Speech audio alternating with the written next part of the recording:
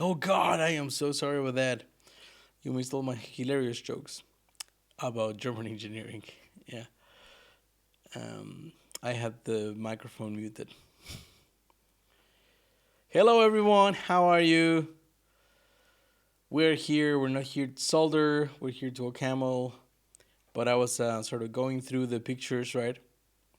Should probably close Discord as well.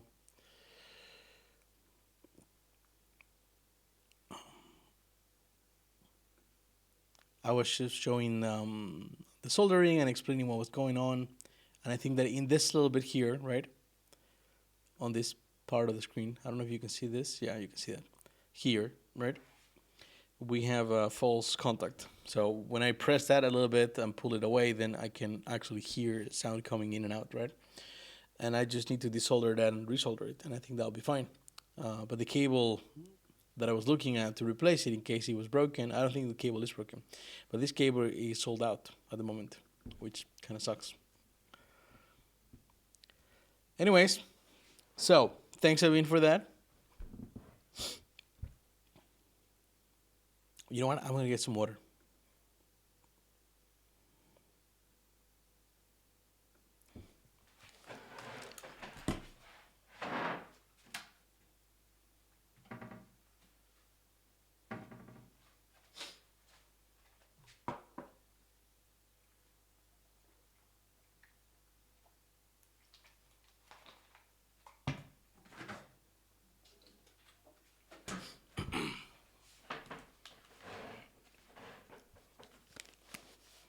Okay, now we're on for sure. Got the water, got everything else in place. So, Atacama.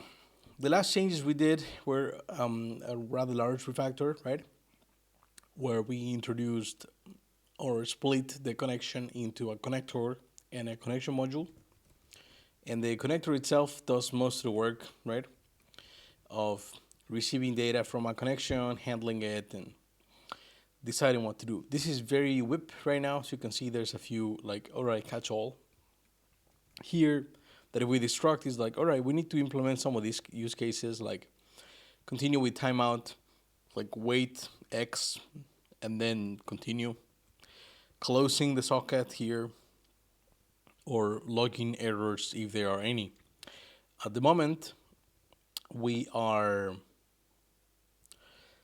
always closing the socket when the initialization finishes, so that's sort of a nice little safeguard there, right? Other than that, that loop is pretty straightforward. Get data, handle it. When you call the handler, right, the handler decides what to do with that. Could be continue, close, or whatnot, right? And in here, we're actually going to be calling more of the handler's functions. So if what's a handler? If you go into a handler, you see there's an interface that says, this is how a connection needs to be handled, right? And we're talking really about a socket when we talk about connection at this point, right? So when you first connect, whenever there's new data in the socket, whenever there's an error in the socket, that sort of thing, right? We do have a default implementation, so you don't have to implement everything, right? And then we have some of the wrapper sort of calls. And these are mostly so that this interface stays clean. And our connection, right, it's a little GAT, and I'm finding a lot of use for this pattern now, the existentials, right, where I need to pack some value, right, and allow the internals to be of different types, right, without the user of that value, of this whole value, to care. So in this case, this connection being a GAT allows us to implement or to pack a writer and a reader from a raw socket, right, or from a TLS socket. Literally the type being like stream socket for one, and then stream socket of TLST for the other one, right? And as long as it's a writer or a reader, we don't really care what you're doing with that, which I think is fine. And as such, when we have these GATs, we usually want to expose different functions over the GAT for the user. So as a user, you don't have to try to unpack this on your own. but we unpack it in a place where we can deal with that complexity. So here we have functions for receiving data or for sending data, and you can tell how they sort of go through the GAT to do things, right? Cool. So that's what we did for Atacama, and that meant when we go to Nomad, right, the HTTP stack that I'm building for Riot, but I guess building is a strong word here, because we're reusing as much as we can from existing libraries, right? Like HTTP1 is currently using HTTPIF for parsing requests here. And we'll do the same for WebSockets with WebSocketIF and for HTTP2 with H2.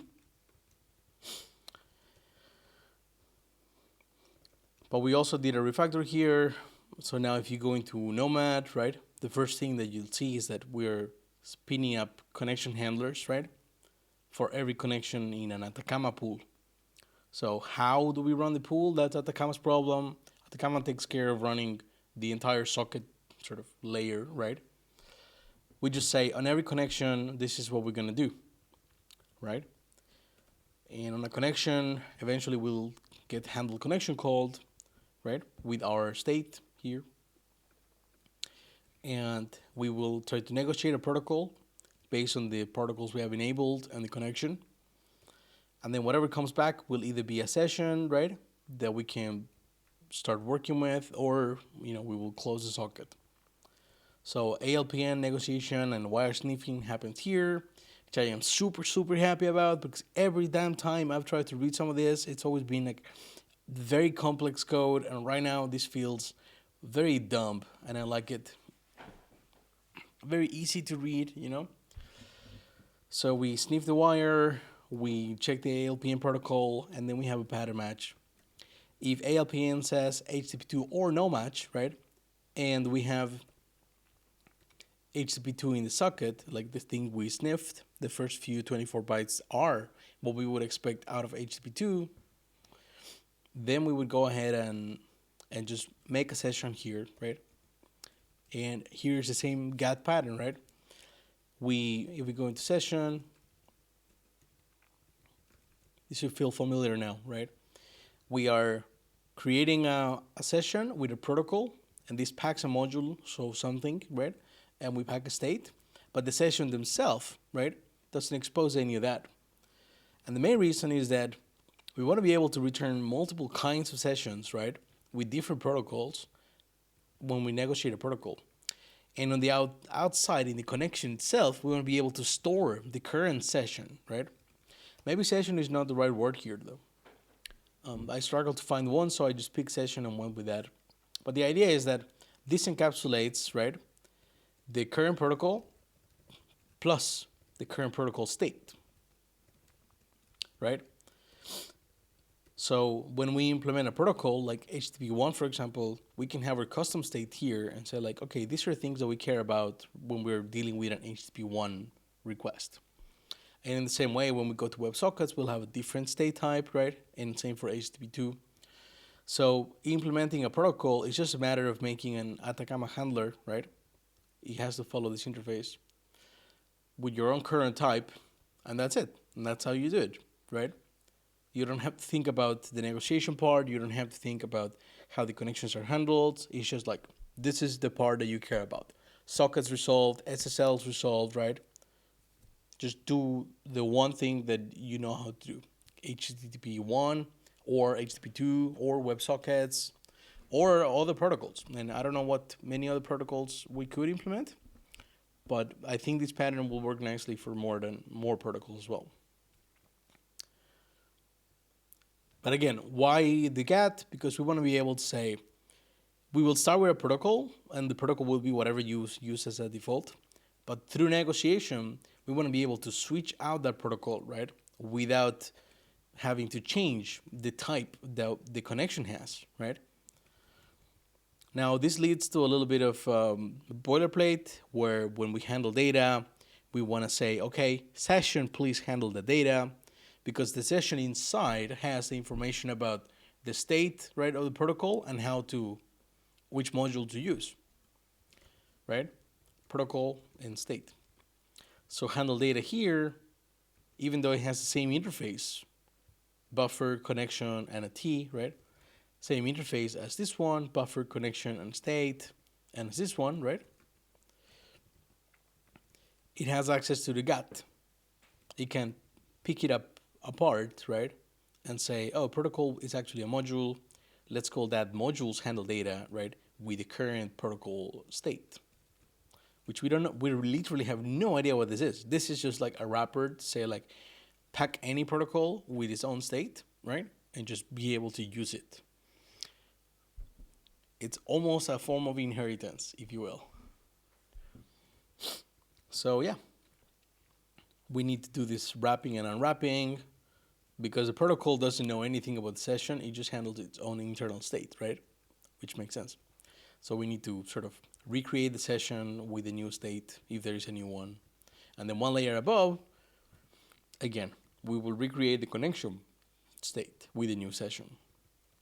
So I'm not in love with that. I think it's a little bit of boilerplate.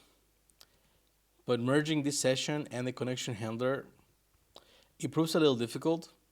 Like we have to entirely, like it just makes the code messier here, right? And I would rather this be a little boilerplatey but easy to follow, right? So we know that this is an Atacama handler. So eventually we will call handle connection when there's a new connection. We just go through that. And every time there's new data in the socket available, right? Every read that Atacama does for us, we will just call session handle. And then you can just go there and be like, oh, this is calling the protocol handle, right? And the protocol will be whatever protocol we have. Cool. And just to verify that, if we do a curl here, right, this works fine. It goes through the layers. It does the negotiation. It finds the right thing. So now we're going to try to do this for WebSockets. And this is just the code from HTTP1 right now. But we will remove everything. I probably will leave a couple of things just so the compilation is less errory. I don't know, actually we have all the defaults. So that's good. We can probably remove absolutely everything then.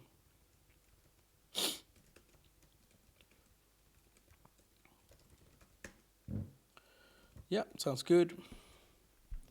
So what do we need for parsing WebSockets, right? For working with WebSockets. I don't really know that much about the implementation of that protocol. So I was looking around at other libraries to see what they do and how they do it.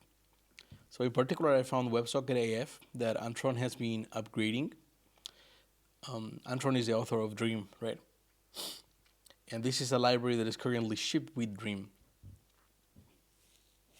So I wanted to have a look. And this, off the bat, looks a lot like HTTP AF. And that is because WebSocket AF is actually from the inhabited type people, which are the people that wrote HTTP AF. Now, I'm not, let's say, I think there are simpler ways of building this, but I also understand that they had to build it in a pre-algebraic effects era. So they're supporting different things. They have different constraints to work with. So I think in our case, we will reuse likely their parser, right? So that we can parse the different packets, right, as they're coming in. Or I forget what I don't know what the right naming for these things is yet. But we will learn. So we don't want to re-implement this parser, that's fine. We can just pull in WebSocket AF as a dependency, right? And call this parser. Just like we did for HTTPF, where we say, here's the main module, there's a private module, it has a parser, and inside there you see the request and response parsers, which are great.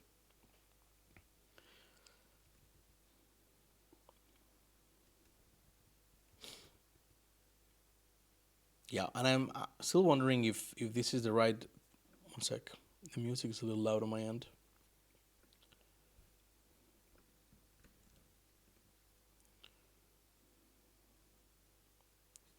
Okay, That's good. I'm still wondering if it makes sense to have these parsers, right, on every one of them, or try to have a uniform interface, because we do have a Nomad request, which is largely an HTTP request, but instead of having, for example, URI being just a string, we actually have a URI, which makes it nicer to do request, URI, write a scheme or path or whatever else.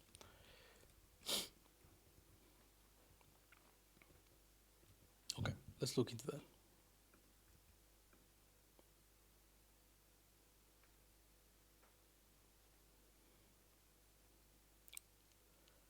So WebSocketML.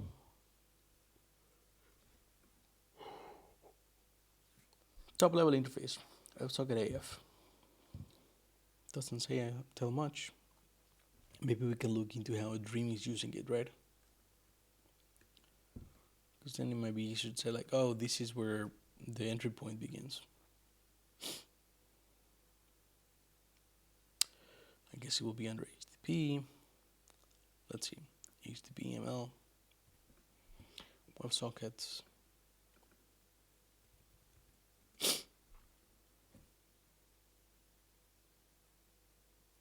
So we have a server create WebSocket connection.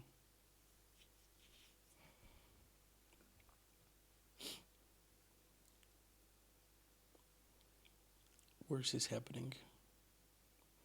Okay, so we have a handler, wraps the user Dream handler in the kind of handler expected by HTTP-AF. So we wait for a request, partially parse connections.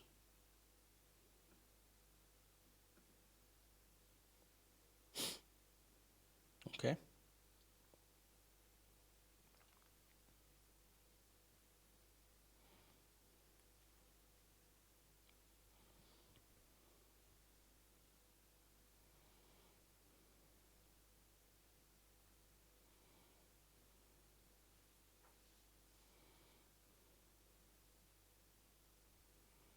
I think we can close that.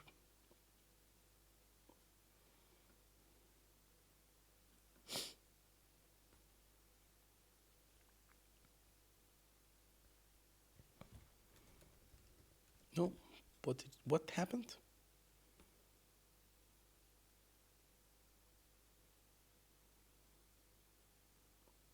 Hello, computer. Where did you take us? We were in Dream.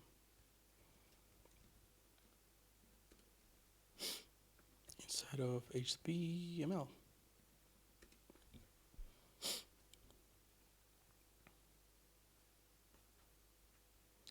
We were calling wrap, right? So inside here.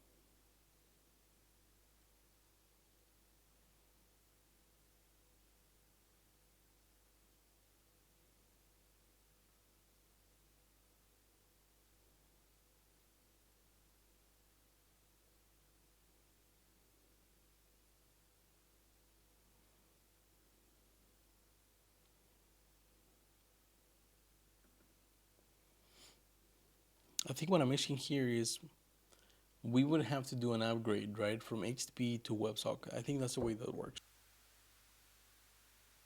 At GPT. Explain to me how HTTP in bullet points.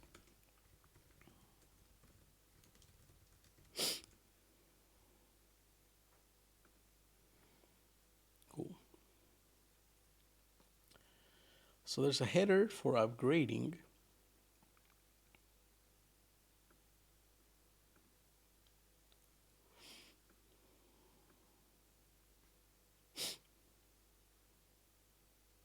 we need to send back switching protocols.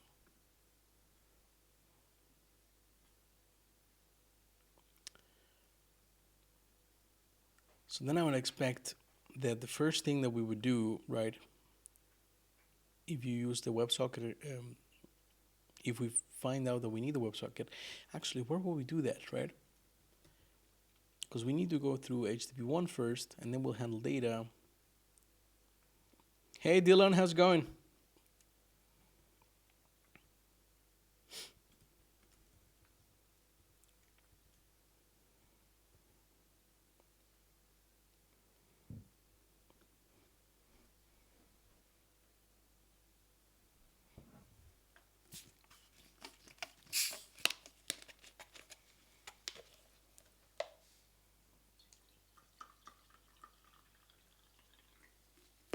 Oh, nice.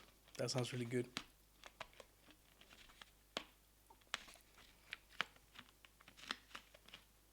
I can't close the lid. What the hell? Is this a thing elsewhere? Like in Sweden, maybe a year ago, old bottles started to bring with a cap, right? That is actually tied to the ring. So it just lies like that there. You can pull it off, of course, right? And then you can close the thing, just see. But when without that, it just dangles at a wrong angle. So it's kind of hard to put back on.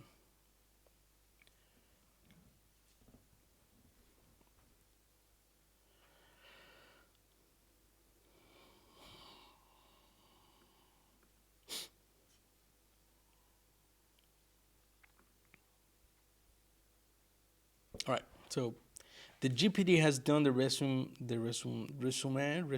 is to summarize in Spanish. So I'm getting the wrong words here. The summarization. So client initiates a WebSocket connection through an HTTP request. Cool. And then we do a WebSocket handshake. This request includes a header that indicates the client wishes to establish a WebSocket connection.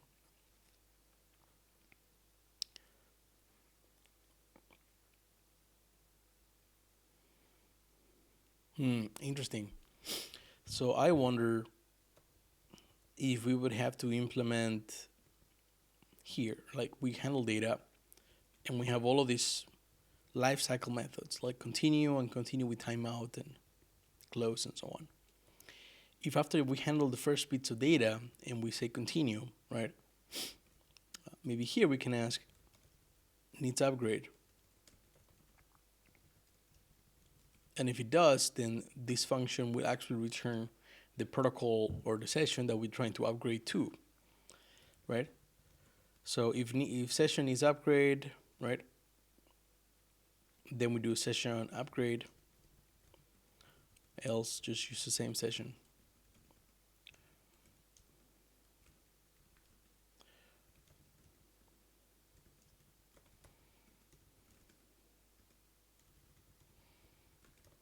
Then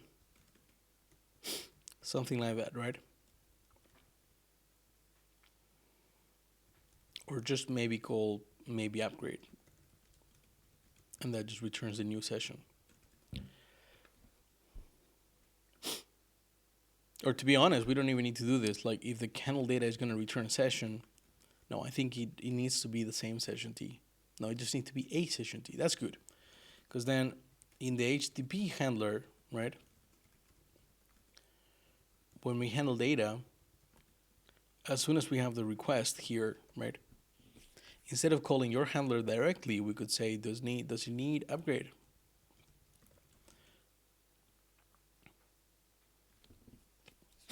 And then we go continue in WebSocket session, right? We make one of those and so on. I would also like to see how this is handled in Bandit. Bandit has been a huge source of inspiration for flattening out like the hierarchy of modules that we've usually seen in this whole like sort of gluten HTTPAF stack.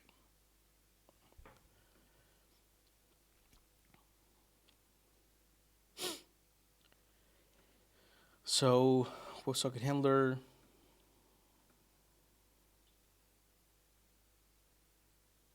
Ooh, they have a talk.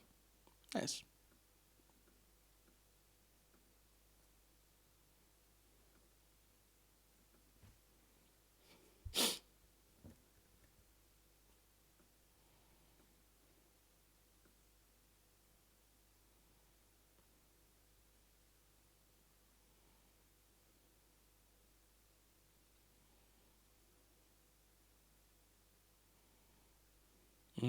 Okay.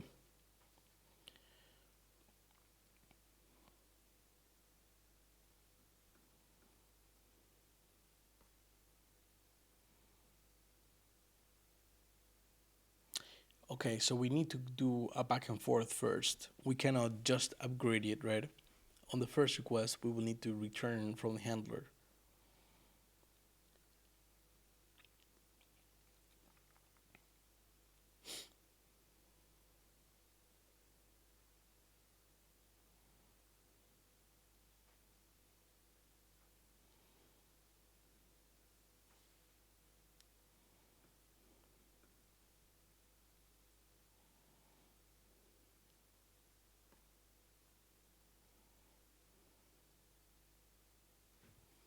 Bandit is such a nice piece of tech. It is not just clear to read through the code, right? It is just amazingly documented and it has so many tests that make sense to have, right? Like if you go into the README, you'll see that they're saying, oh, we use, for example, where is it? Autobahn for conformance testing of the WebSocket spec. And I'm like, yes, like we 100% want to set up Autobahn, whatever that is, right? Let's do it. So whatever we build, we can tell this is the compliance we have against the RFC and so on.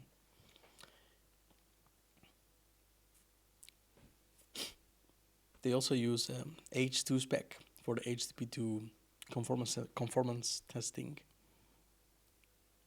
Okay, but going back here, so it looks like this process is more complicated than I initially thought. We have the first back and forth, so the user has to choose to upgrade, right? And there is something called a WebSock adapter here, which comes from Phoenix.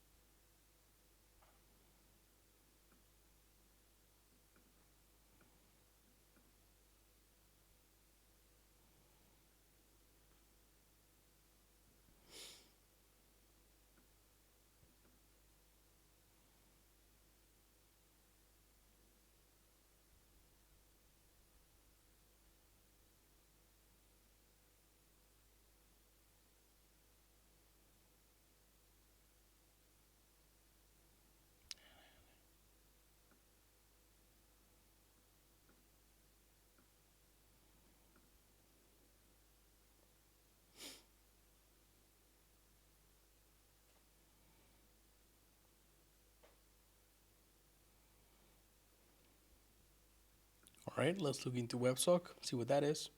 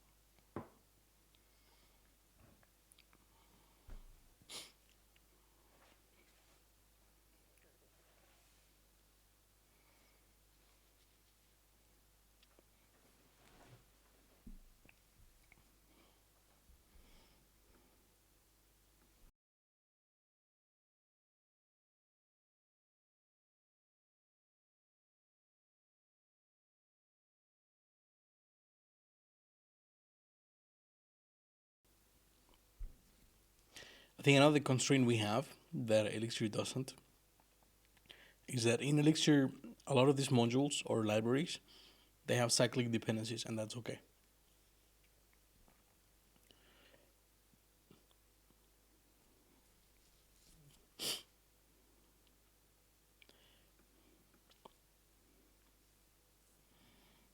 So, okay, if so far what I am understanding is that if we had an example here,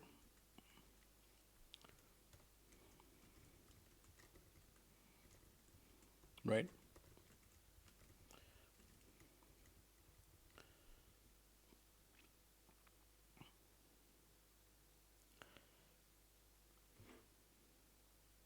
Yeah, I know. They suck.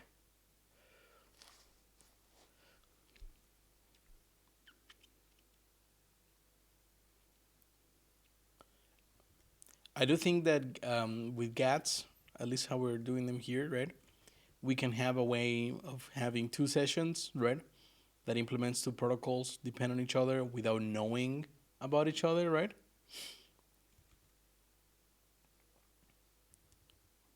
Since each other will just be calling session.handle data, right?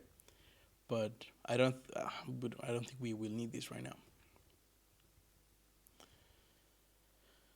Okay, so we have a WebSocket server. Let's figure out how to build that. We have a single handler right now. This is a very low level, right, thing where we just have this one thing to handle the request. Done. We need to do an upgrade first. I have no idea how we would do that, but we have to do one upgrade, right? Connection. And we will need a handler.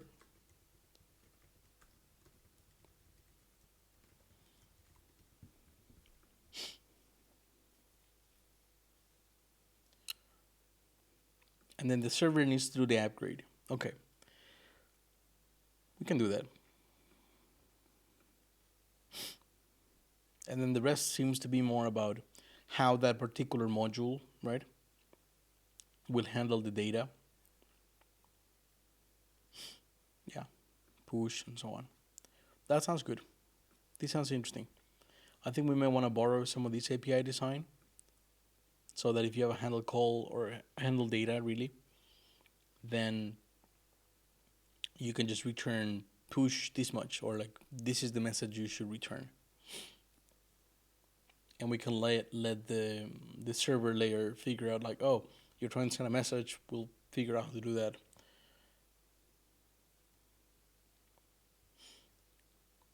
But this means that after we say the upgrade, which I think we should look into it to see what the hell this function does, right? We want to go back to the server.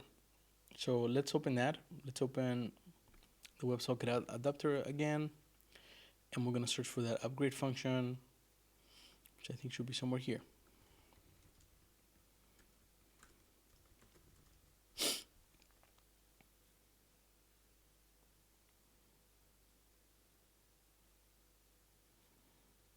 Cool.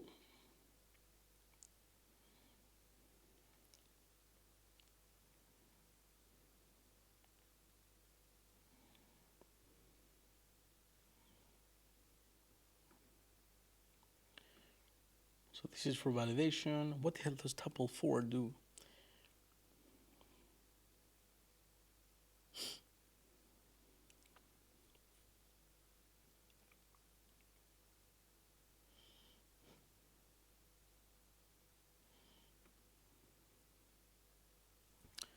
So I guess we're going to go to Elixir plug,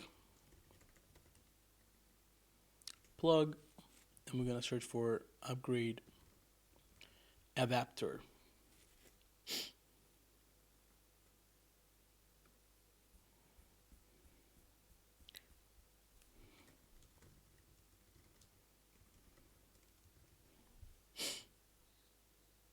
And then we call adapter.upgrade. Great. And my guess is the adapter would be what?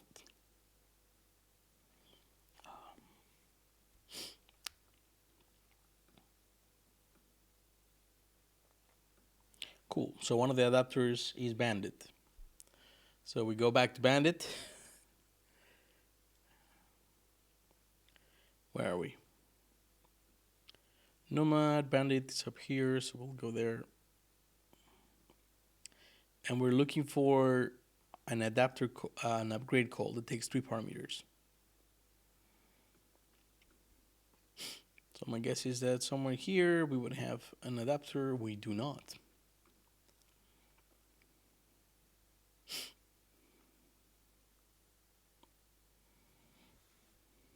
Hey, Mikhail, how's it going? Dominating the OCaml ecosystem. No such a thing. No such a thing. How are you? All good?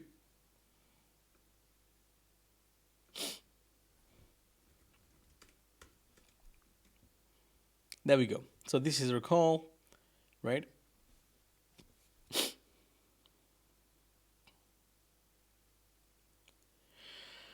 And we return this, whatever this is. And we will have to go back into plug. So we get a payload.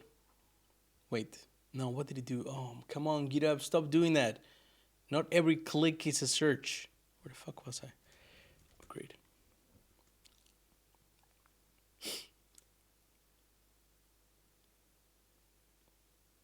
Huh. So we stick with the same adapter, but the payload has changed, and we mark the connection as upgraded.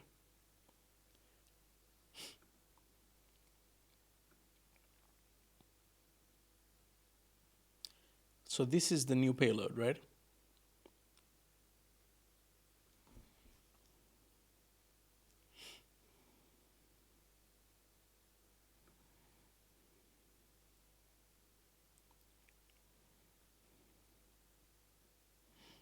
But this is not doing much with it. Let's see. The precise semantics of an upgrade are deliberately left unspecified here.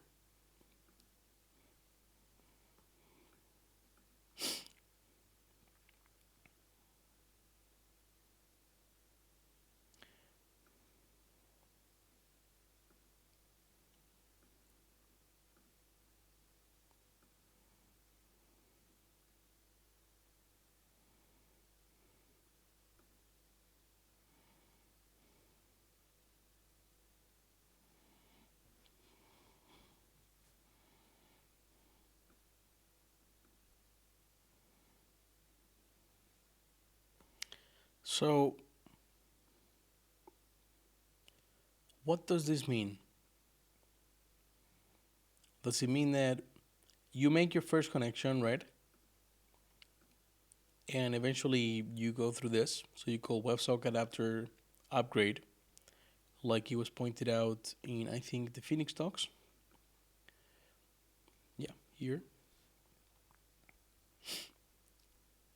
You know, like you call, oh, on the WebSocket path, if you make an HTTP request, right, then we will call upgrade to do that upgrade into a WebSocket, right? And this calls the connection upgrade function, actually just so that the stack is clean.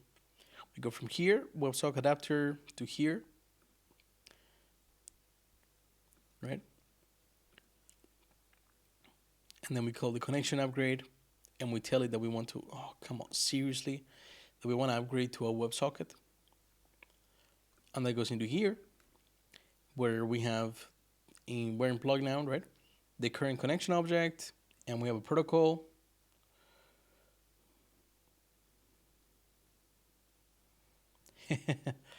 Well, thank you very much. I appreciate that. I'm sure you'll find the time someday. But we're doing OCaml, but we're reading a lot of Elixir lately.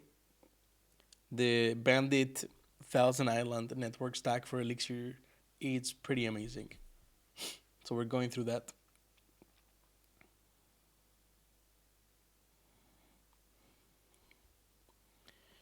And then we call adapter.upgrade, which in this case, the adapter is Bandit. So it ends up calling this function, right? And here we're sort of just marking the current request object with an upgrade, and we drop in WebSocket, which I'm going to assume is the protocol, right? Some options, whatever those options are, and then the request options for WebSockets that come from, I don't even know. This feels like just reshuffling data that you already have.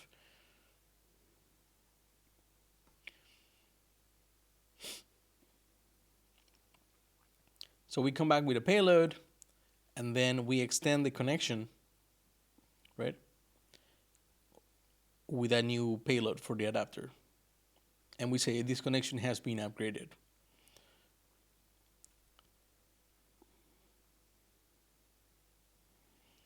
So my guess is that since this doesn't really say how any of the upgrade takes place, right? It's deliberately left unspecified.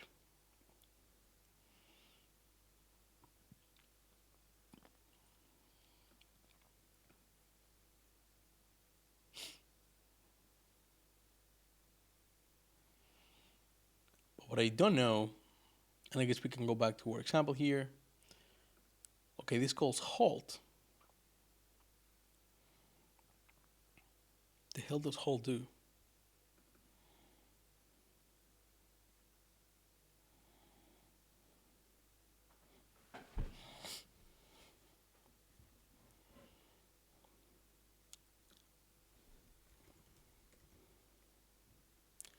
Okay, it just marks the connection as finished.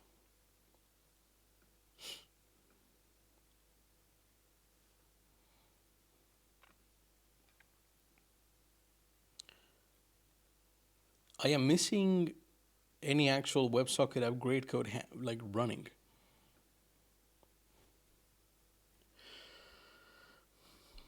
Let's read.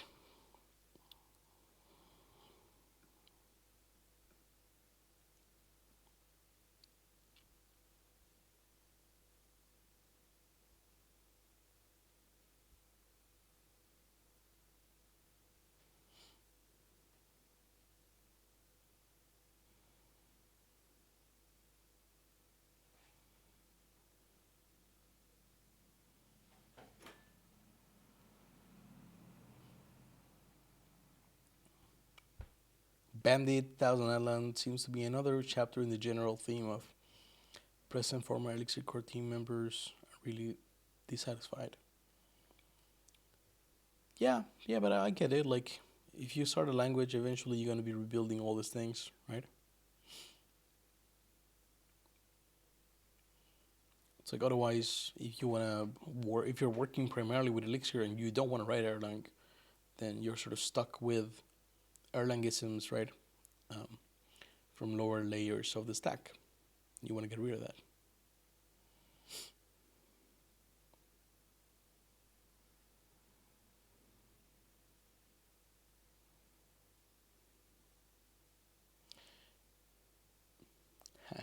that.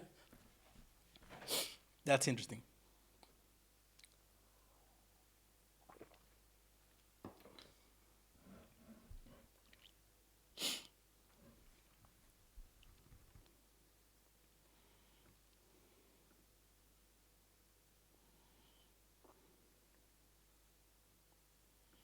Okay, I'm missing this. Where the hell is that happening?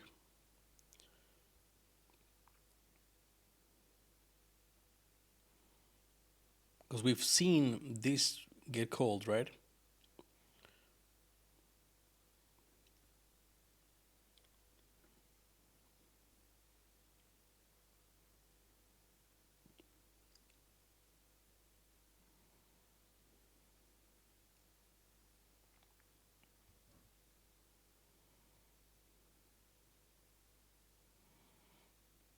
Oh yeah, we've used Mint as the base for Blink, and you'll see this API and think, oh, that feels familiar. Connect to a URL, send a request, right? And then you can stream back data from that connection.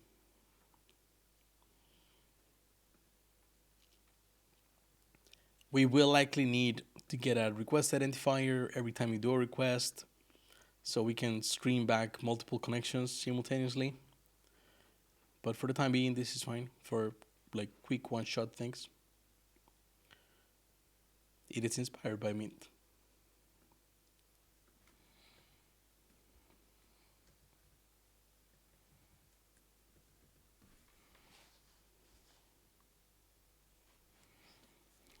Damn it! Well, man. Where are we?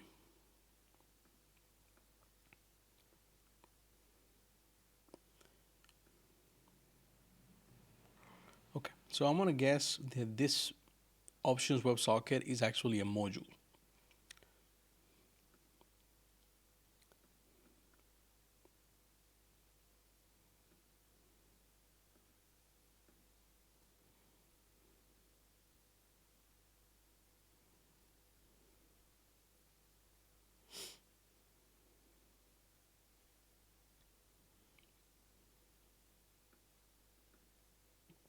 No, those are the options for WebSockets.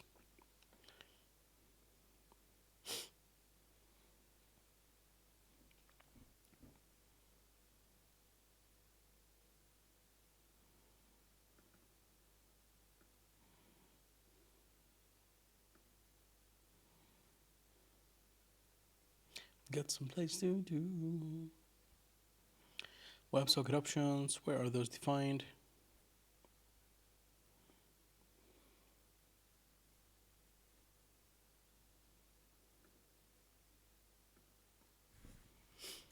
WebSocket.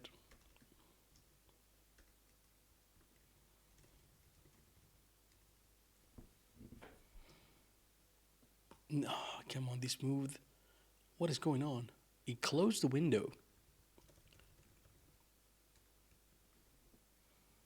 WebSocket options, if I open that, you're defined here. Okay, cool. So who uses this? Who cares about that? The adapter, it has a type there. I can't find how we go from HTTP 1 to WebSocket.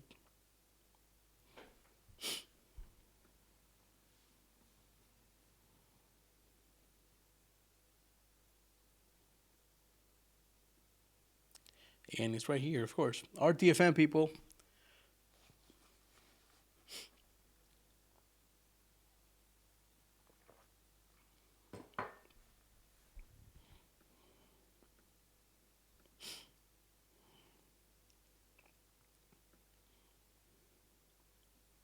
Okay, let's look at the delegating handler.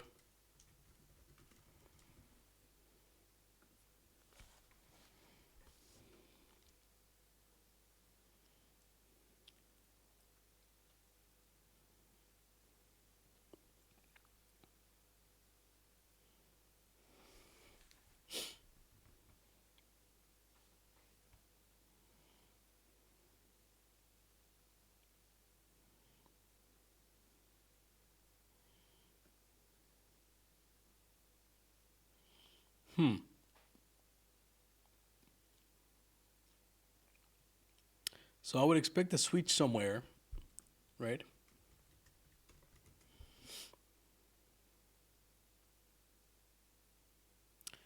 Aha. There you are. Good. All right, folks, I think we got it. I think this is great. HTTP1 handler, right?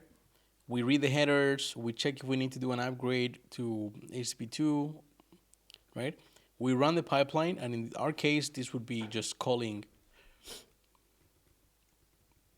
state.handler, right? And then this will return back a connection. And if it's okay,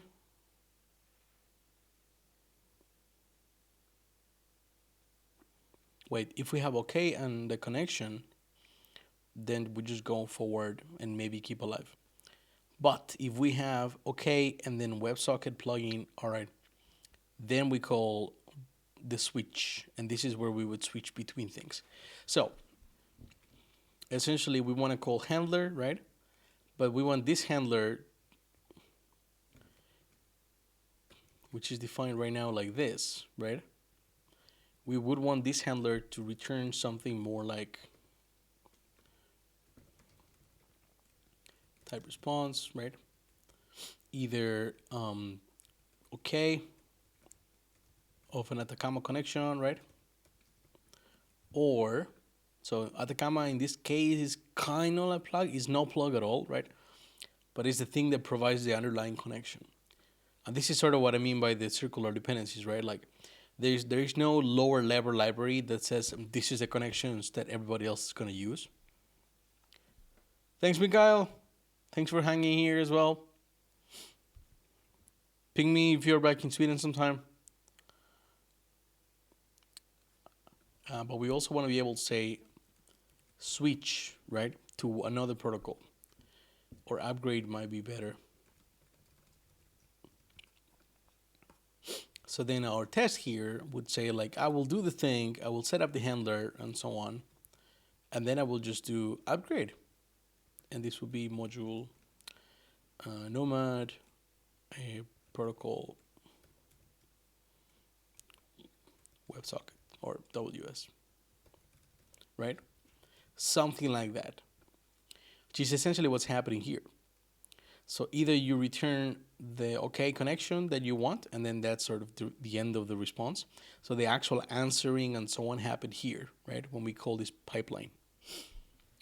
We leave this abstraction to some other higher layer. And then the options are to switch to HTTP2, do an upgrade there, right? Or do an upgrade to WebSockets. Do a switch there. Cool. So that makes a lot more sense to me now.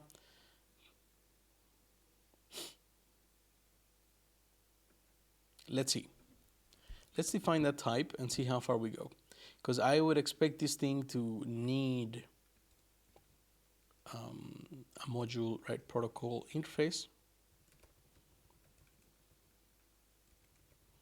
Protocol. Like that, right? And then we just return a response.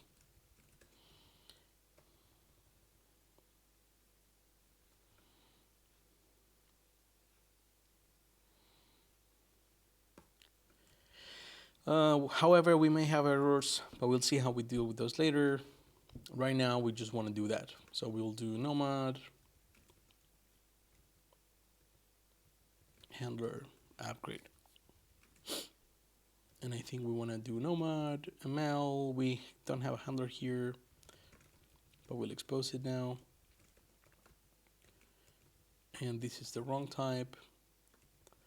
But since this is just types, it will be very straightforward to add that module here, right? Just a signature, drop the stuff there, and cool. And we definitely want to be building this thing.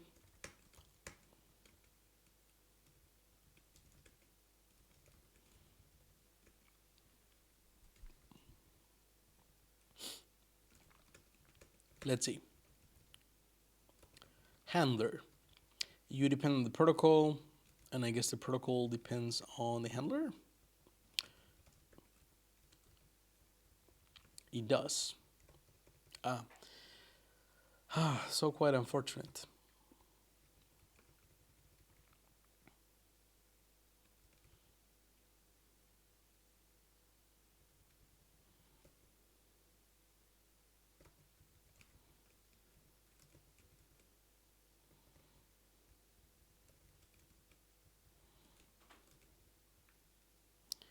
So a protocol needs a handler, right?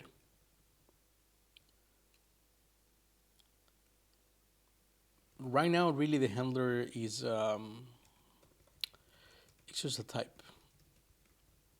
So we don't need a dependency on that module. So we could break it down that way.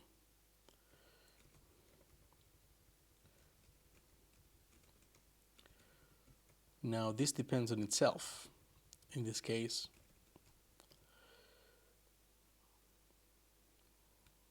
But I don't want everybody to have to redefine these things over and over.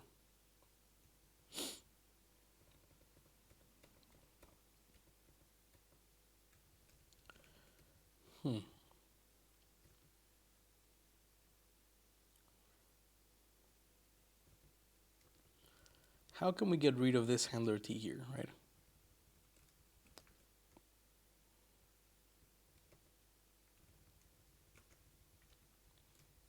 Because the problem really is depending on the protocol interface, not the protocols themselves, I believe.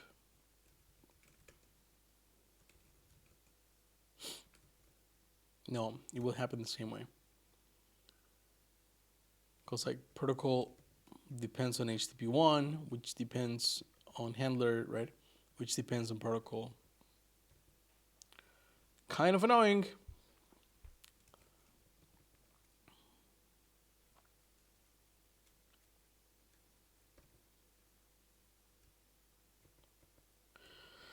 We could also remove that from there, right?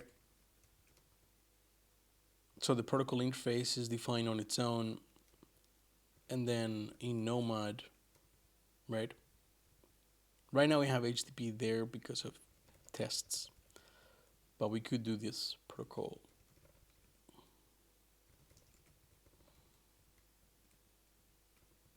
Right?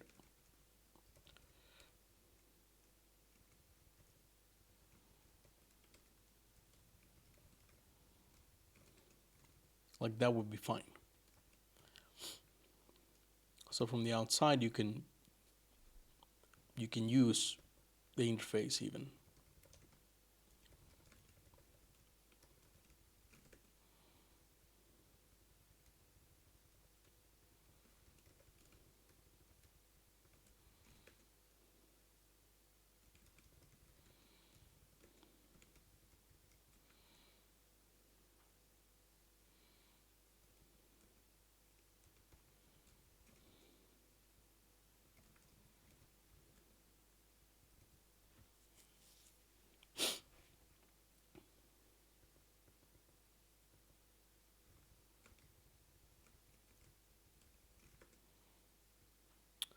We still need to push in the handler here.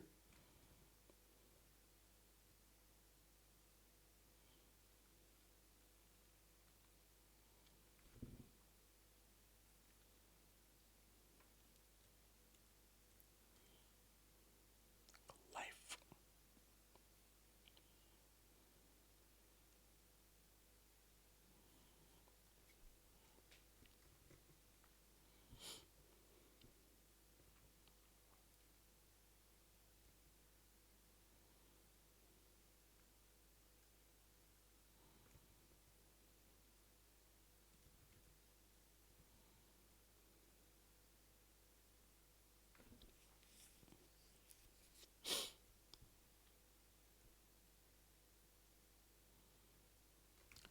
We could also say you're going to upgrade to this session, right?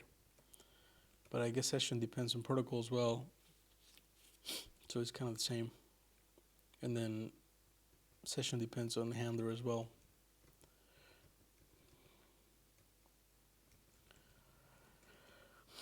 So what do we have in common here that we need to pull up, right?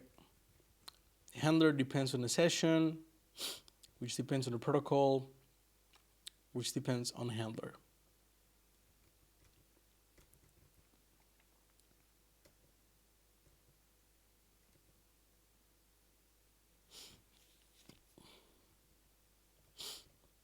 Maybe we just need to define all these modules inlined, make them recursive.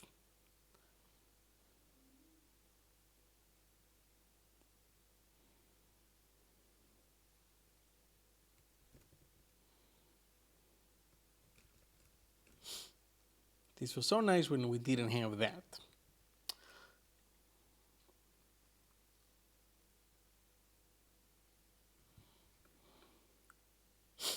Yeah, but I mean, we could also just say we'll do an upgrade, right? And the upgrade has to be to one of these protocols, right? So then we can handle that mapping from this variant to the module when we handle the upgrade. And that's kind of what they're doing here. They don't really have to do that, right? Because they could have this value being passed in here, and they just say like, oh, just use that value. But I like the idea that we would just pack a module, right? And say, okay, this is the protocol you're upgrading to. Maybe this is good enough for now.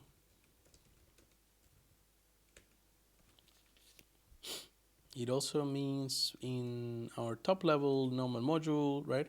We don't have to do this stuff. We can just say protocol.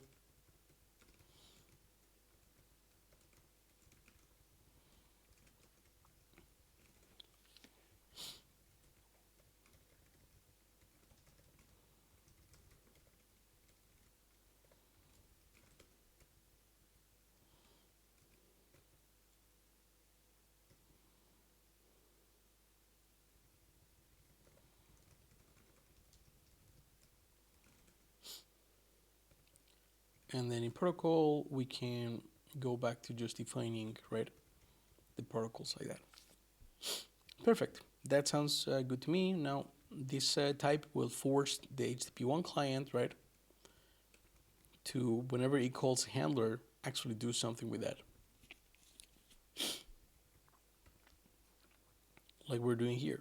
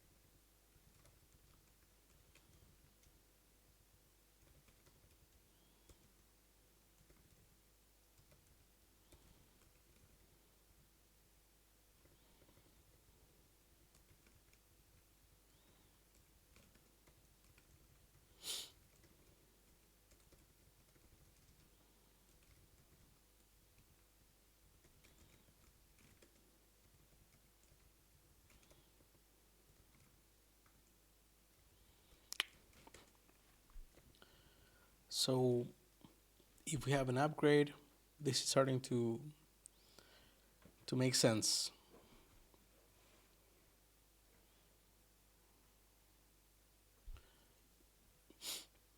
If we have an okay response, that's amazing. That just means we're maybe gonna keep alive, right? So right now we'll just do continue or even close state. However, if we do an upgrade,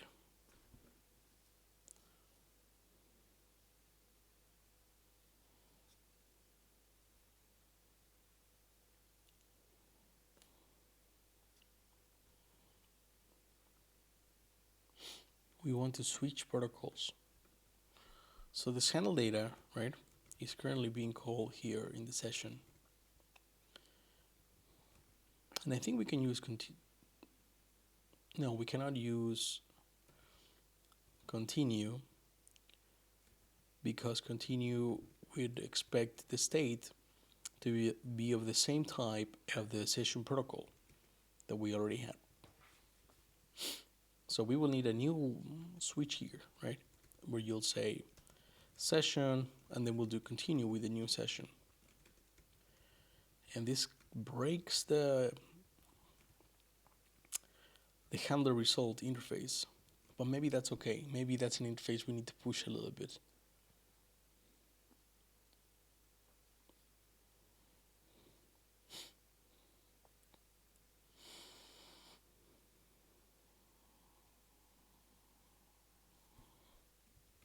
Because if we do that, right,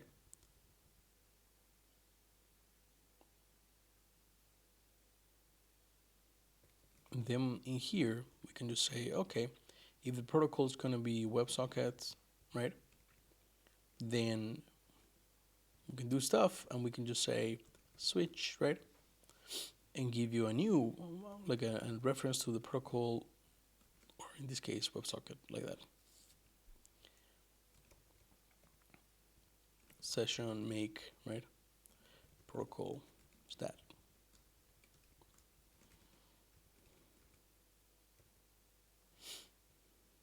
Which is kind of clean. I like it. And if we need to modify the state somehow, we can do that, and I think we will have to since we have some options for upgrading, which I guess should come from the upgrade. So that's another thing that's annoying, is that if we lose the type information here, right? Or I mean, it doesn't have to be that way, because we could say WebSocket off, right? And then we have a sort of WebSocket upgrade out type.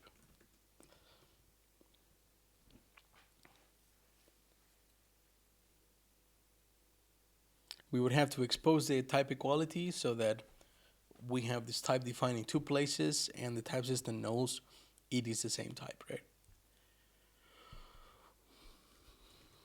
Because otherwise, how would you say like options here, right? You would not.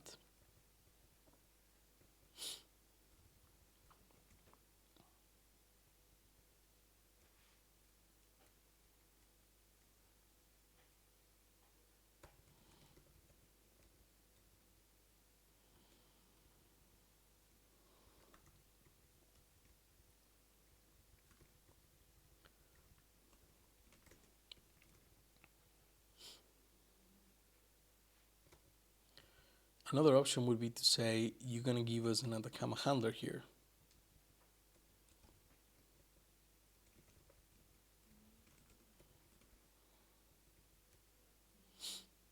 And this should have no dependencies, right, on anything else. But maybe it does. Let's see. We cannot create sessions from inside of the protocol. So we might need to just return the module like that.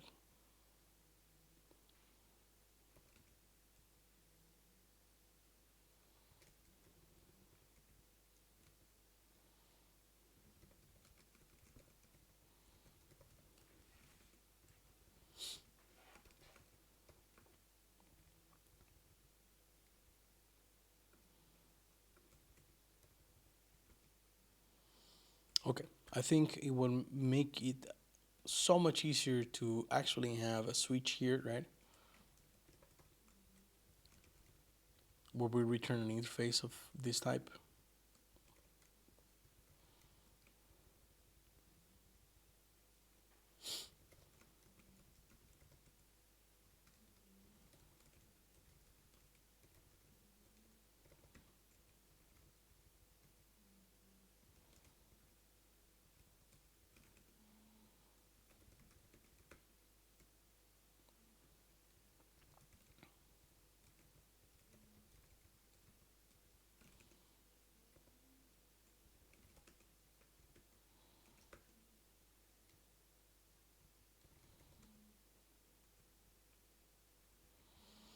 How do we do recursive module interfaces?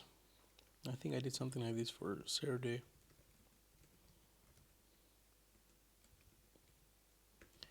Saturday visitor, no, deserializer.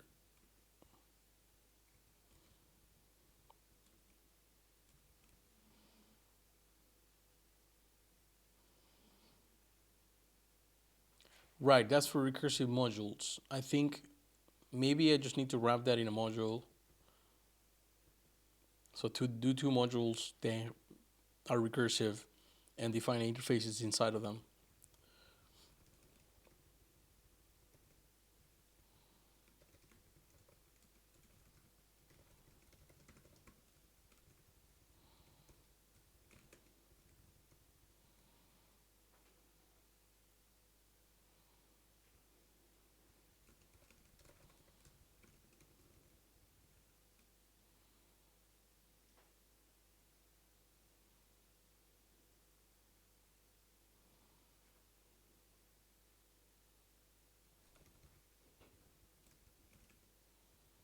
No, that should be fine.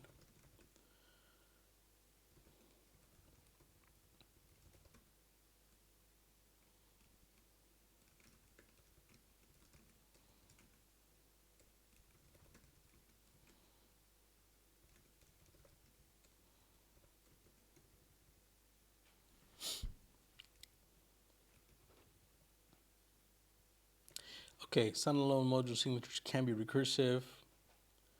Right, okay, we arrived to the same thing. We need to make a recursive module that has the signatures, and then we can get access to them.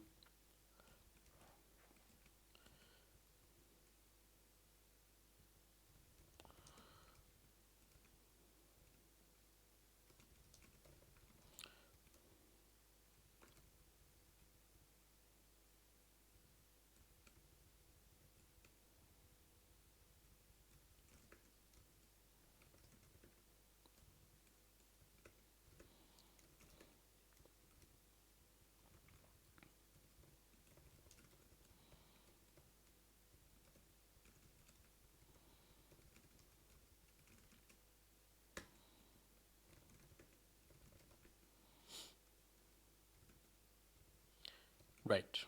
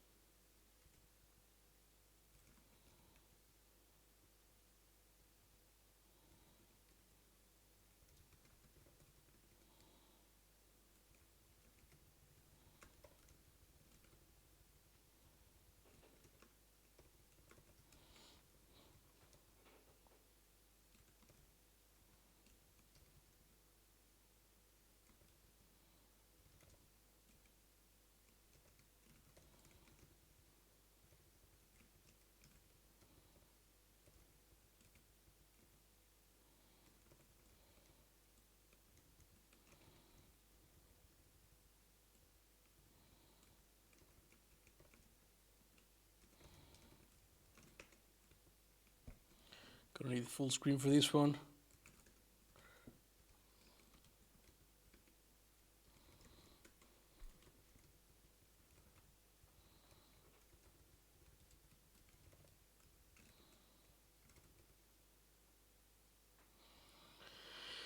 What was syntax for recursive modules? OCaml. Module rec and then the name. That's kind of what we did, didn't we? Oh, it's an end. Okay, and B.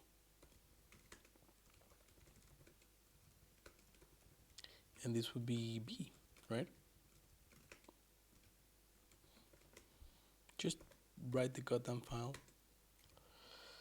And now 27, here we would have, I think I can do open A.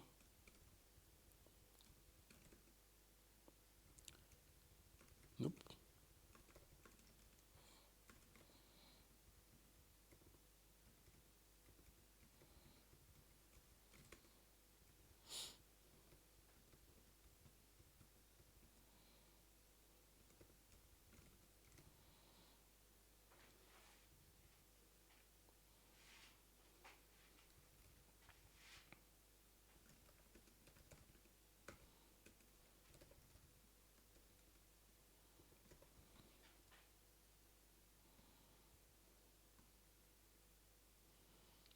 Cool, that makes sense. That's another higher up, right?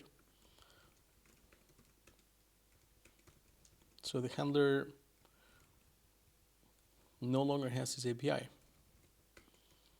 which is because here we're missing a module. Switch off module interface. Ooh, this is gonna make this also very messy. So maybe we can do handler interface. Boom. Okay, so now we have that variant, right? That probably means we want to do. No, we don't need to change anything here. We didn't change anything there. Let's see if we do this. Then that should break. Okay.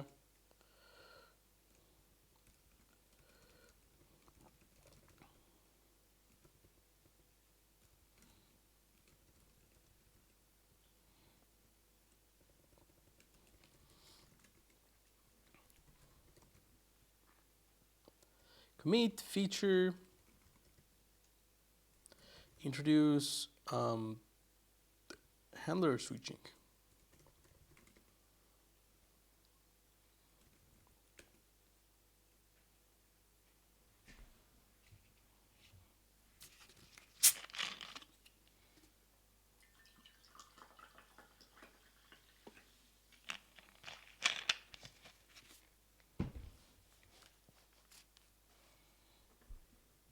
Cool. So now we have a valid switch, right?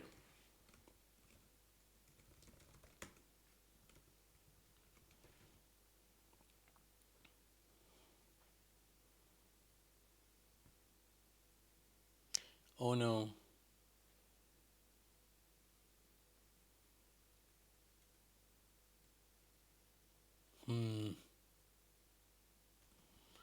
So this is not doing the thing we expected to do. Like this type over here is not this type over here. Unless we do handler interface. But we can't do that.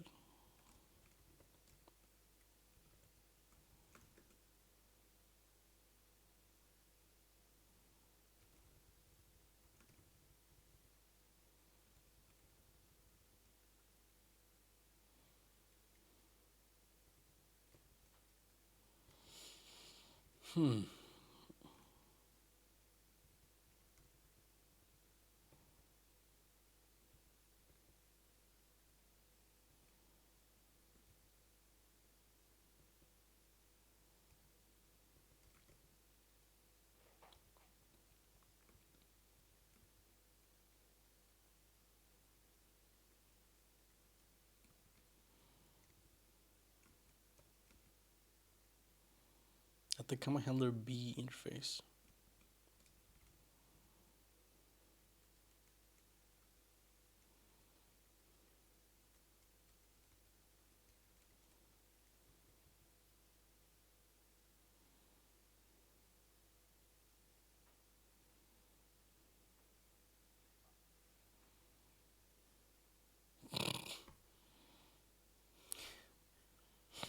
I find it super funny when artists speak Spanish or Portuguese or other languages really on stage.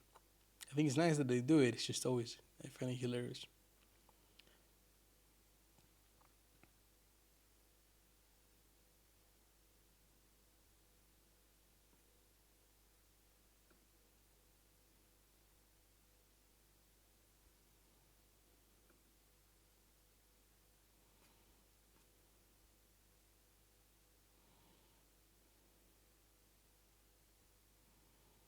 Ooh, Megadeth. I haven't listened to this in a while. Let's go all the way back.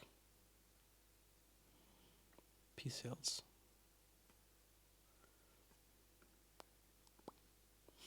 No, we'll do Rust in Peace. I think that's good. All right. Sorry, folks. We're not listening to What's Next now. This is Megadeth Hour.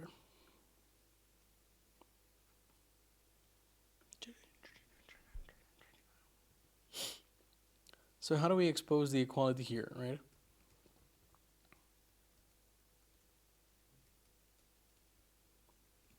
We want this type to be very nicely saying the handler result, right, will include an interface.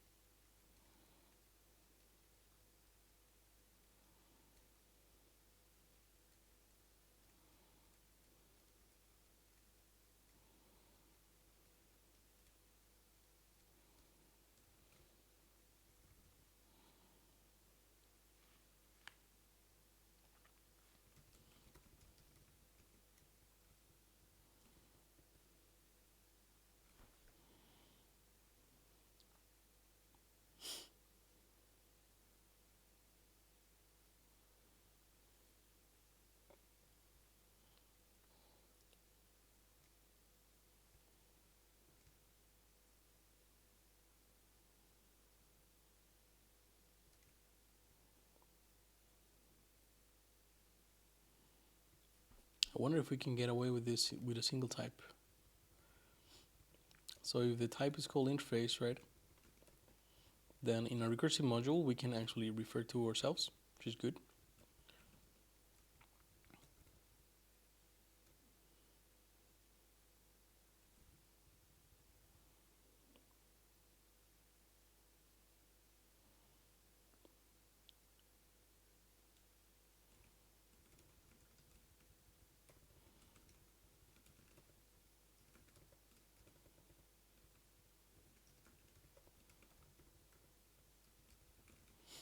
And as long as the module type is defined below, right, then we should be able to access the types.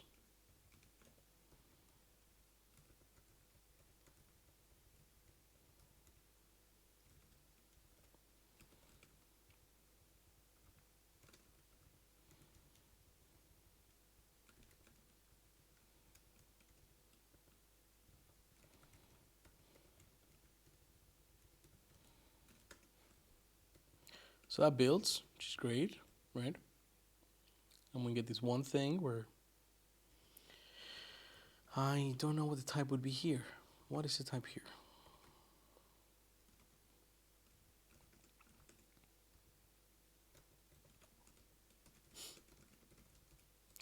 Amend, no edit, and then we'll do an OCaml install. Let's see.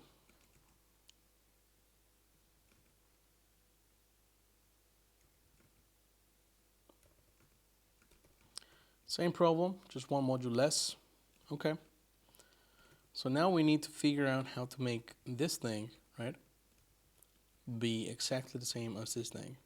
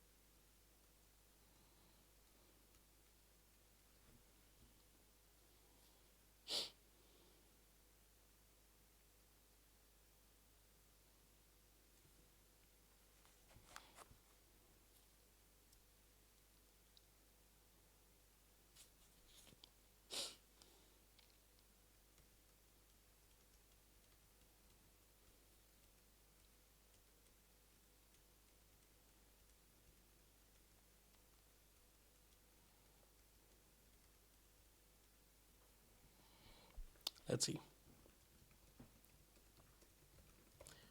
Doing a init project, interface, snafu.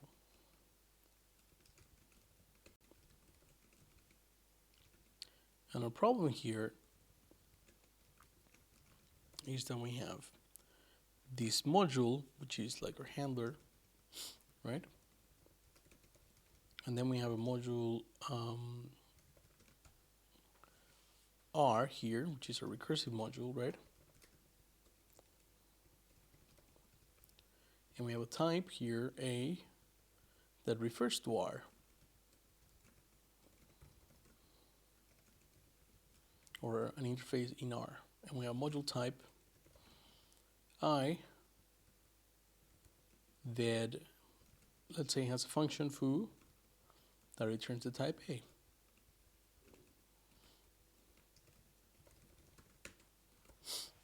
Cool, that's fine. Because now we can define the type.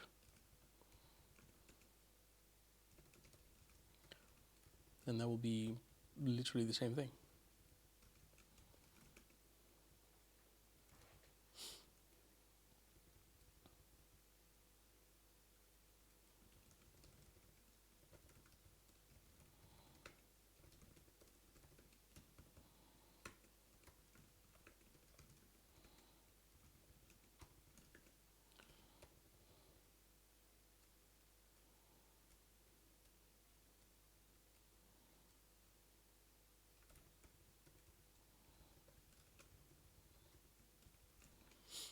So that types.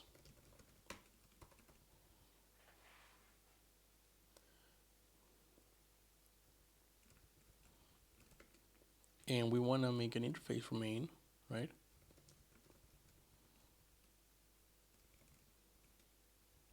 With the infer type, right?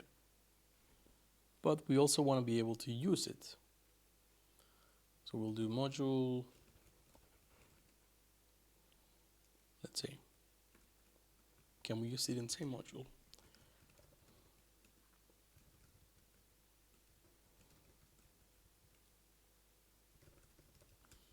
It should complain.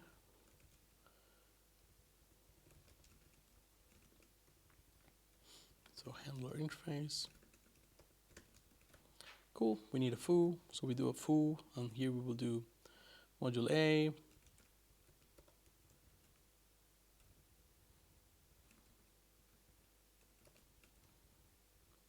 We will want to have a second module, right, that we can go to. So module A is going to be, let's just make it a little cleaner here.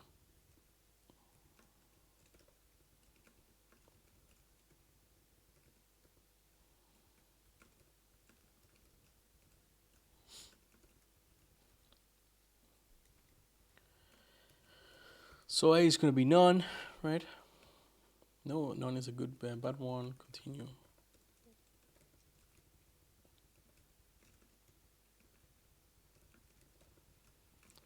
And B is going to be switch. And we will pack it with a module A.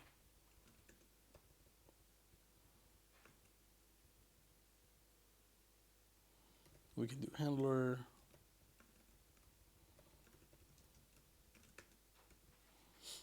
So what's the problem now?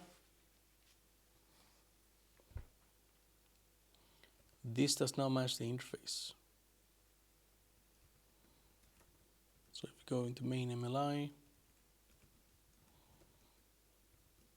remove that interface, what is the interface? Cool. So the question is, if we remove that, right?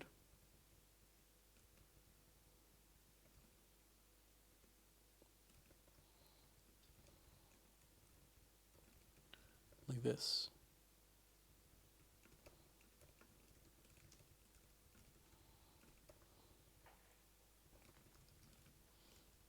That should give us the same problem that we had, right?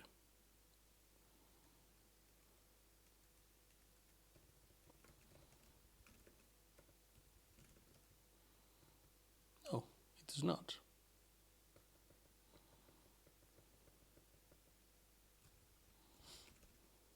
But we do that and that works.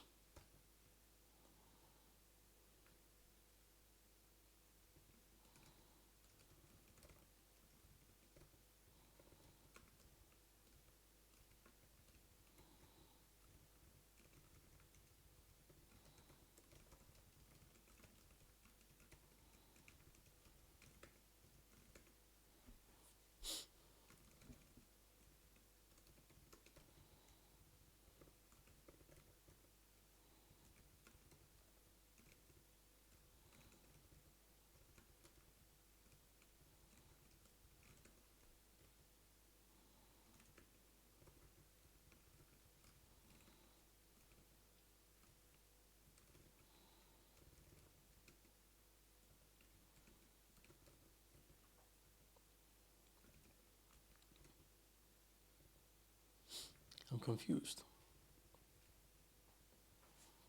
So you see the fact that we don't have an interface, but if we make one and we remove this, right?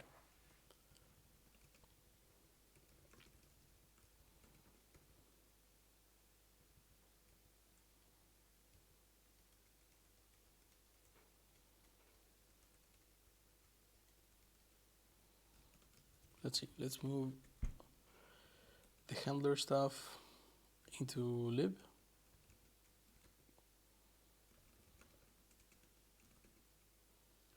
So we can go into lib itself and we have a handler, and then we'll create the interface there. So I believe the library that we're looking for here is called interface snafu, right? And this will handler.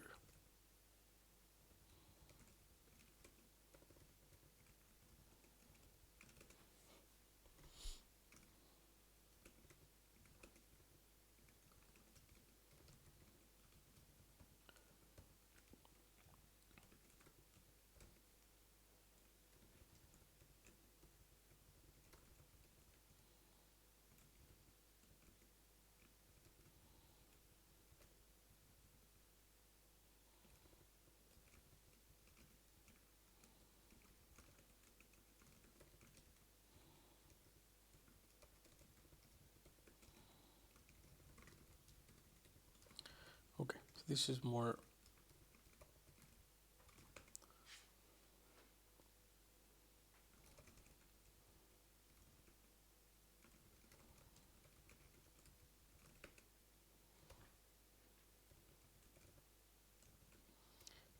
like what we have on Atacama right now, right? We have a library that has some handler defined.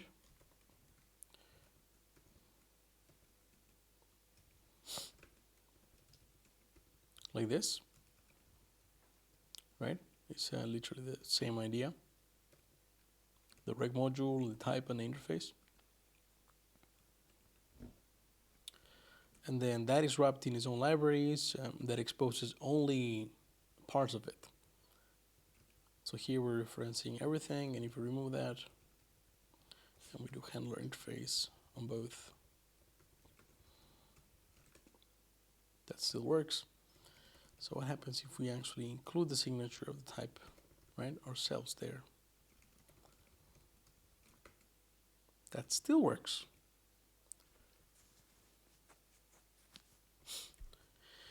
What about the bean stuff? Bean A, that is a regular handler.a. If we go BML,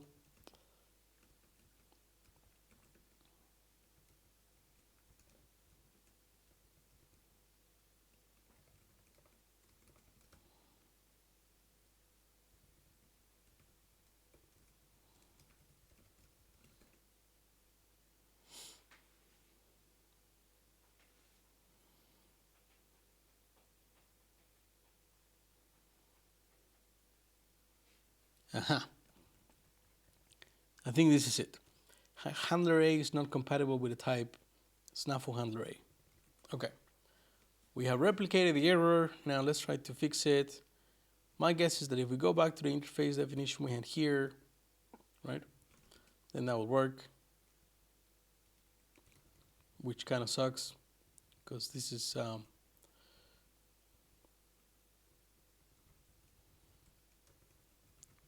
I guess if we had it in the interface here, we can still just hide it, make it private.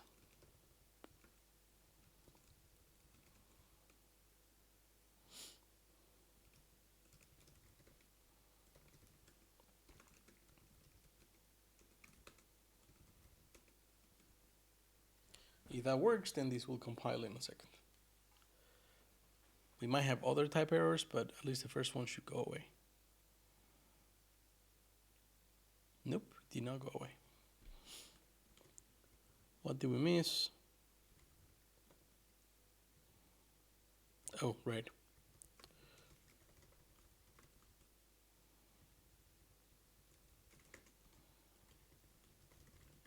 To build.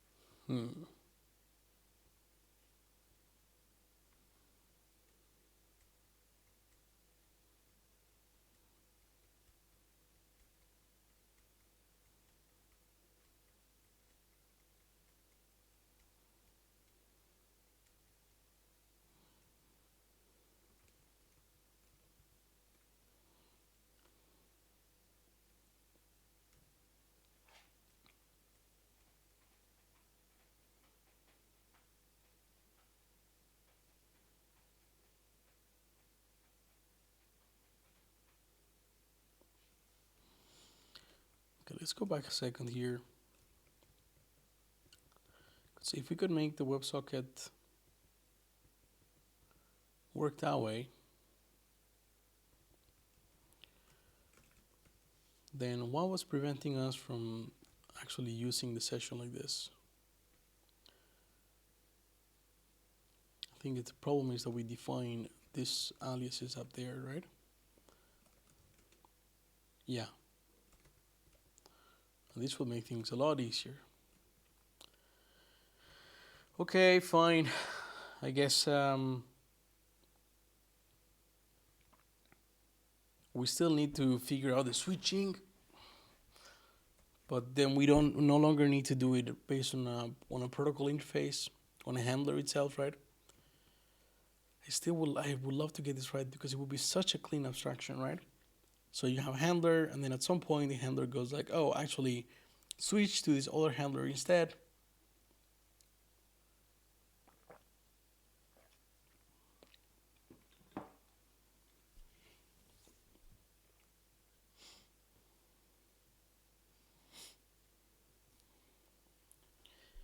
But then we would need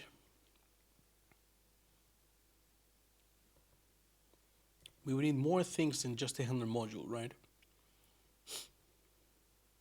We would essentially need something like a session,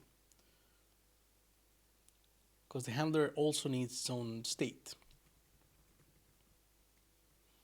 So you would need to be able to say, here's the protocol or the handler module, right, that you want to use, and here's the state. So if you are on HTTP and you realize we need to switch to WebSockets or HTTP2, you can also initialize the state with your current HTTP1 state, right? That would be used to boot, right, the new protocol. Okay, so that maybe means that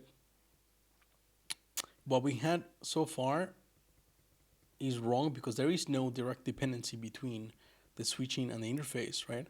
There is a packed piece of data in the middle. So if you go back a little bit, it's always funny to just hold you and travel back in time and be like, oh, the hell was I thinking? So here, instead of switching like that, right, we would want something,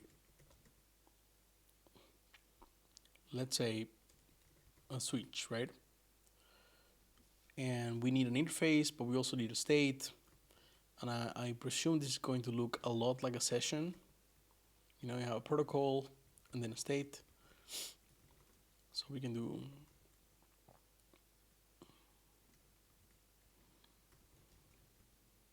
and that will be module interface. We type state, right? And then a state.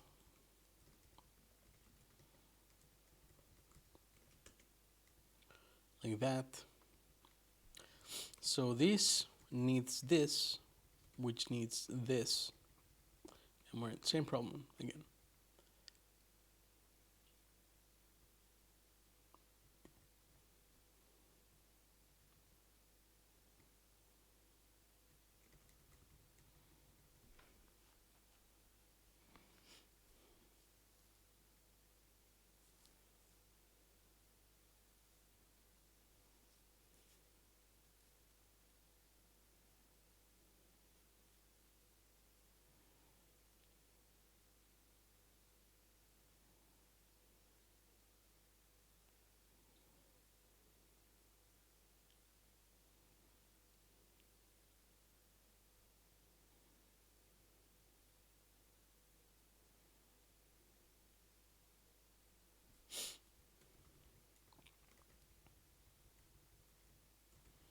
Let me try something.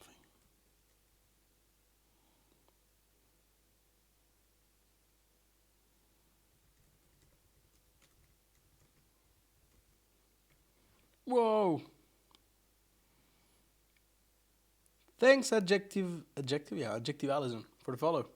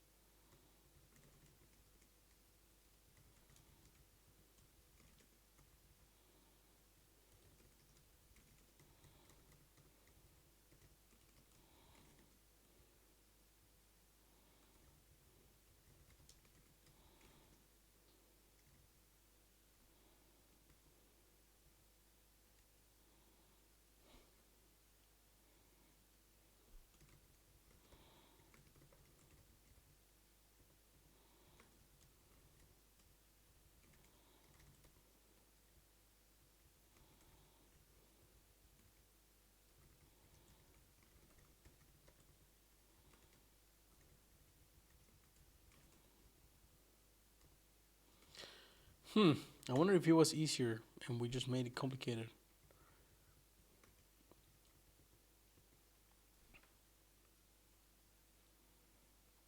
Let's see the.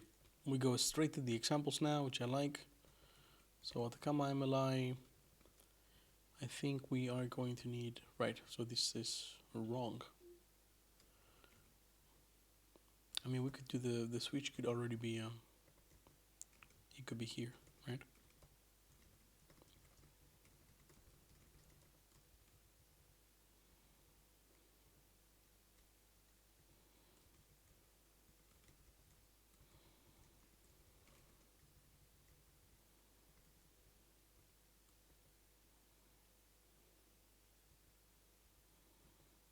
Wait, let me roll back the interface to something reasonable. There you go.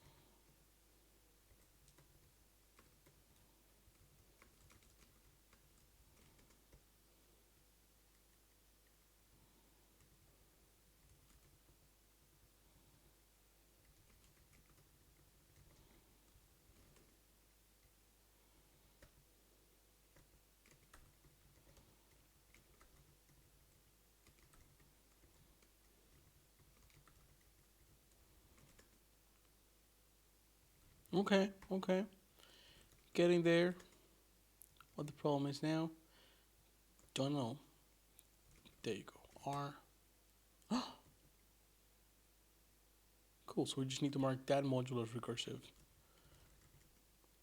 All right. Maybe this is it.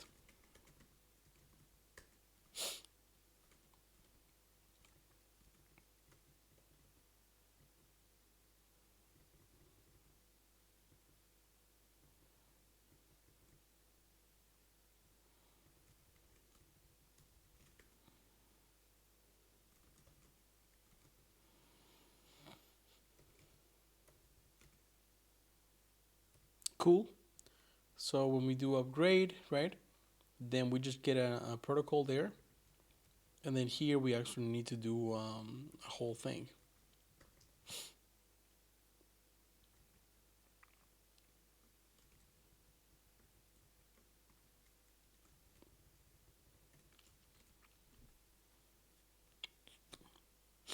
How do we know what protocol we're upgrading from?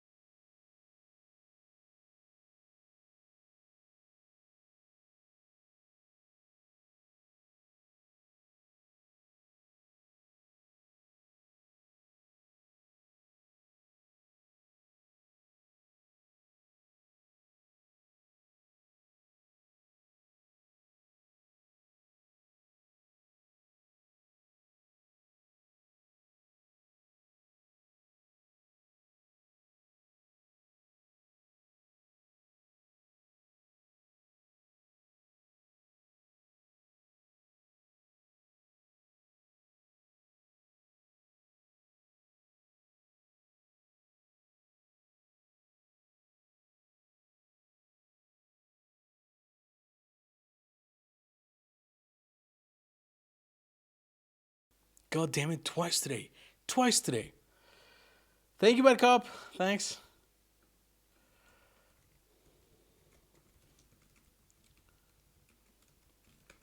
I know. But this is excellent. Not the muting part. The thing that I'm doing here.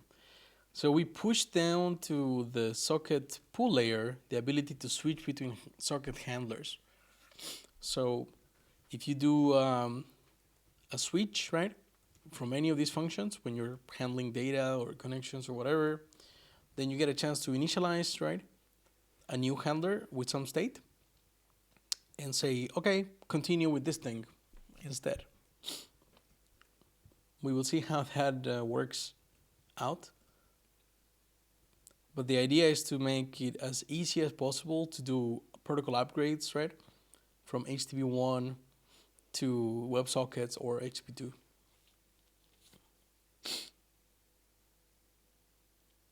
You did a stream with... No way. Seriously?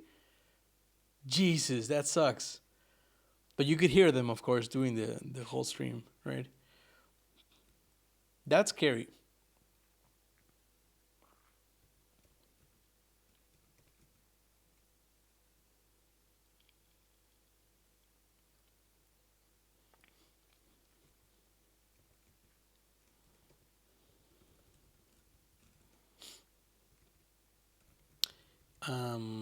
I guess the nice thing is that we no longer have session here. We don't need that anymore. We don't even need a protocol. I guess we could use that as a starting point, but I don't think we'll need it. So Nomad, MLI, what's your problem? Right.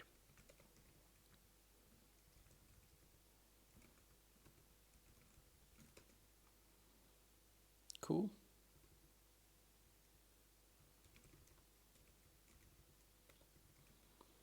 And now the problem is that Nomad ML. Oh, that's fine.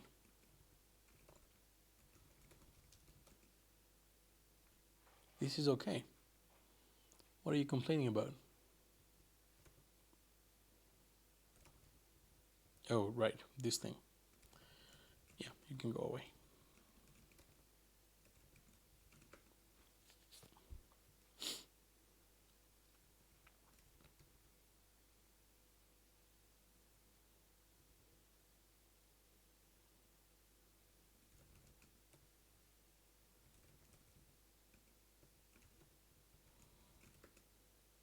Cool, better.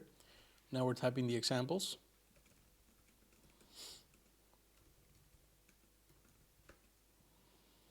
Our handler has the wrong type. It returns a unit. And we can return either OK of a connection or something else. So let's do that. And still doesn't like it. And I think the problem is that we picked a bad constructor here. So continue maybe. That will be fine. So Nomad MLI, okay, continue.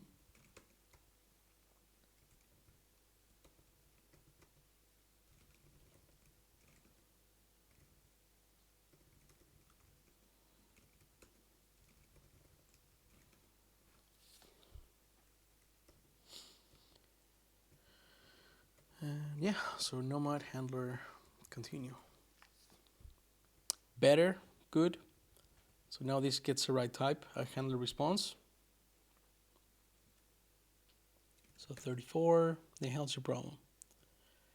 It says expression type, blah, blah, blah. But we wanted the same damn type. Are you serious? Nomad request not compatible with Nomad double underscore request.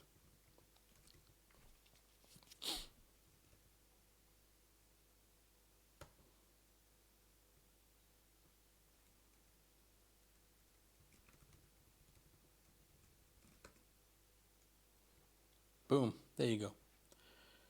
And now the problem is with another example, test, Nomad test. No problem with that. We'll just do continue and then connection.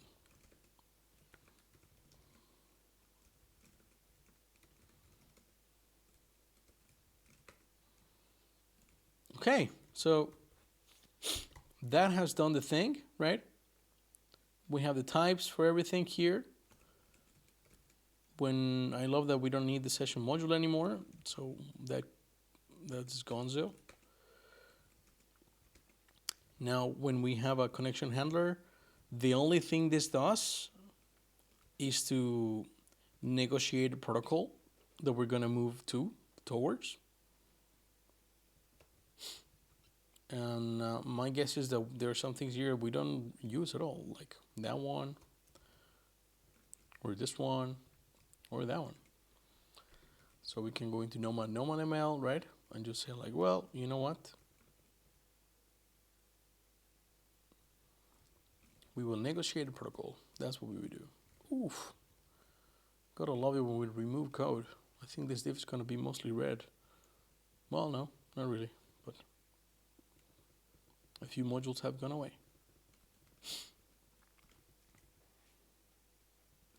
Over here, I'm gonna remove that. So Nomad MLI, we don't need that module anymore. What we do need though is to say protocol. We're gonna create an interface for this thing. And we're gonna put the whole thing there. So now we can say module protocol, right? Like that.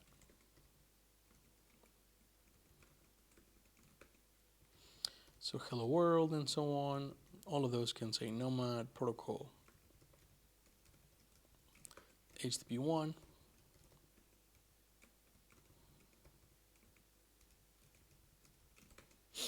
Cool. Remove the codes. Remove all of them. Now what the fuck did I do? Protocol ML, line 6.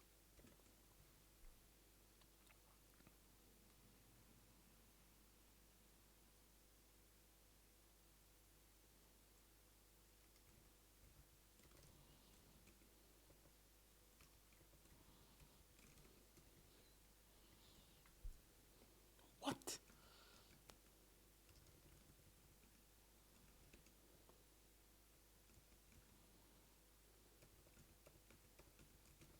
Oh, yeah.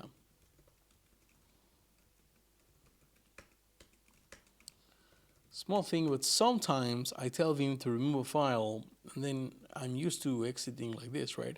WQA. So it actually resaves the buffer that is now empty for the file I deleted. And that creates an empty interface that hides everything. Oh, okay. So with that work out of the way, it seems like we can implement protocol upgrades, right? So on HTTP1, whenever we handle data, we are going to run a parser, an incremental parser, and eventually we will be done, right? Which means we'll be able to run the handler with an actual HTTP request. And when we do that, right, we can run the handling function. And the handling function may or may not do an upgrade, right? Most likely won't, but in this case, we're trying to implement WebSockets, it will. And that means we will return an upgrade WebSocket. And at this point, we will be able to actually create the handler, right, that will handle the WebSocket connection, right? Pack it with all the metadata that we need, and then say, hey, Atacama, please switch to this other handler instead. Now, what I'm worried about is that Atacama does not implement the switch response yet, right? If we go into the connection here, connector, sorry. So when you do handle connection, right? We right now are doing nothing with that. So we need to implement that thing. At the very least here, switch, right?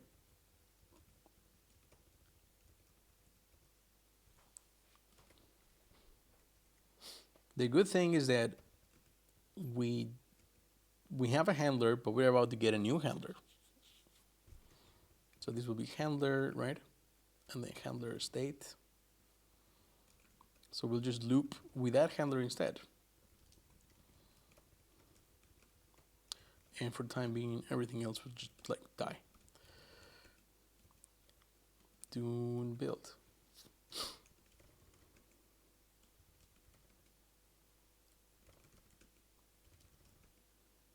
Ooh, nice. Boy, don't you like it when the abstraction just like works? Like, look at this. We don't have to do anything weird. It's just, you want to switch to a new handler? Great, we will just loop with a new handler, right? And we can do the same thing anywhere else. Like, if you're handling data and eventually you want to switch to a handler, that's fine. We'll just go ahead and do that, right? We'll just call loop, right, with the new handler and the new state. And that will be that. Oh, so nice, so nice. Love it.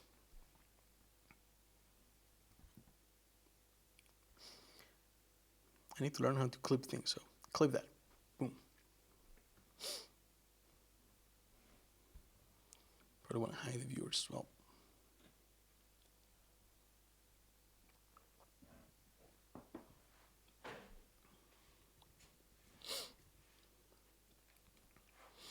Okay, so now, how do we upgrade to WebSockets?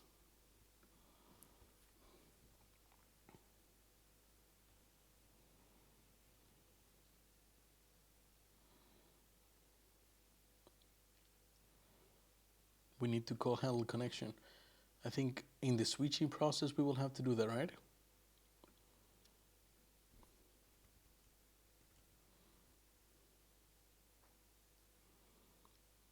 Somewhere in here.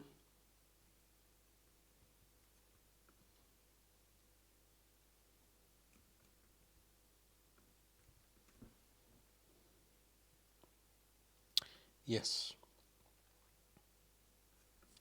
That sounds good.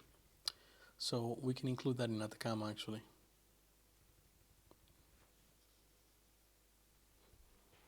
So after we do the handshake, right, we will just call handle connection.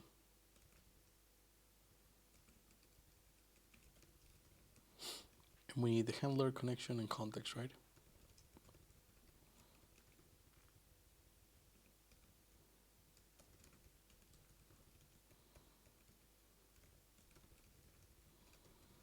And the reason we make the recursive is that if you do switch, right, we are actually gonna call the handling of connection again, right?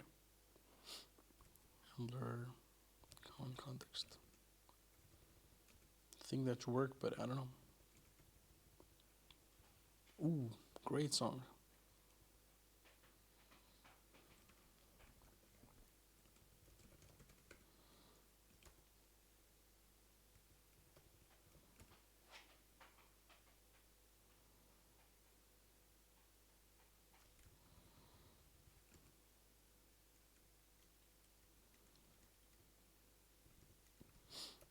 Over here, we're gonna move this a little bit around so it has the same interface as connection as a loop.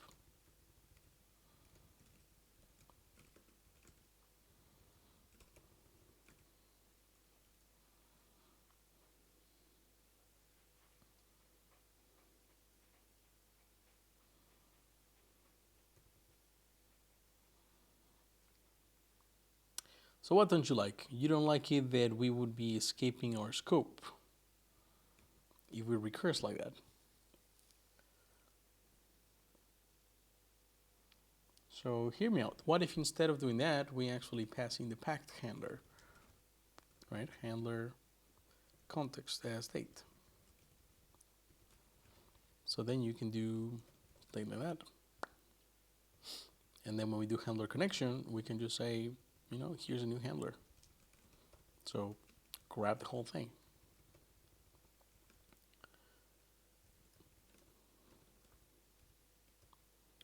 Oh no, I got to the point where this word doesn't mean anything anymore.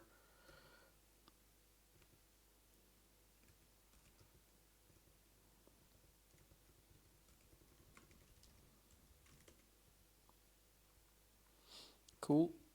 So in the initialization process, we have handler and a context. And maybe we want to pack that a little earlier as well.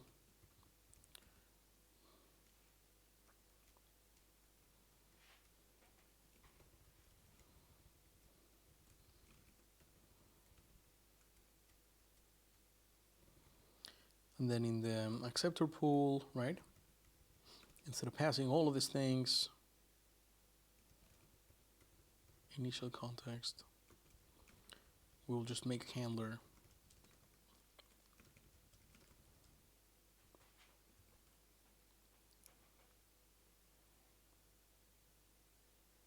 Wait, what the hell did we pack there? Right. We need half these things.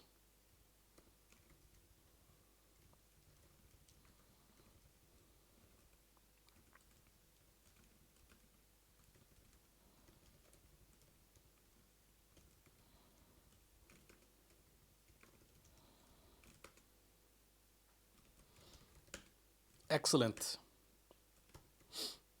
Love it. Okay, so the question is, maybe the connector needs to, no, I guess it's fine to just unpack it and run with things. I'm not in love with this name. I think handler is just pretty terrible.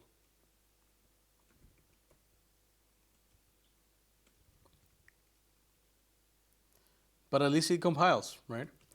And if we do a test here, the basic test we have runs, which is great. And if we actually want to exec our benchmark thingy, then we can maybe call TCP Kali. And let's see how slow it gets. Yeah, 16,000 Mbps up and down. That should be fine.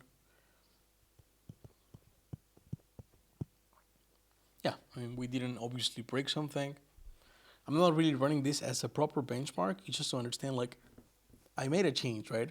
Did we just go from usually between 3 and 400 down to like 30?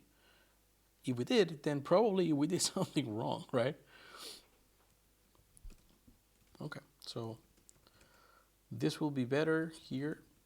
And then we have to introduce handler switching. We're gonna amend to that. And if it works, then we'll commit it properly and push it. But now that should mean that we can actually switch protocols, right? And to do that, we're gonna do a little test. We're gonna go into this module and we will redefine handle connection, right? We take a con, it takes a state, right? And I think we just return here something like continuous state.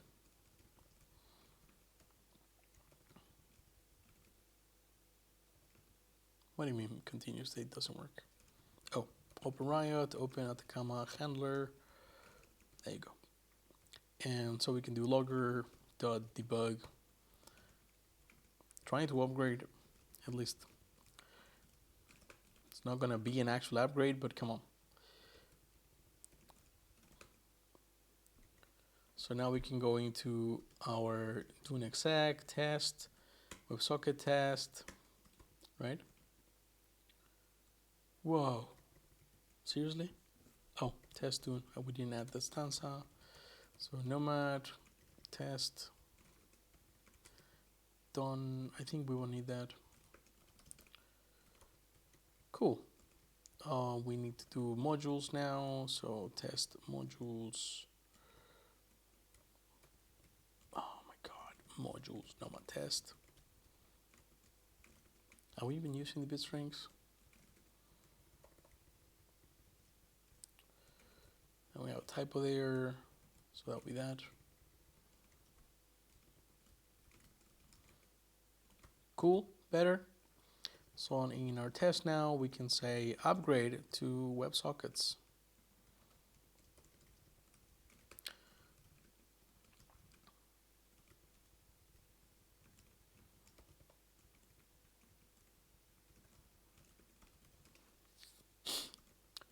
And if we do a curl, right, then we should see a log that says we tried to upgrade. And we don't see that at all. Unexpected value. Seriously?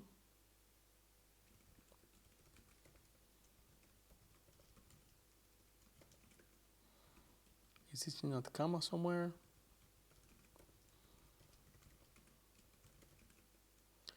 It is, in the connector.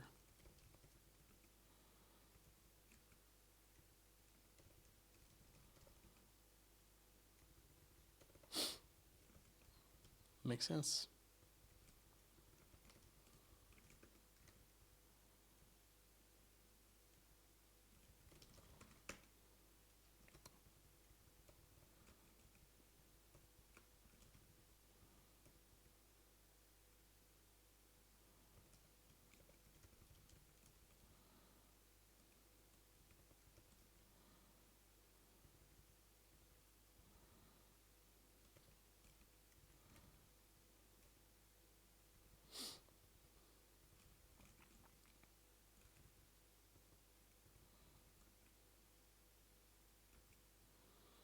So handler, connection, and then state. Okay, I think we're gonna go up and refactor some of this stuff.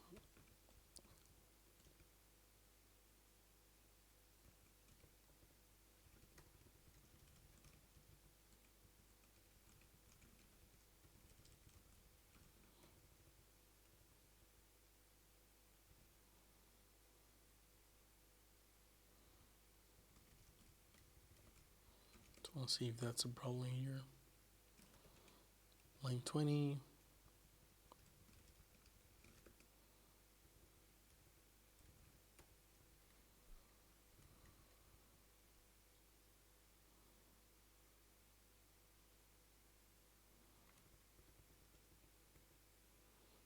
Yeah, I think, okay, let's just go ahead and do that.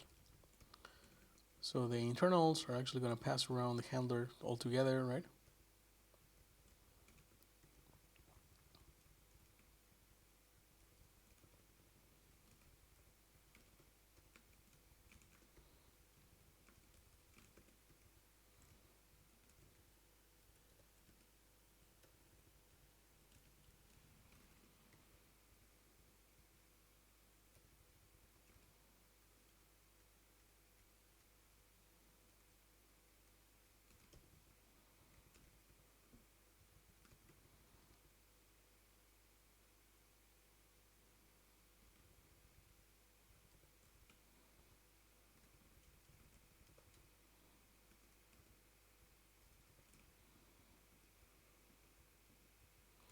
I'm going to call that T, so that will be our handler type. We won't have that, right? But instead, we're going to be unpacking some of these ones, like we did.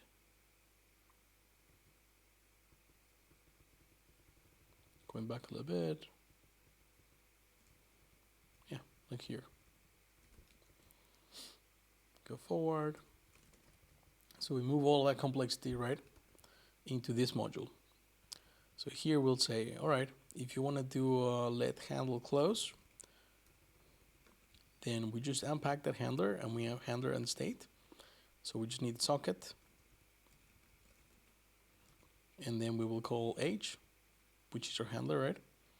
So we'll do that here, module H.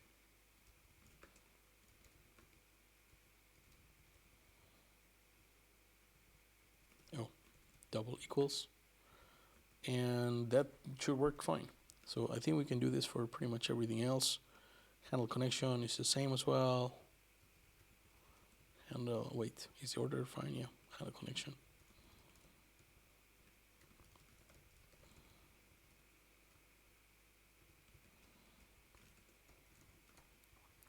Same for handle data, right?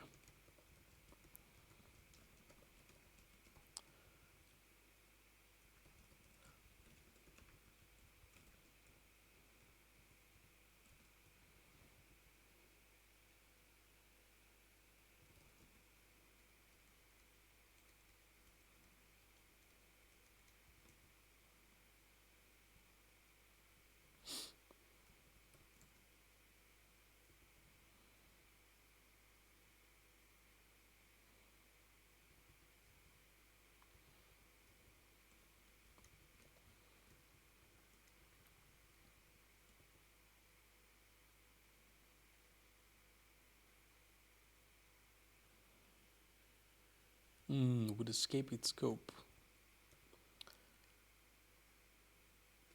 Right, but that's okay because we no longer need to return, right, the state itself. Do we? I think we do. Maybe we need to make it private here.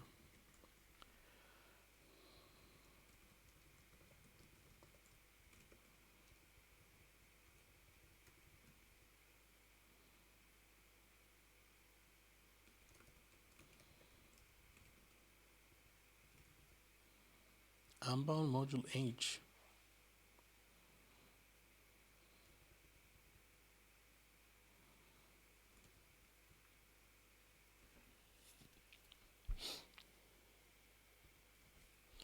Why is this fine? This is fine because it returns unit. Is this fine?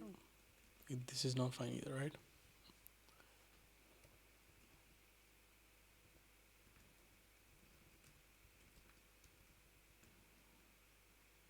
No, because we pass in the state, but that would actually leak the type.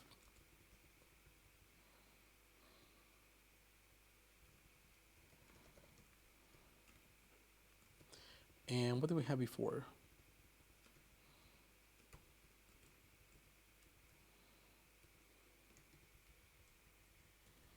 We had the type state there, right? And we said the module is going to be H with interface of a type state equals to S. And this will also be S.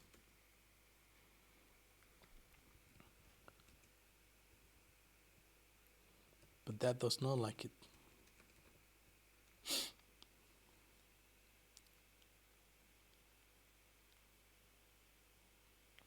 And I guess before it was okay because we had separate, right?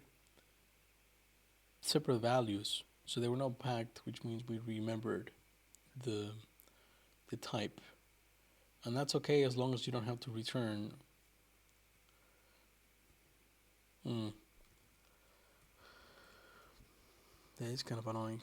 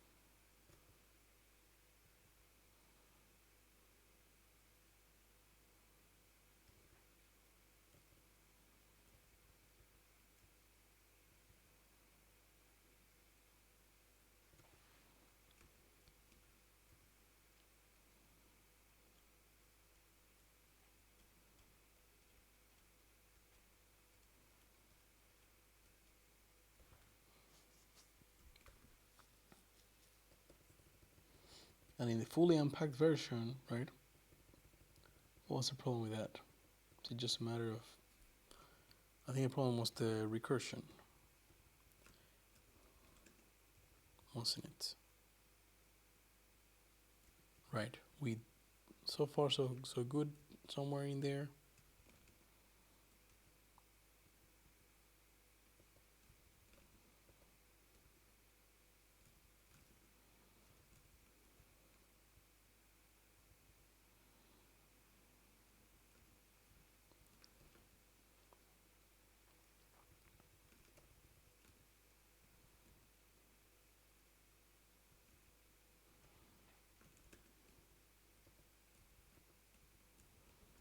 Handle connection. We get the handler in the context.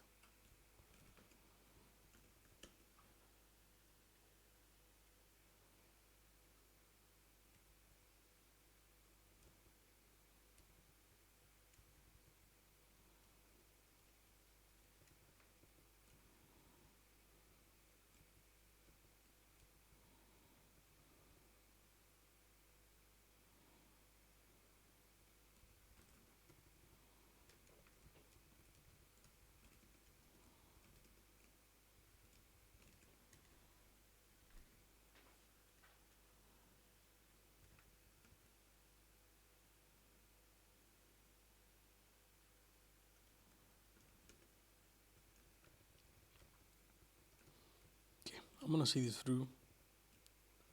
We'll see how far we get.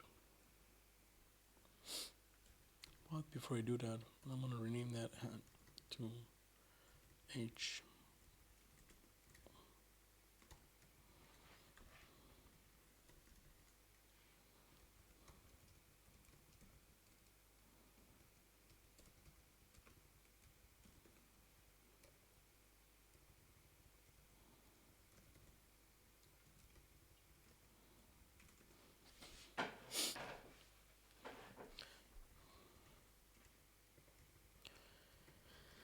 Same for handle connection.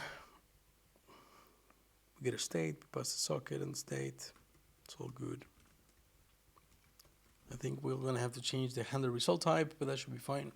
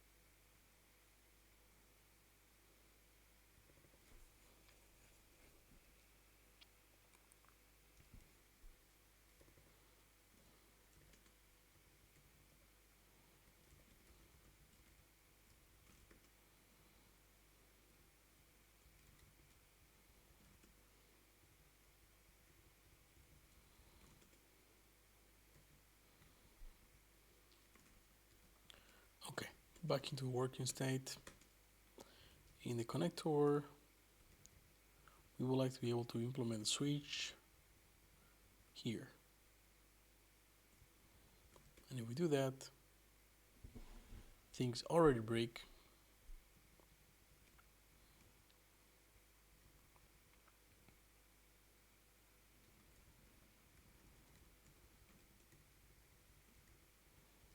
So we wanted to move that up here, right? And say handle connection is going to take a connection, a handler, and a state, and it's going to do its thing, right? Handle connection, con handler, context here.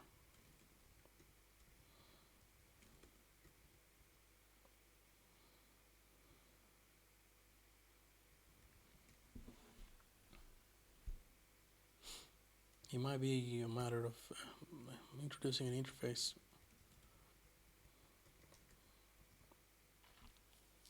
So first thing we have is an Atacama a connection T, and then we have a module handler interface, right? With type state S, and then we have an S, and I think we return a unit.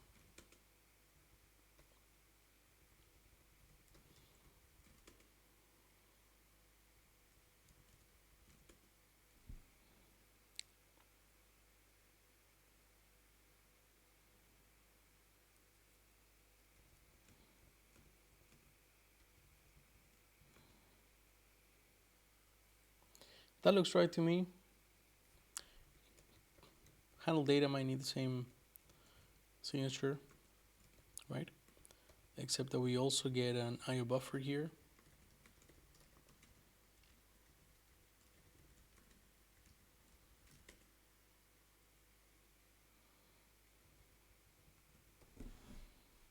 Damn. Got very syntax heavy.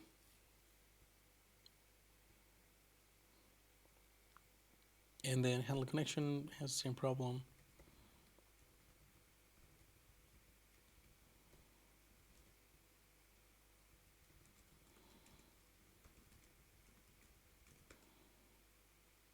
Yes, okay, that was that. With that said, we can make a little helper here, right? We could say handler or connection function.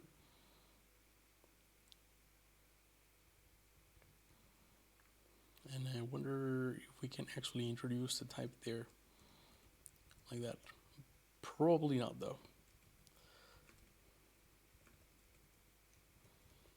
That's okay.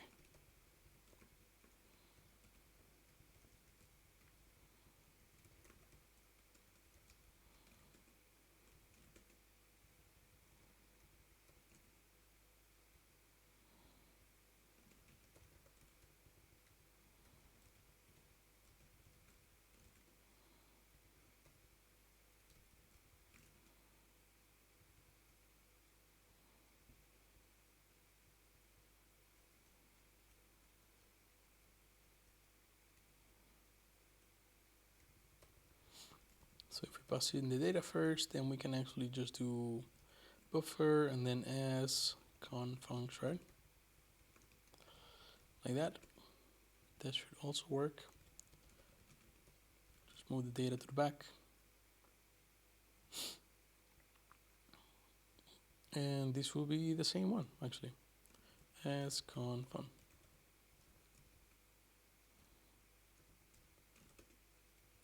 Okay, not so bad. That little helper over there. So now that means we can actually handle data. When we handle data, if we want to switch handlers, right, we should be able to do that.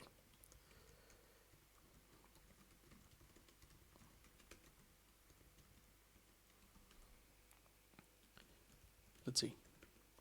Rebuild. So this will rebuild in a second.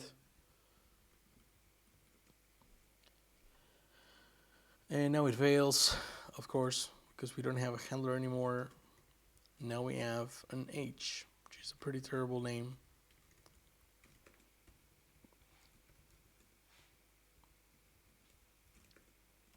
But now that it runs, we do try to upgrade at least, and that is fucking amazing.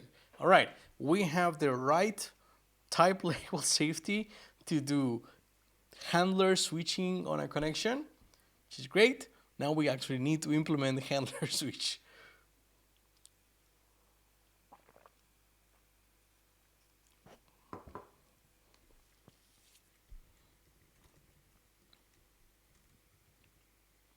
Which also means our handle connection function here, right?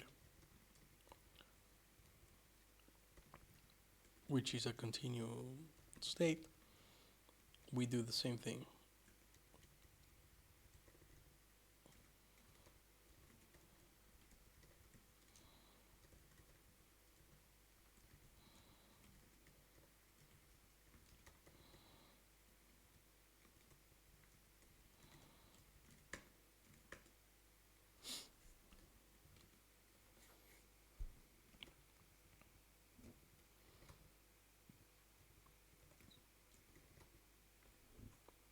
Why don't we see the HTTP one?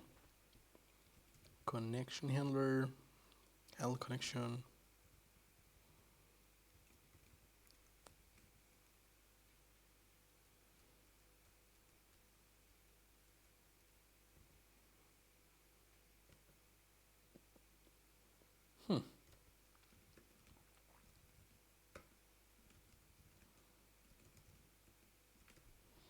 I thought we would see this.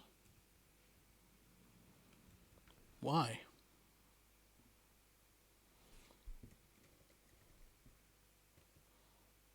Oh, well, we don't, yeah, okay, that makes sense. We're not seeing that because it already happened.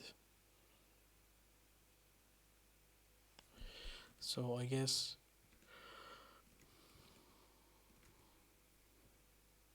we call handle connection. Do we have a bug here? Yes.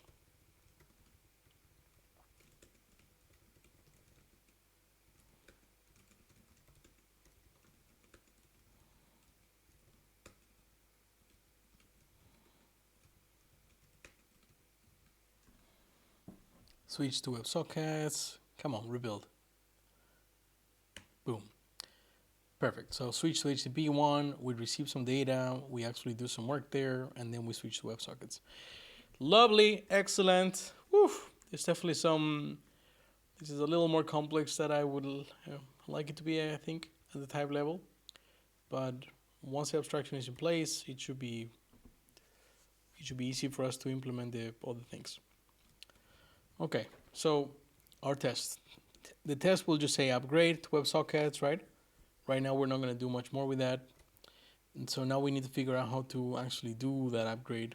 And that is where we will recur to Bandit. Because the handler, right, here, this one, will get called. And we need to figure out what the actual, what the hell, like what is this? How do they do WebSockets, right?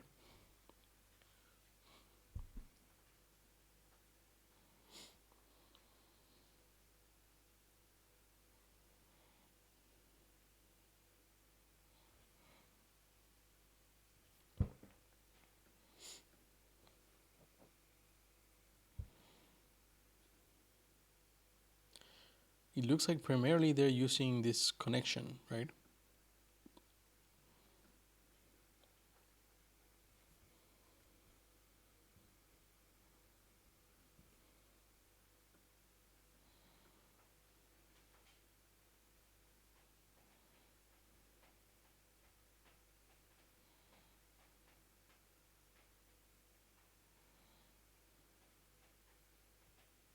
Interesting. They have a stream here. I like that. It would be nice to use the reader, right? So when we get data on the WebSocket here, right? Let's do handle data.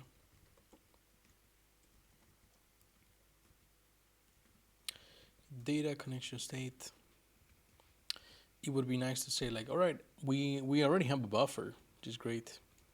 So we'll do reader I think we have a buffer, right? Data. So that will be our stream, essentially. And then we need to deserialize frames. Okay. My guess is that some of this will be what we want to use from WebSocket AF.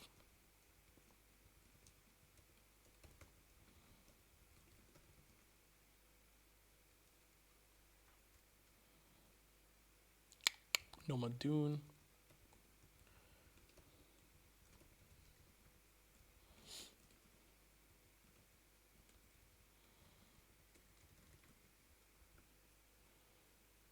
And WebSocket AF is somewhere in here.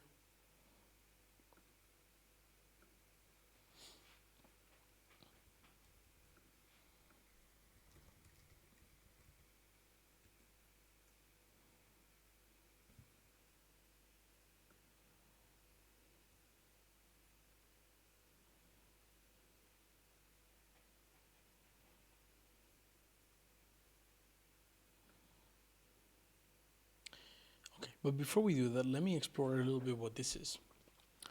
So we're unfolding the stream, right? Which is our buffer plus whatever data we received. And let's look at frame. This should be, if I believe, inside a WebSocket. Yeah, frame.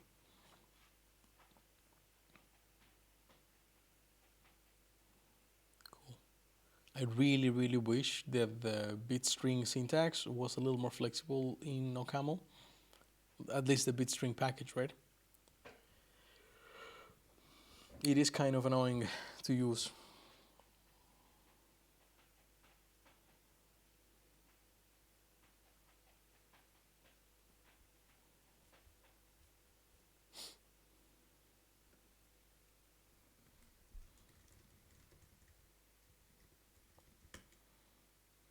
And what was the problem here?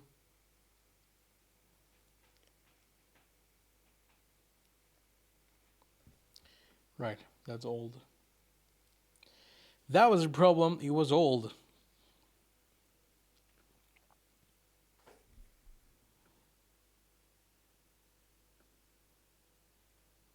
So this is from 4 years ago, on the fork, from last year, on the rename. Oh, this is for vendoring in Dream in Dune. So what is this commit doing?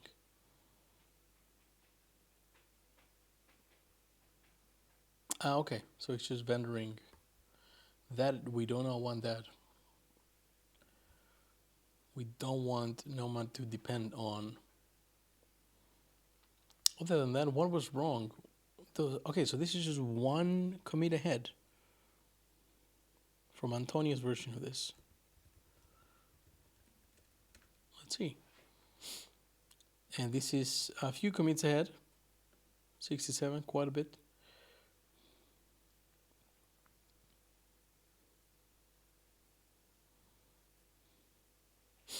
So I think maybe we can pin to this. Oh, I don't want pinned versions of packages. Fuck. Do not want to do that. So what options do we have, chat? We could vendor. We don't need the whole thing either. We literally just need the parser.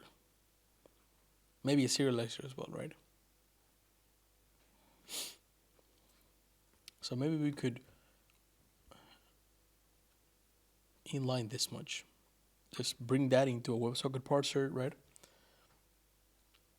Vendor this bit.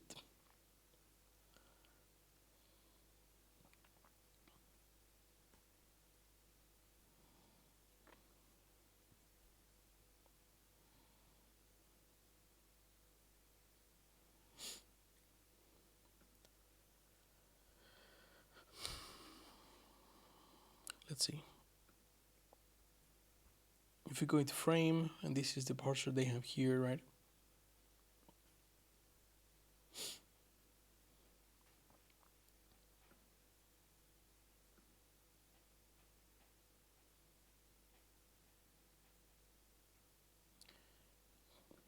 Oh, maybe we could implement it ourselves. So this is roughly the 190 lines of Elixir, so it should be much more concise for us, I think.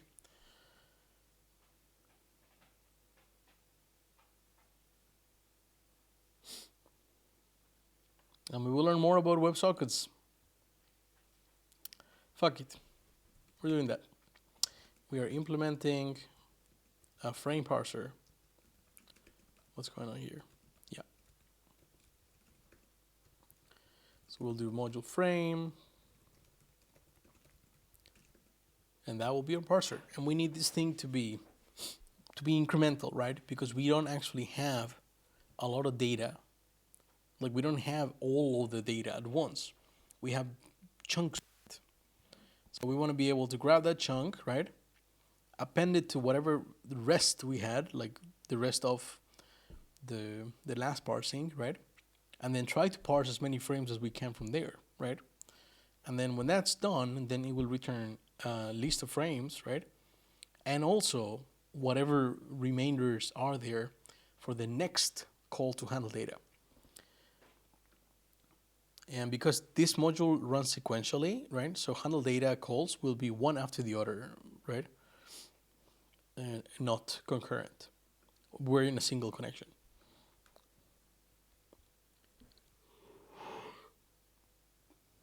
Oh, that's nice.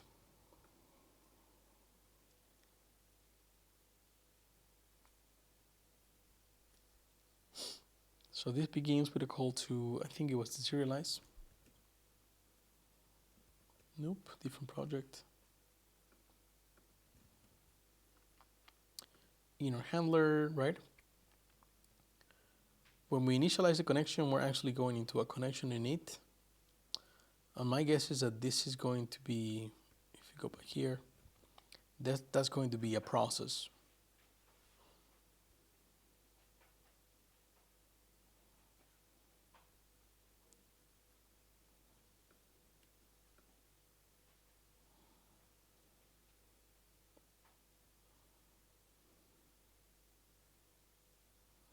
We will come back to this.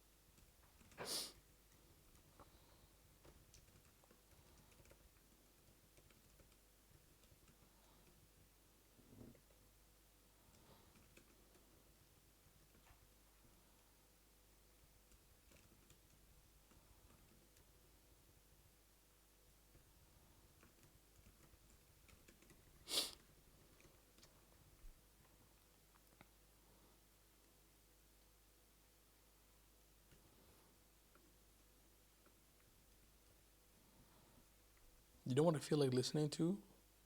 This is terrible, but we'll do one song, Man of War. And I like the song, what is it, Brothers of Metal? Is this one? Yeah. Oh my god, so over the top. And then after this, we can go back to something else. Any requests, chat? Dylan, if you're still around, you usually have really good recs, so I'm happy to play whatever you suggest.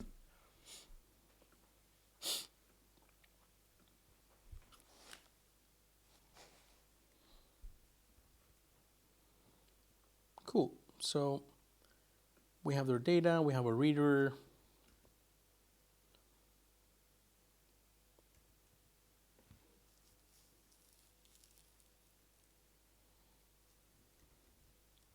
So frame, we want to call deserialize, right?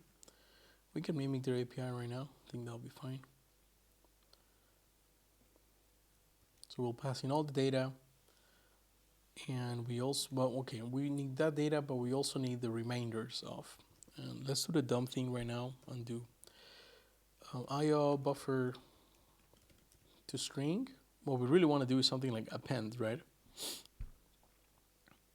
But this we'll do right now. State buffer, right? and that will give us a string. And we'll do the same thing like that. So we can call the serialize, right? And we'll pass in some initial data. And we expect this thing to return a frame, but also the rest, right? Go in there. Commit this to memory. Q.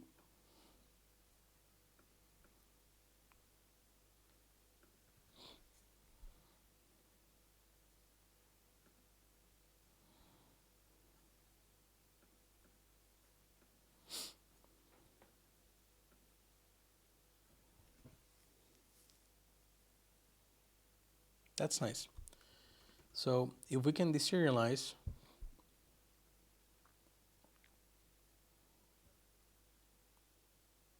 right? So every time that we get a frame, and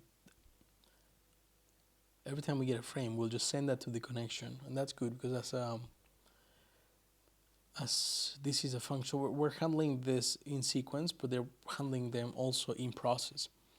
So I thought a connection could be a separate process. It's just a module to handle the state of the current connection. So here, instead of doing serialize, right, and getting an entire list of frames that you iterate over, they're using the stream interface. So every frame is it's passing here, and every frame that we get that we parse, we're sending off to the connection, and then we continue, right? Eventually, if the connection says we're closed, then we just stop parsing everything. I really like that. And eventually, at the end, we'll do more, which means we finished parsing frames. We can't parse any new frames, right? We update the buffer with the rest of the information, right? Halt here is for the stream, so it's not about the connection itself. And we get our continuation functions, continuation state for the actual connection handling. So there's quite a bit happening here, but this should be crazy efficient, right? Like you're just only handling the frames that you need as you need them, right?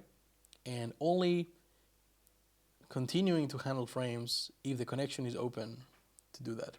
So the moment the connection is closed, you just stop the whole thing. I really like that stream module.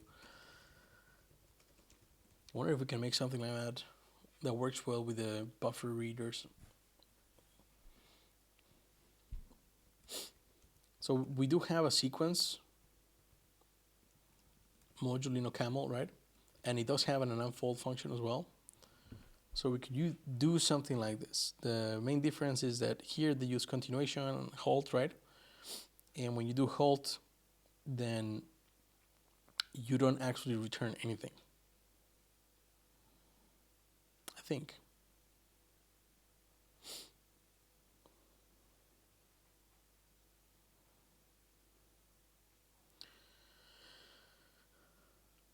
Yeah, so you get a sequence out of this stream, right? Or maybe this is okay, and what we really want is the reduce while. Let's see. Reduce while, concat. I guess we will need a fold as well, right?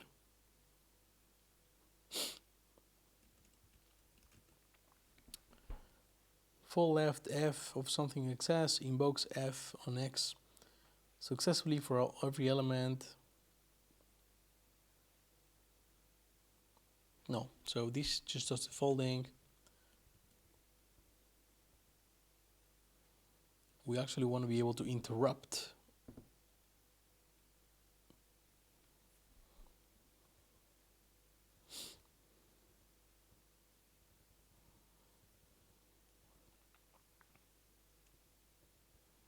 Take while.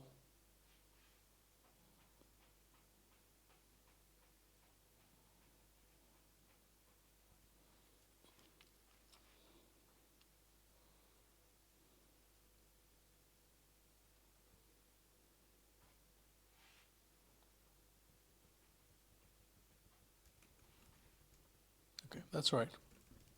We can sketch our interface here for a stream.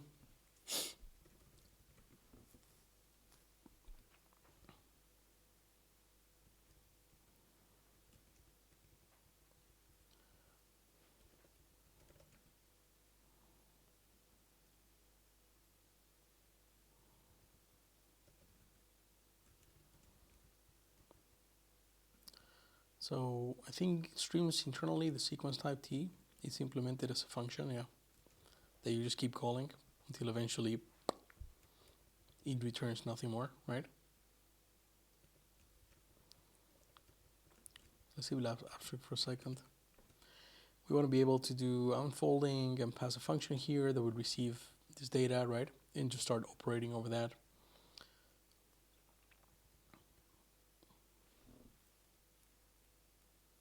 So how will we do that? How does the sequence module do unfold?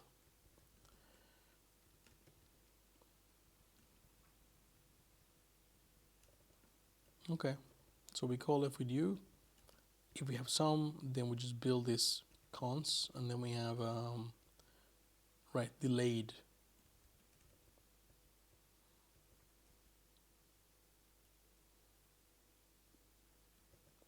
But that means that you get the buffer and you get the function, right?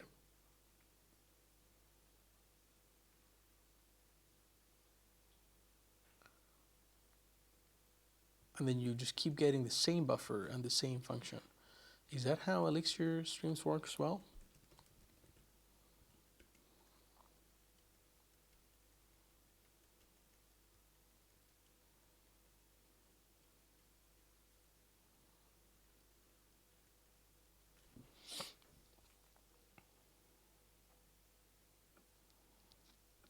It means a sequence of values for the given accumulator. Successive values are generated by calling next fun with the previous accumulator, right? And you must return a tuple of the current value and the next accumulator.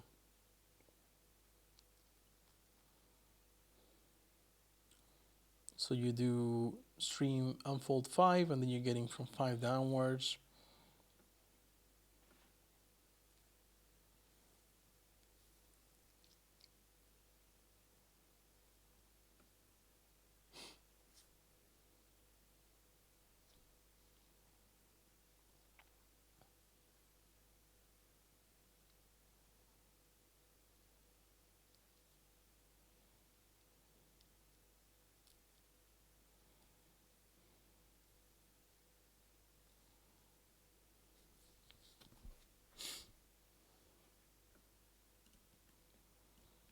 Here, our second fold calls f and u. Oh no, never mind. It is passing the new accumulator to unfold here. Okay, so that pattern could work then.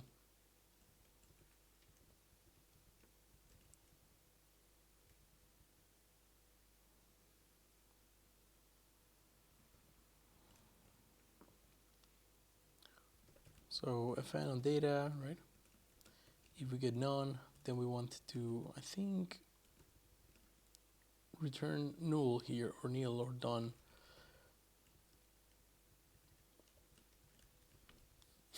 But if you get some, then I would expect you not to have to change the function. Do we actually change the function here?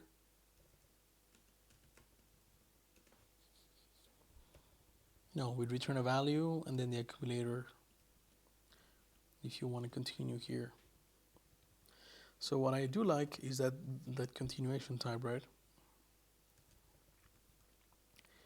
Where I think that will be part of the reduce while. So I'm wondering, maybe it just makes sense to use a stream under it, like a sequence under the hood, right? And we do uncons, unfold, right?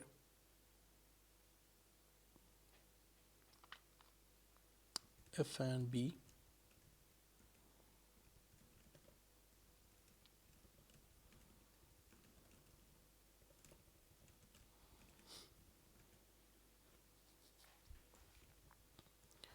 But then we can add some methods here, and I don't think this will be worth of a module in its own, right?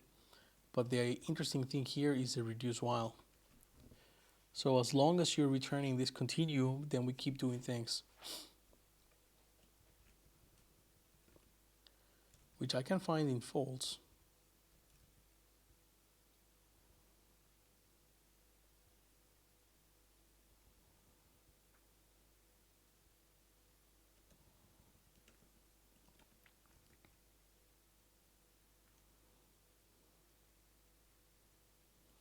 No, we don't want to do a scan either.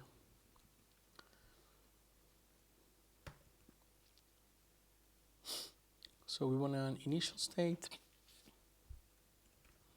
we want a function, right? And then we have our t.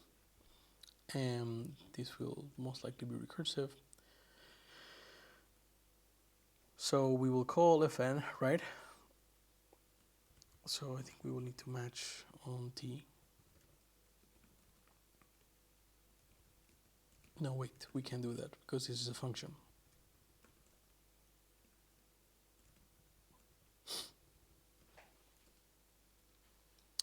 But we can call fn with init, right, the initial state, and we actually need a value here. So we might need to call t.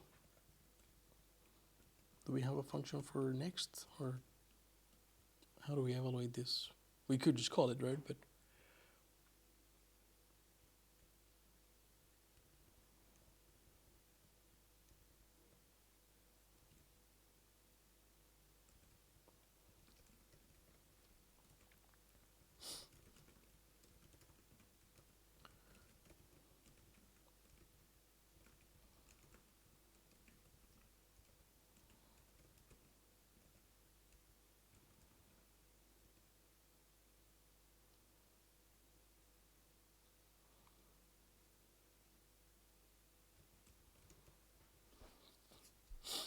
so this is the next iterator, right? And this is a here. So once we do that, we could say, all right, I'm going to call function, right, with the value and the accumulator, and then depending on whether you return halt, we can use halt right now, right? If you say halt, and then you give me a value, then I return that. If you say continue, right, and then you give me a value, then I will continue reducing, right, with the same function, but now we're going to use that last value as the accumulator, as the init. So we pass fn, and now the question is, how do we build f again? Because unfold here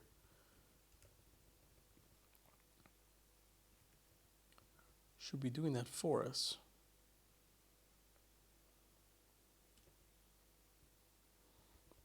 Oh, never mind. So I think that's how we should implement reduce while. So we start and say, okay, we will pull the first element. If the first element is nothing, then we just return the accumulator, right? Otherwise, if we don't have an element, then we'll call our function for reducing that element, right? Sort of merging the accumulator with the new value. And if that thing says continue, then we just continue, right? And if it says halt, then we just halt and return whatever you tell us to halt with. But if we continue, then we call reduce while again, passing the rest of the sequence, right, the next bit.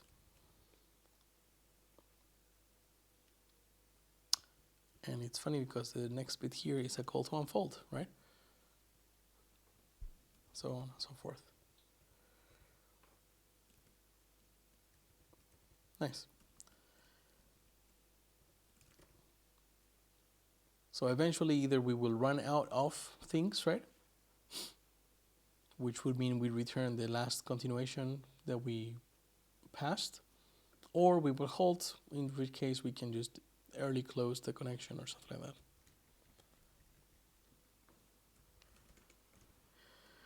Cool. So that means we can do some nice thing here, like stream unfold, right? And then we can do frame deserialize, and we can pass in the data.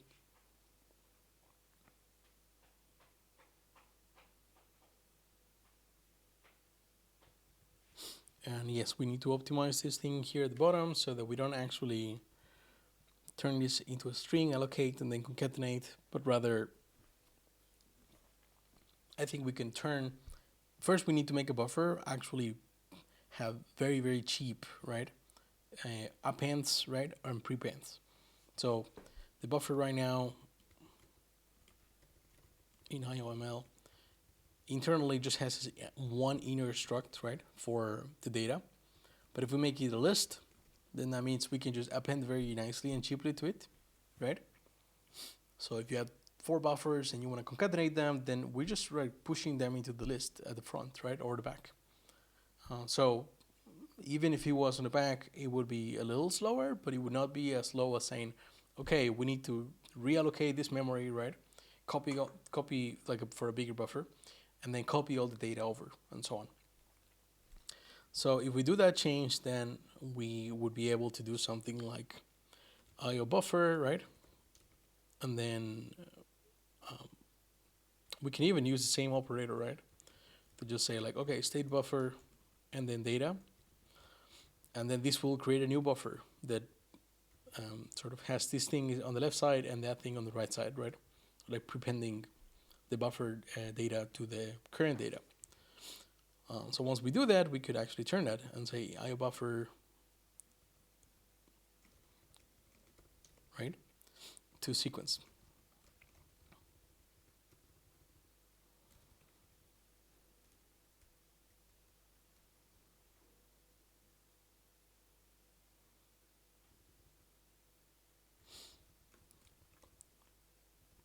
I do like this idea though. Okay. So unfold.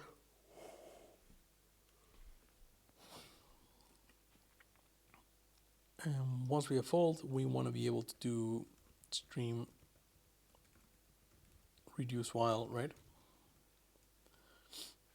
And here we will pass in our initial state, right, which will be the current state.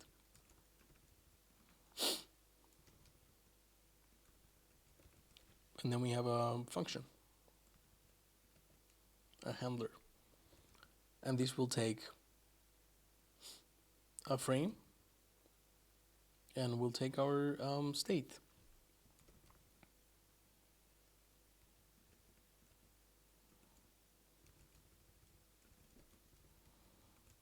And that will be your state. And if we start, I think, yeah, if we start with continue state, then we can just return that. Let's see if the formatter likes it. It did something, okay.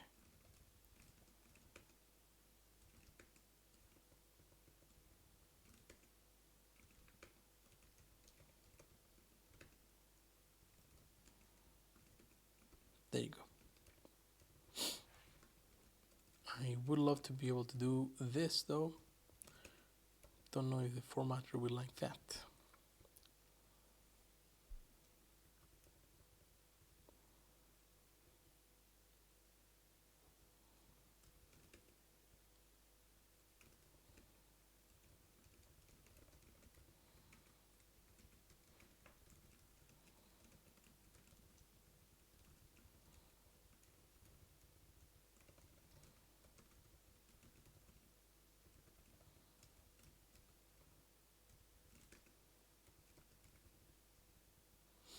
Let's see. Compiler, say the word. If I can spell correctly. Cool. And then we want to do halt state.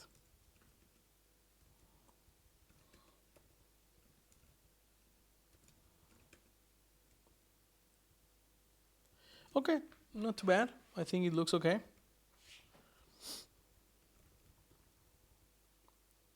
So that way we would be able to get new frames at each instance, and that means we can do a match on a frame. We can do OK frame, right? And if we have an OK frame, then what are the other things? No, what did I do? Oh no.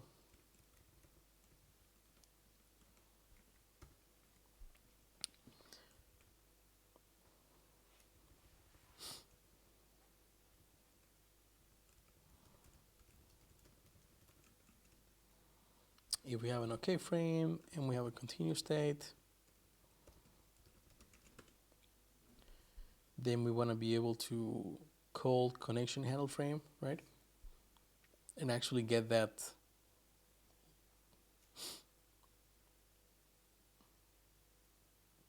Right, connection is going to return a connection object after we have handled that frame. And then we would do, depending on the connection status, right? So let's sketch that. We'll do a connection module.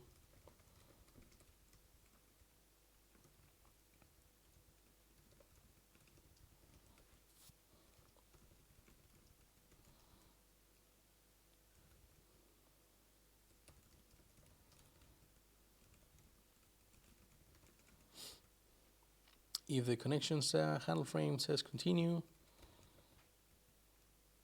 then we will get a connection back, right? And we can just say continue.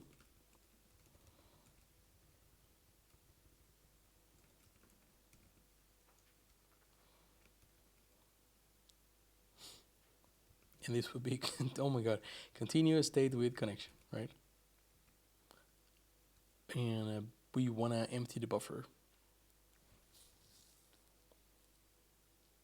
Interesting. Why are we emptying the buffer? I guess we don't really do anything with the buffer there. If the connection has been closed, right, then we will halt, saying that's the end of that, right? And we want to close this handler, the WebSocket handler, and this will be the state.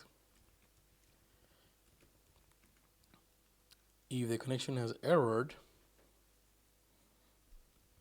then we actually want to, we will have a reason and a connection here. So connection, reason. I think I'm just going to replace this with con.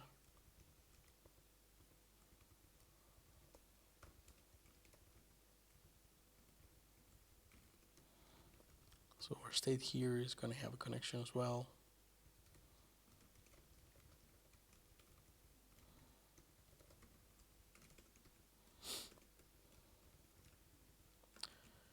And we will halt. And if we halt, we're actually going to return error. And I think we'll do state with con, and we can just pass in the reason there. So it's pretty nice handling of the connection. If we have a frame, that's good. If we don't have a frame, because this will not be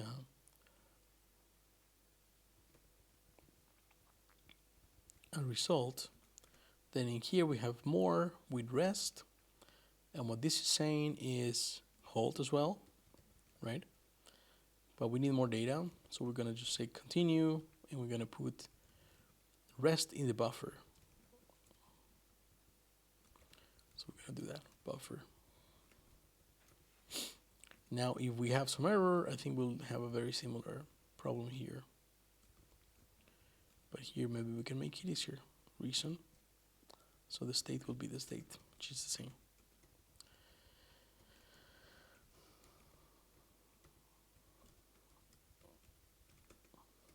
Okay. And I think I would like that to be at the end. So maybe we can get rid of the last set of parentheses. Nope. It didn't like that. Okay. So far,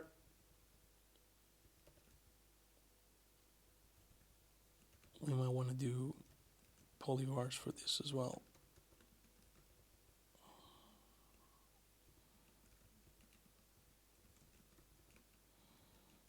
Since we have some tags here that are kind of repeated. So handle frame, right? It's going to take a frame, which we need to make a type for.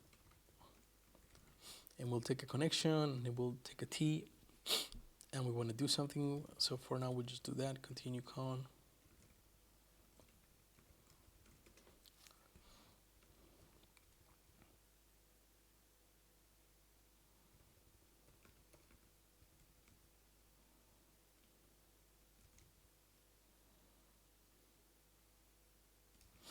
Okay, so that flow makes sense to me. We're going to try to deserialize the data that we pass in, right?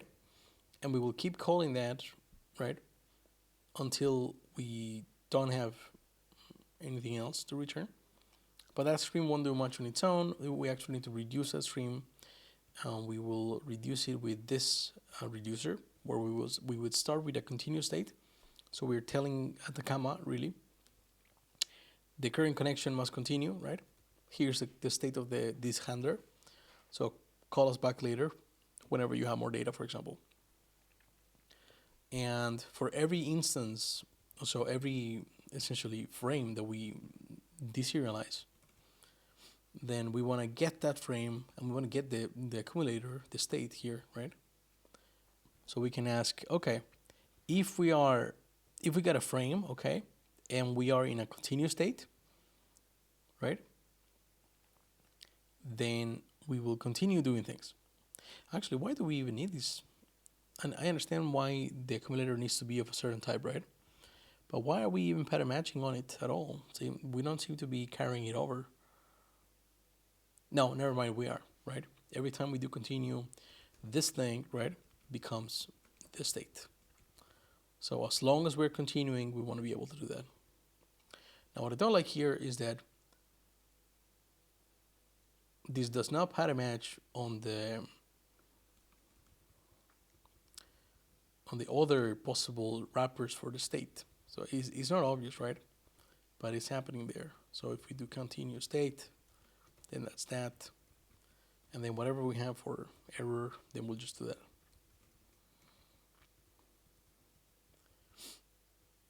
But this seems to be an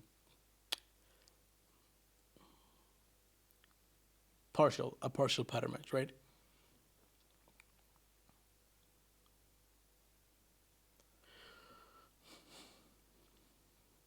In the sense that we know it's not going to happen because we're never calling continue with anything other than that.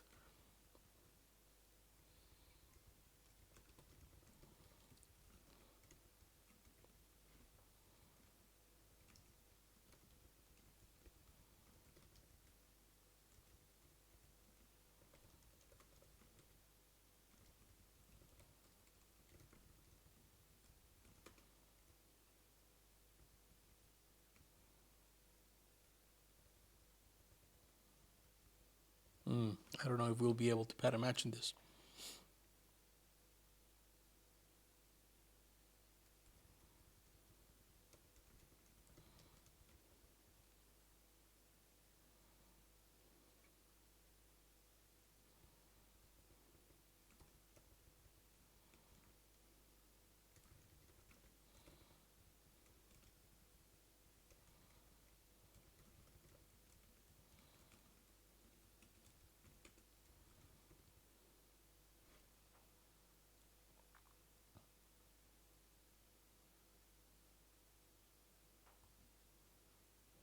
Thanks for the follow, Hansohei, and finitely generated. Finitely? Finitely. I just saw you. It's been over an hour. Yikes. Holy crap, it's almost 5. We've been streaming for 4 hours. Really forget about this. So you just start and then it just goes and goes and goes.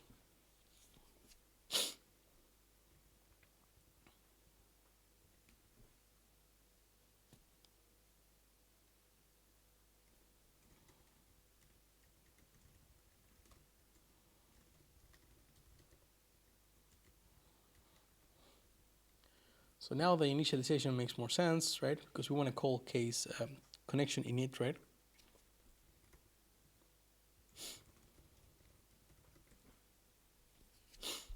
And we'll pass in what we have, which is a socket and the state. We'll see what we can do with that. And right now this comes out with continue with a connection, right? Which means we will do that and say state with con, or with an error, which we'll do the same thing for.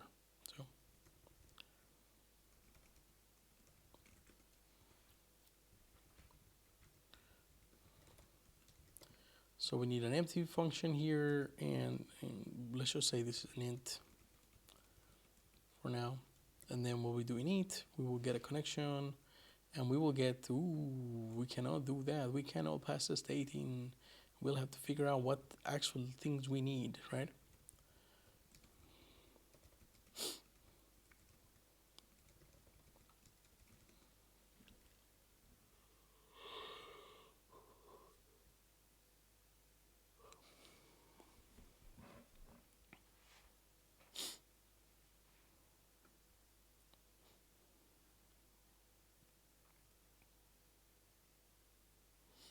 There are some things that OCaml does much more succinctly that I really like this pattern of having an update.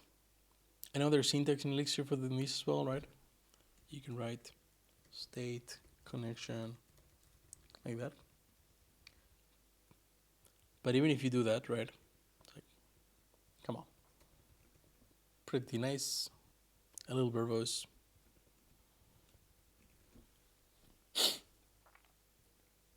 All right, so let's have a look at frame deserialize and start sketching that out.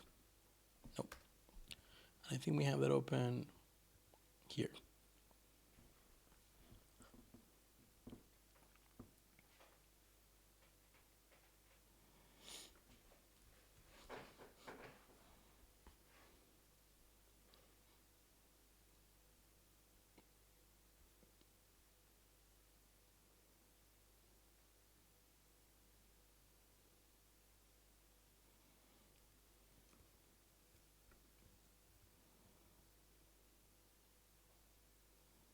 So we call deserialize with two things, right? We say the data and we pass in the max frame size. And it looks like this can be 0 by default. So let's do that.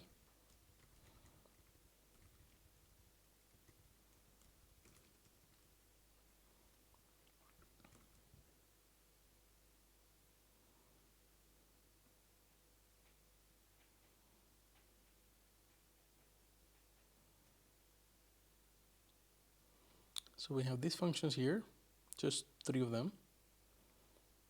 And we want to sort of translate them over, right? So we have our data here, and we want to be able to match on that. And right now, this is just a string.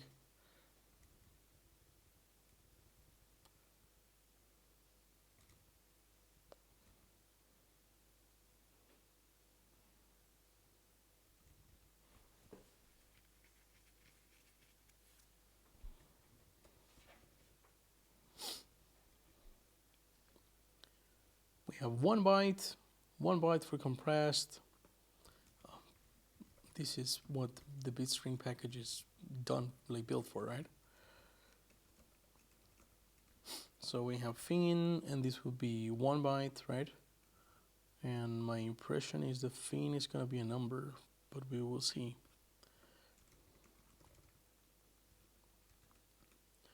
And then we have compressed, which is also 1 byte, right? It could be a boolean. And then RSV, which I don't know what that would be, but that's going to be 2 bytes. And it will be a string. And then we have opcode, which is going to be 4 bytes, right? Also string. And then we will have 1 byte here that we don't care about, but we expect it to be the number 1. We'll see how that works. And then we have another byte here, 7 bytes, that we think that will be number 27. And then we have the length, and this will be 64 bytes. And then we have a mask that's going to be 32 bytes.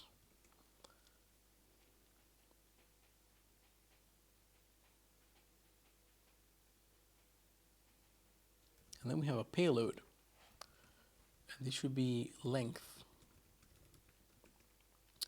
And then we have the rest.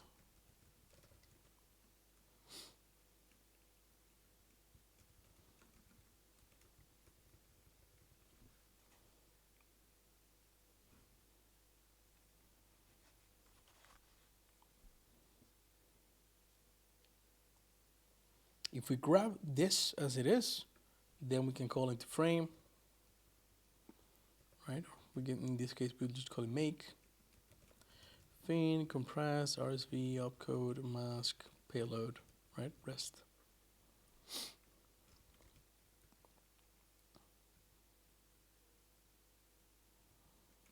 And then the other patterns are similar, right? So 1, 1, 2, 4, 1, 1, 27, and we have 26.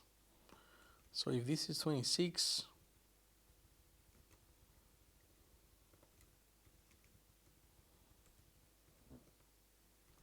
then this is 32 bytes of length.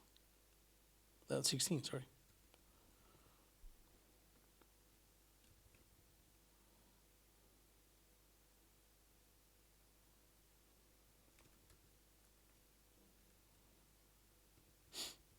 When the length is less than the max frame length, max frame size. Else, we have a similar pattern again. RSVP for one length here is directly marked as 7. Okay. And here is when the length is less than 125, right? And we have max frame is 0.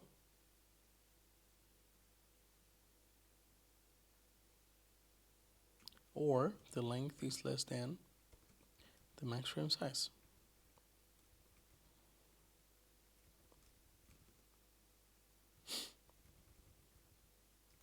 So Nomad, Dune, we do have PPSP string here already, perfect.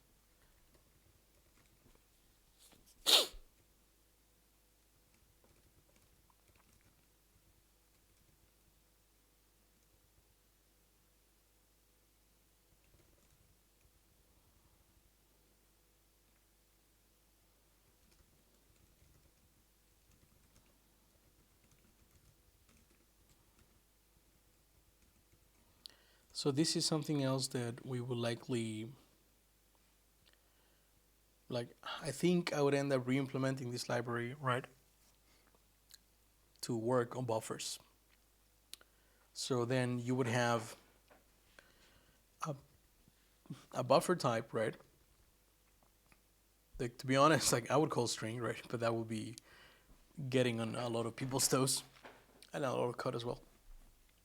That you would have a buffer that would be easy to work with when it comes to doing common string operations like concatenating, right, and sort of splitting, doing a sub version of this or that, right? But that would be crazy cheap to do those things. So if you want to do a sub, like a view into a buffer, right, that operation is not dependent on the size of the buffer. So you have a gig and you just want to see, like, from this byte to that byte, then you don't actually have to go through the entire thing, right, or try to allocate more memory to deal with it. So buffers are immutable, right? So you create it and it's there and you can just view different chunks of it, and many people can view different chunks of it, right? So that'll be one thing. But then the other thing will be to actually have syntax, right, to be able to do some of these things. And one of them is what we're doing here, right? Saying, I want a pattern match on this buffer, right? But I don't want to do this first creating a new version of my buffer, right? This is sort of going through of string in the bytes modules and sort of I need to convert back and forth between this other third party type, right?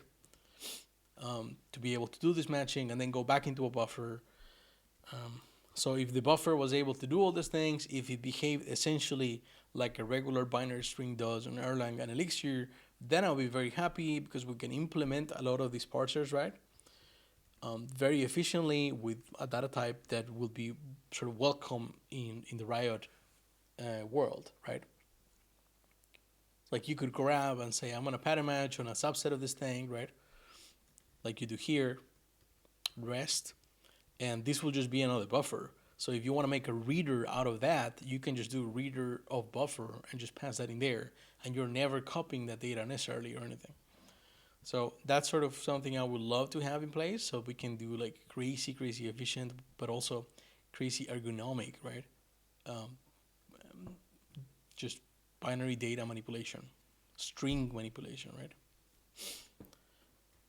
I would not have the buffer though implement things like find or split by and stuff like that.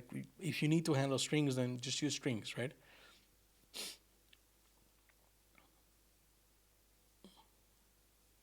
But I would like to be able to say, I have a buffer, I can turn that into a string without having to reallocate that string.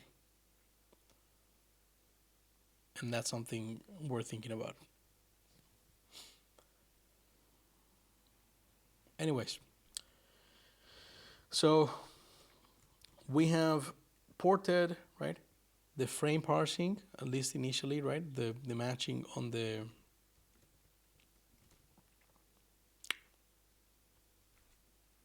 actual payload.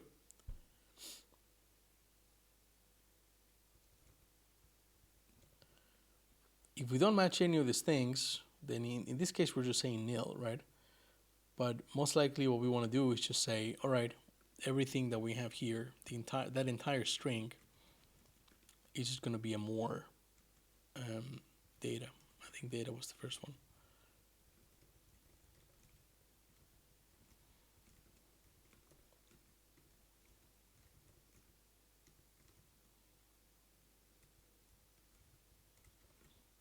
Yeah.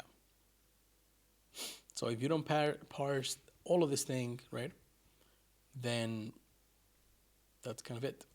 You just say, well, I don't know what to do with any of this, so I need more data. And now we can implement our little make function, which here is called to frame.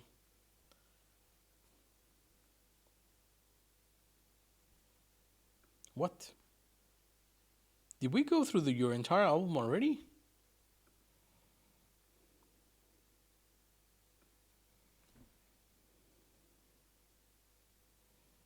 I don't see the timestamps of the messages.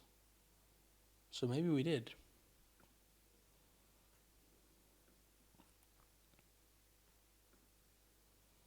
We did, yeah.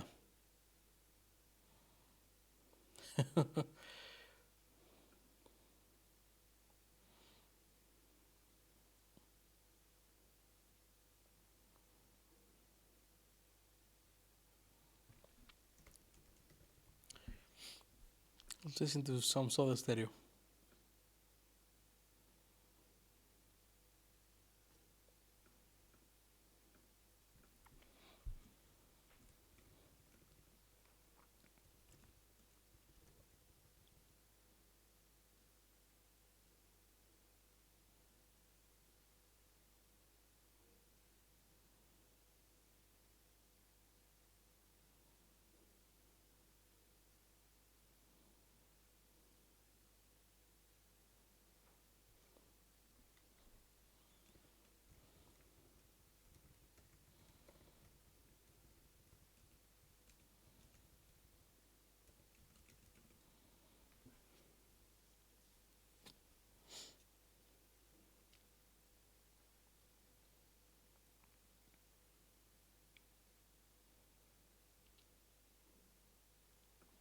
We have more frames, more ways to deserialize individual frames here.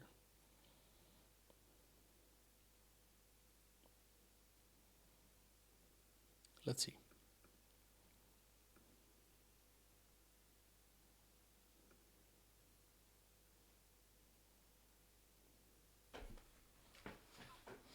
Okay, so these are, where's the meme? Look at what they have to do to mimic a fraction of our power. We will do a variant. We might need to do something other than a variant to include the rest, for example, right?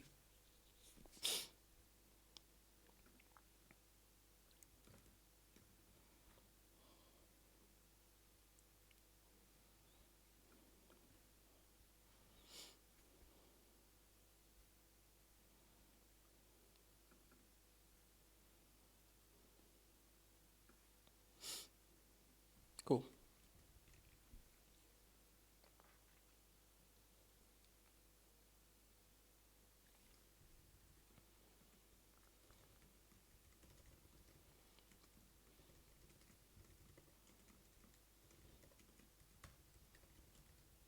I type binary clip twice.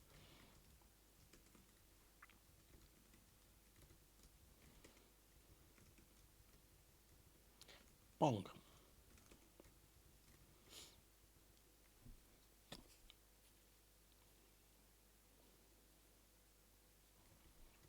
So this is matching in the opcode, right?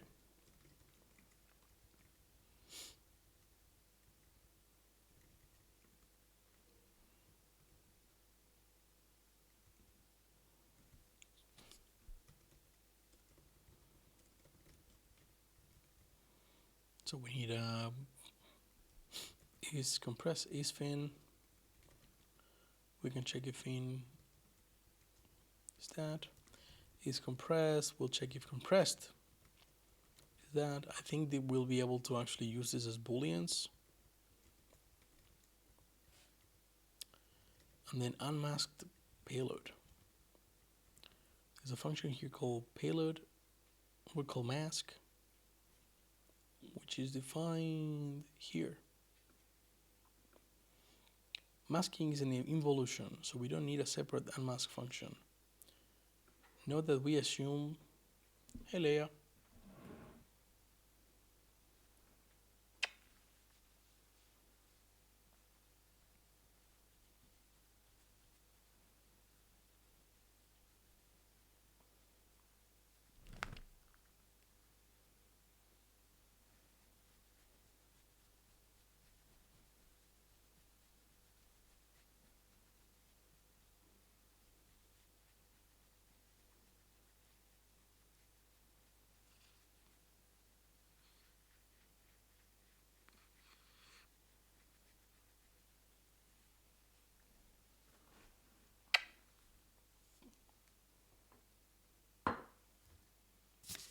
lo sé.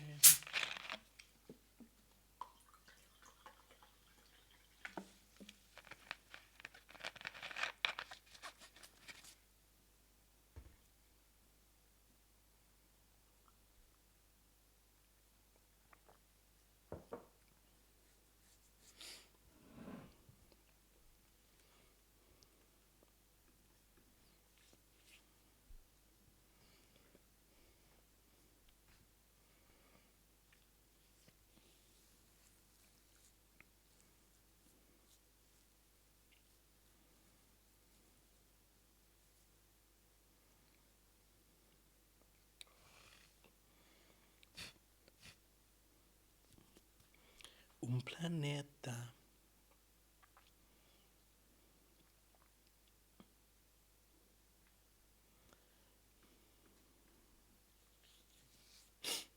Interesting. So let's see. WebSocket AF.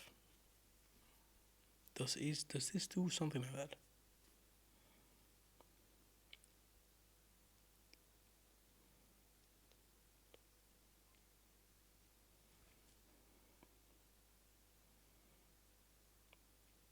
Thanks for the follow, Gwell.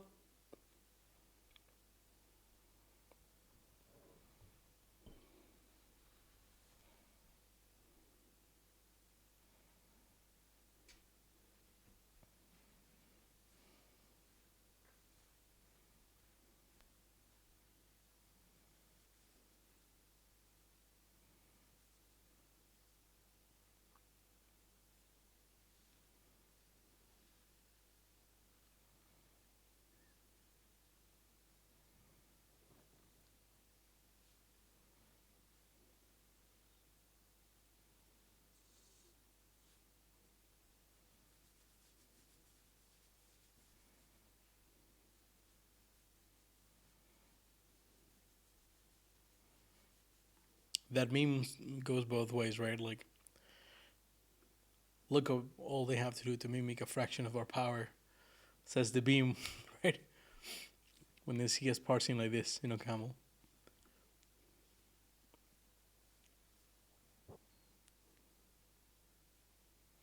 Which is strange, because like this is the declarative way of doing that, right? And we love declarative things in OCaml. It's just that for some reason, at some level, we're like, well, I guess we'll just manipulate buffers, right? With a bunch of unsafe functions.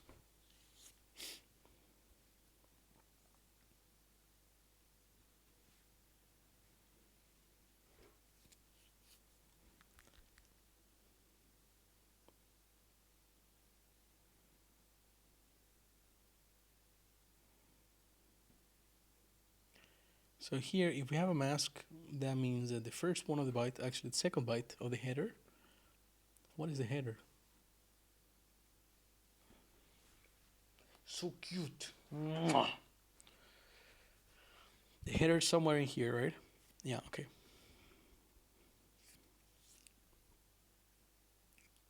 Oof.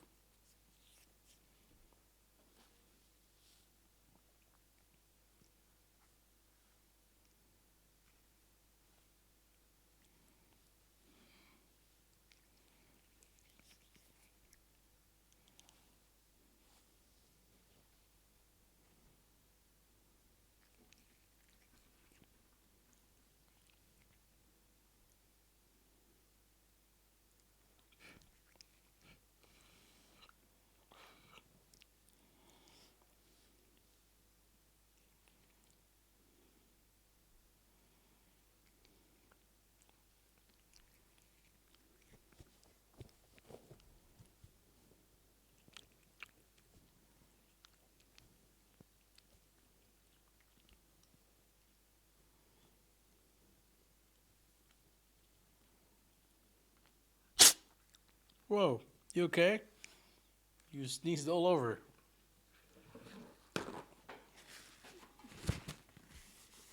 Oof, that smells terrible. Jesus. Hey, Baltasar, thanks for the follow. Oof.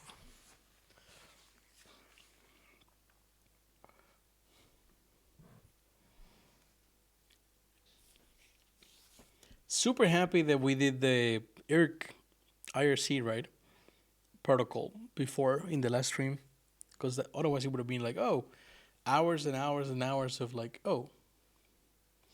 Yeah, Love Soda Stereo. Alta banda.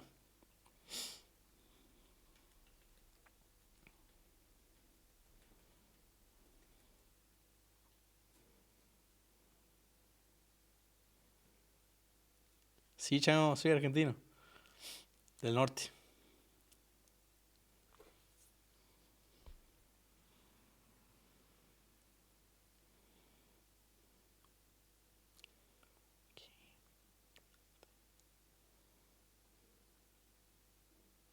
Sánchez, ¿qué haces, chamo? ¿Cómo anda? ¿Todo bien? Qué buena onda encontrarse con gente del pago por acá. Yo soy de Tucumán.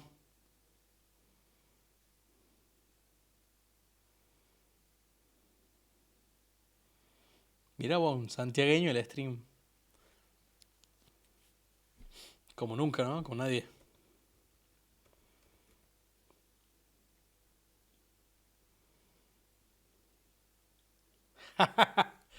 Y sí, es lo que hay.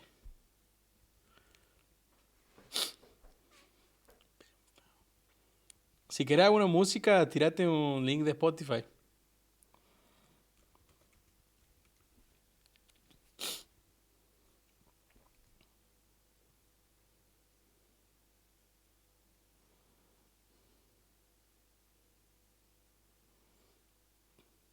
Igual estamos escuchando así lo popular de Soda, digamos.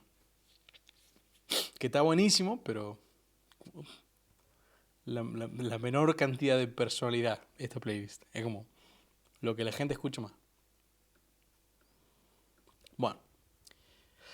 Each thing is compressed and masked. We might not be able to check it the same way, but we're expecting them to be these integers. So fin.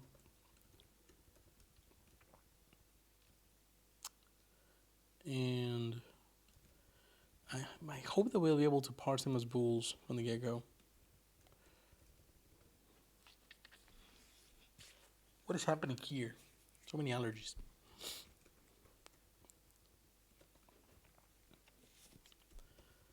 So fin, we can say is fin, compressed.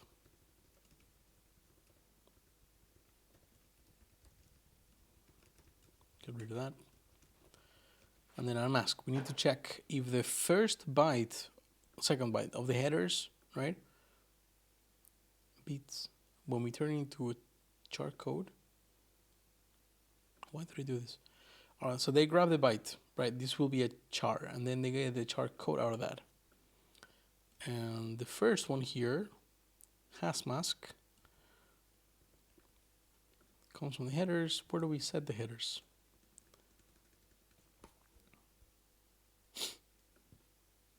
Parse headers.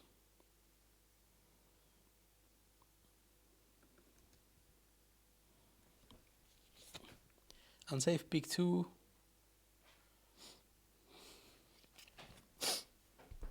And this would be the two first characters for fin and compressed. Pillar offset.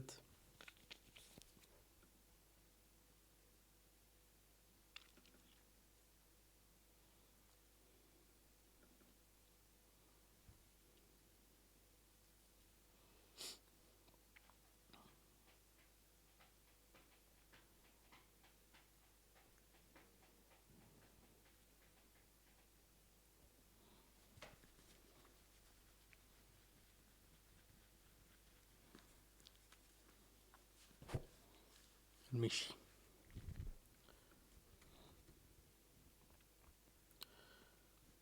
So I'm not following very well why this is happening this way. Like, what I don't like about angstrom and just parse combinators is that it's not easy sometimes to keep mentally like the state, right? To see like, okay, this is how much we've consumed from here, from there.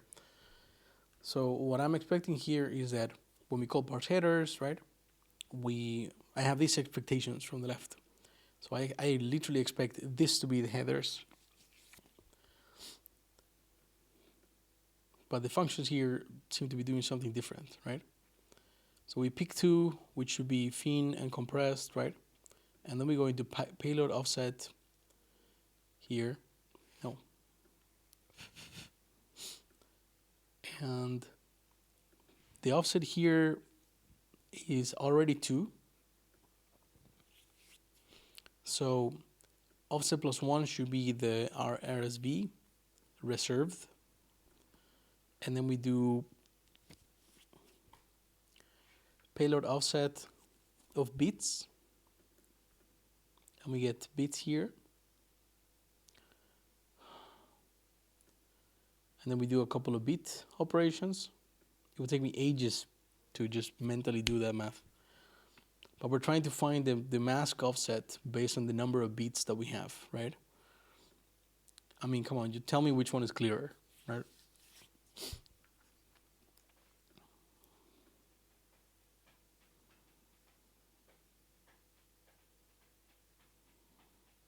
So if the length is minus 126, so here, this case, right? Then it will be 0, the length offset.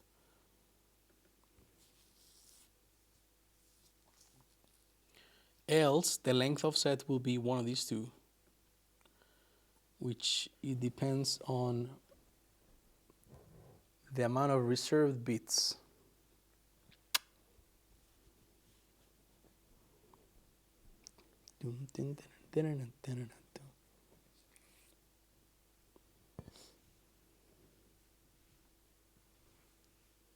You want to do the stream now?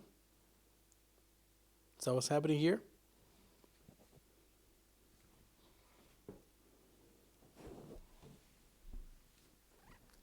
No? Not going to say anything? Okay. Then I'm going to put you down.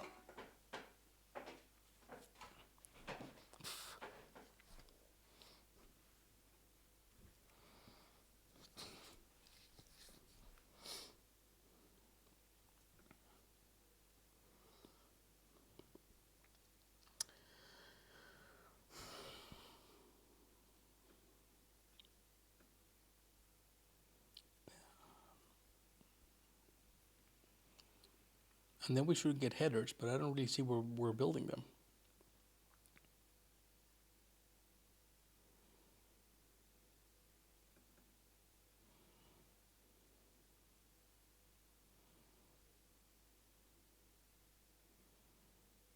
Oh, of course, the headers is just a big string.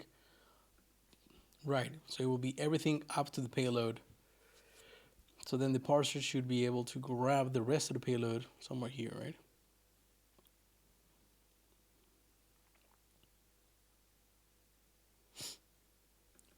Right, so parses the headers, right? To figure out what the length is, and then based on the length, it creates a payload module. Calls create on the payload module with the full buffer.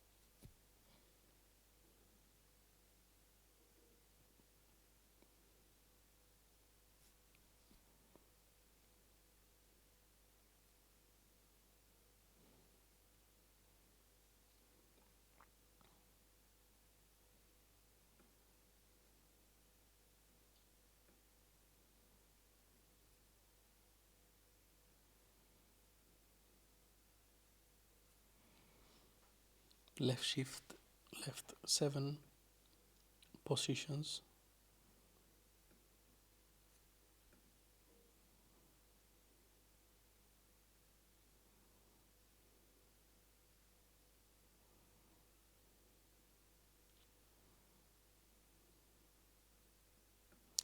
Okay, I'm not following this. I'm not following how can we determine that it has mask. I get the headers, and that will be the first bits, right? And we see how much we have reserved. No, I believe compressed, 0, 1. But I think this will be 0 or 1 always, right? So I don't really understand these bits, and I do not want to think through that math. So I'm going to go back to the Elixir implementation and see. We have a payload and we have a mask integer, and that's easier because we already have those values, right?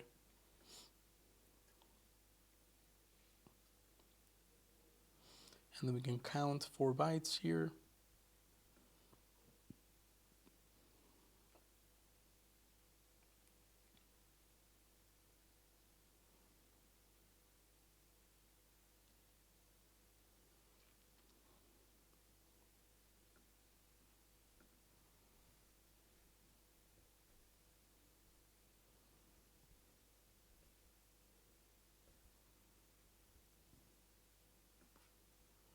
So this makes more sense to me. It may not be more efficient since we are doing an XOR in the data itself, I believe. And I think if we go into the Elixir shell here and we search for the help for crypto XOR, right, we get an XOR on the whole thing, which I also wouldn't know how to do right now in OCaml, right? But I think the point is that if we have this, right, and then we do this, then we get the XOR there on the data, right? When there's a 0, we flip it. There's a 1. No, actually, we flip all of them. So if this was 0, then if it's the same, we keep it, right? So if the mask was that, right,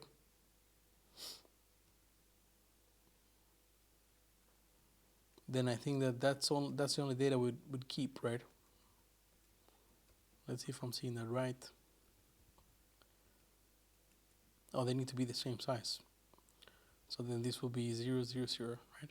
There you go, right? So it will remove the mask part. And in fact, I expect the mask integer here to just be the entire front of that. So with that thing, we can just say like, all right, I'm gonna remove the mask from it, and we get the rest, which is what we care about.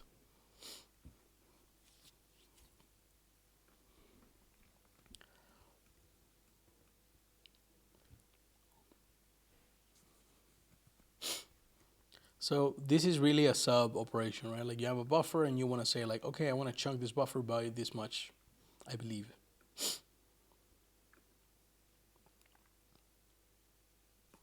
What the hell does binary part?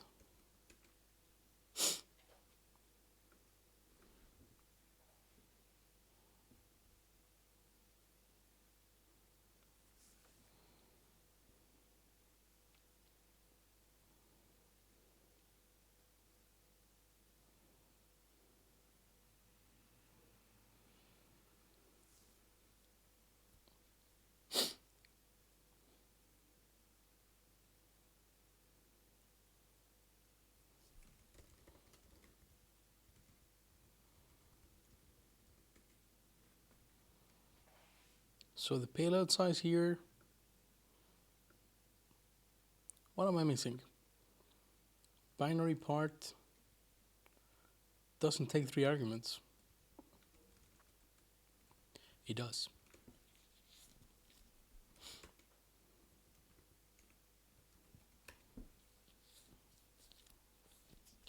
Right, so position, length, and then the subject. So if we have a mask, right, binary of 1, 2, like that, and then we say 0, and then we say the payload size is going to be 2. Then that just grabs the 2, but let's see which ones. The first 2, okay.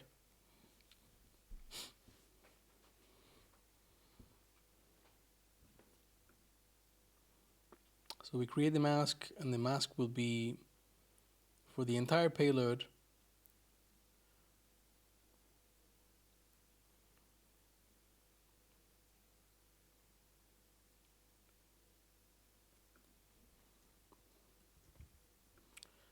Okay, let me copy that over here. Paste anyways. Fine. Frame, do.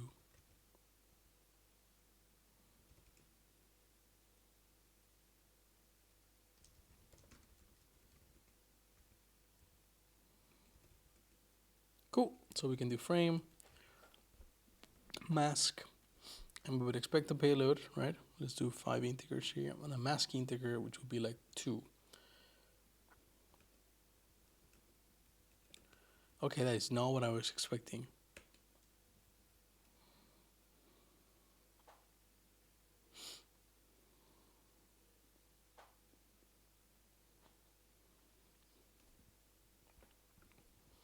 And in OCaml, how do we do this?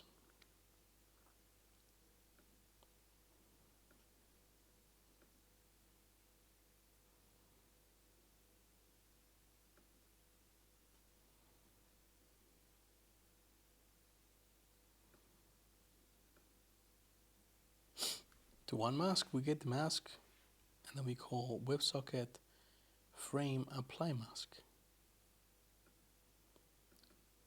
What even is WebSocket? I thought this library implemented the whole thing. OCaml org packages. Let's see. Oh, look at that.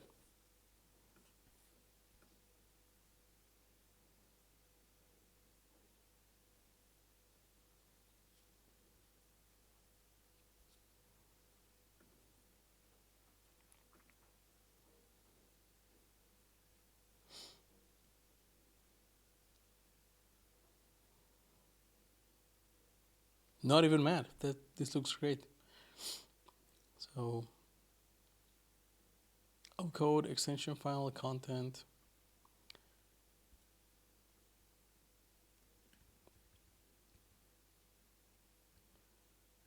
And then here we were calling apply mask into the frame. So let's see. Frame. I do not see an apply mask here. I wonder if that's also vendored.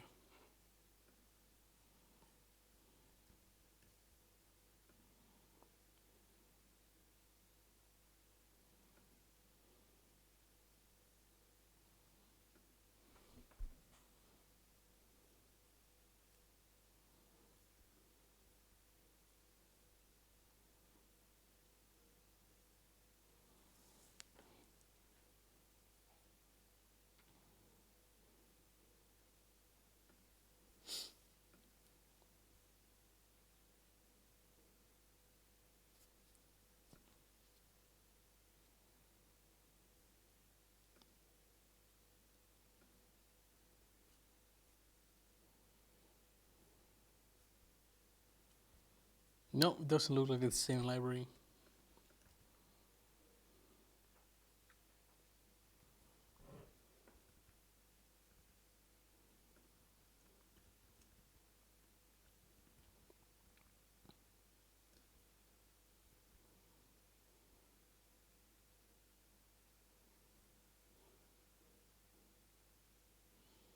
What's the license of WebSocket AF?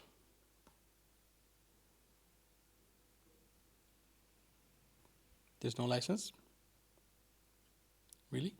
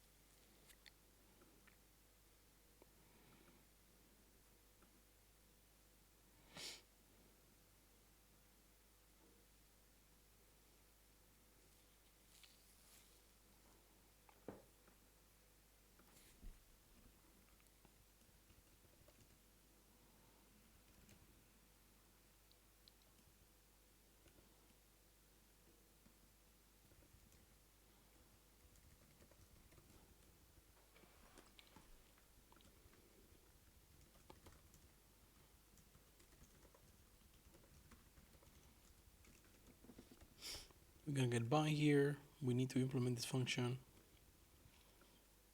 But I would also like not to get stuck on that step. So we did the opcode switch here, right?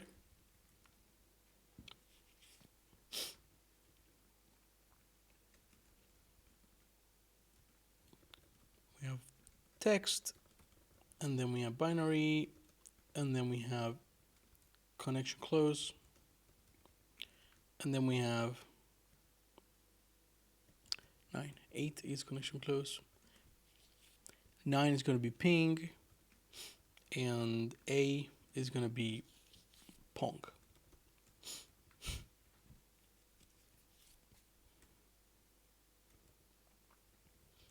So then we could do frame, right?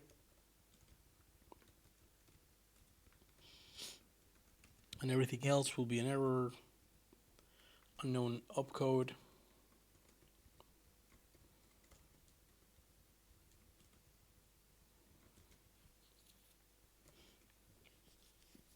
So if we have whatever we get there, actually, we want to return a tuple with the rest.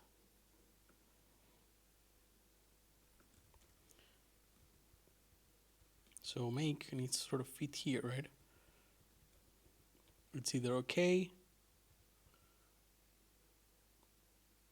No, but it doesn't really work that way, right? So we want to do okay, and also here's the rest.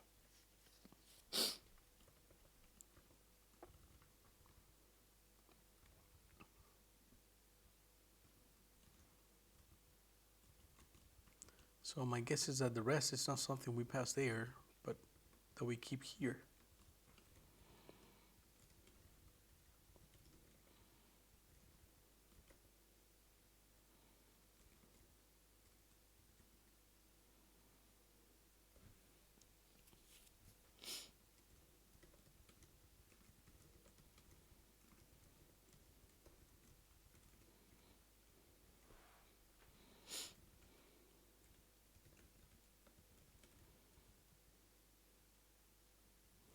So how are they using here? They call the frame inside of serialize, and this is something that goes straight back into the handler.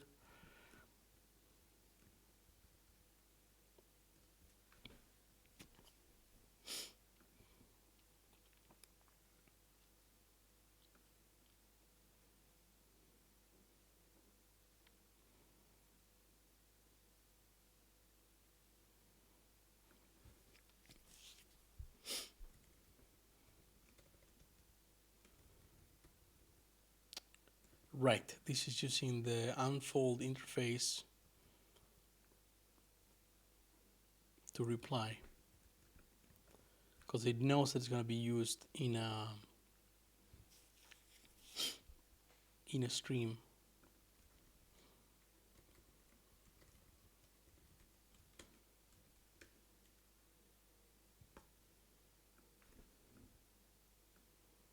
Right. Which makes sense.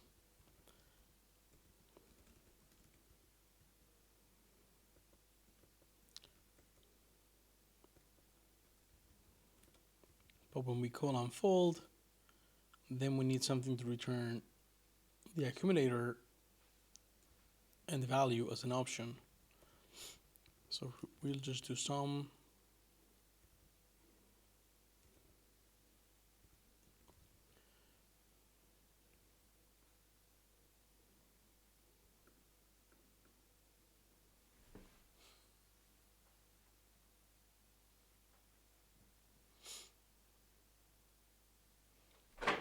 And I guess here we don't really have more data. So we will do error, need more data.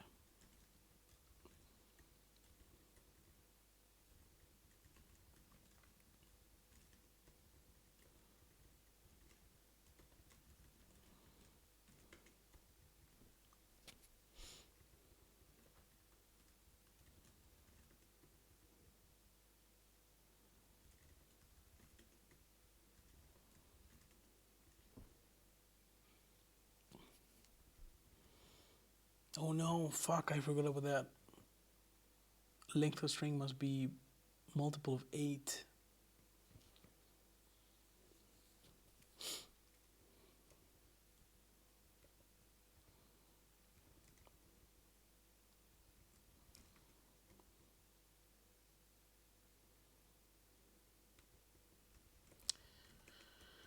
Okay, we'll deal with that in a second. So what are you expecting here? Syntax error somewhere right here.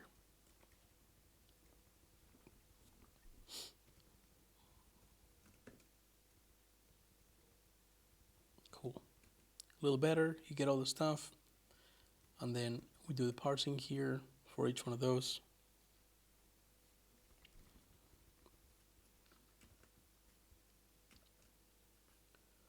Right?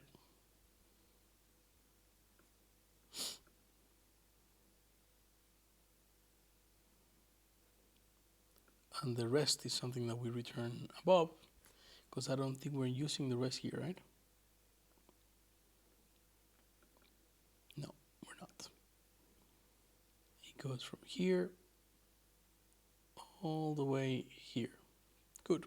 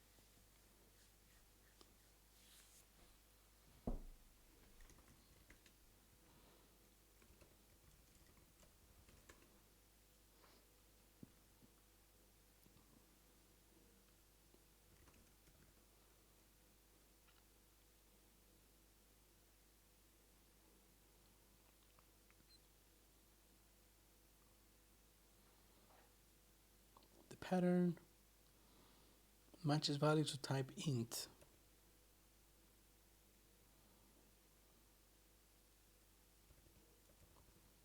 I think we actually just want 1 byte here.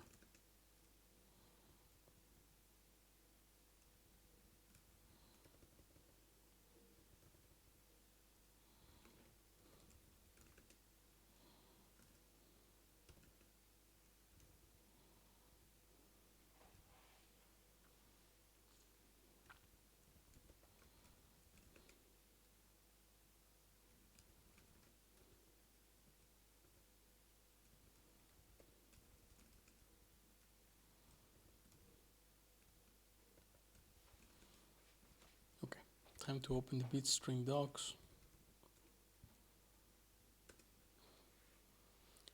Examples.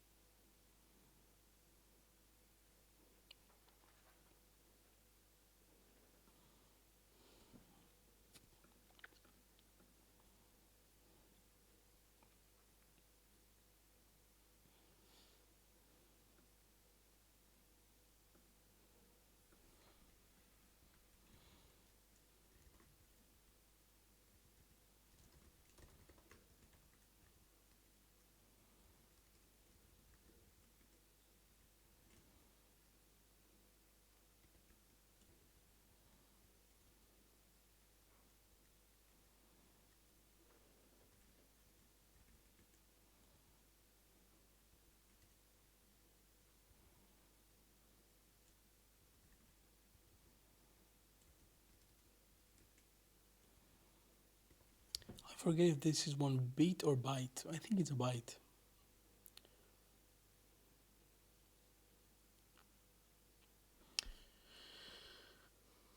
So Elixir pattern, binary pattern matching, byte or bit.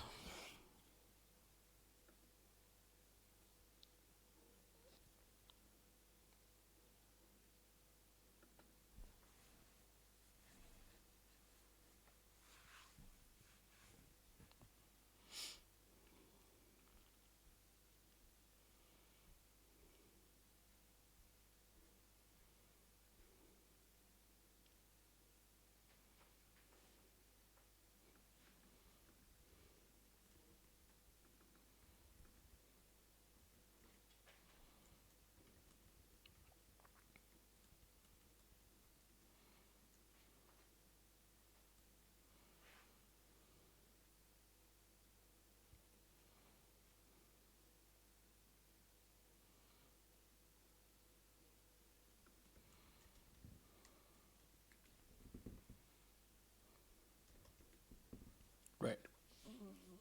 So we can do bits as well there. Cool. So that would mean that this is actually one bit, right?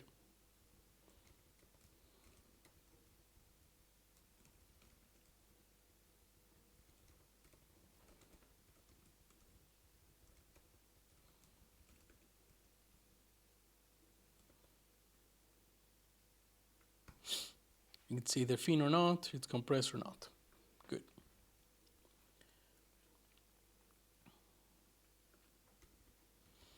And then we have 2 bits for receive, RSV, whatever that is. And then we have 4 bits for opcode. And then we have 1 bit for the number 1, and then 7 bits for int. And I think that's going to complain, right?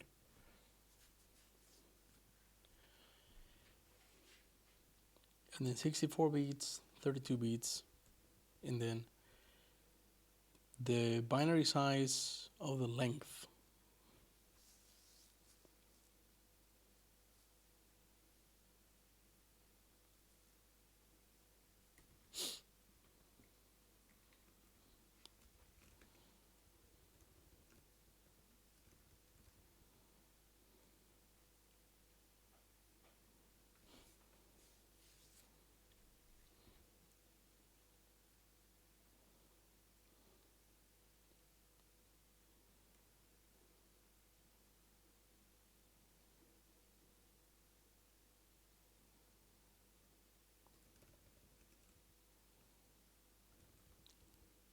Oh, if it's 1 bit, it's a bool.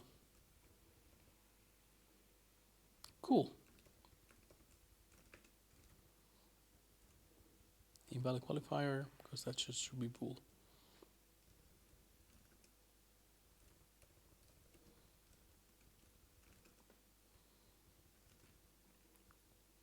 What?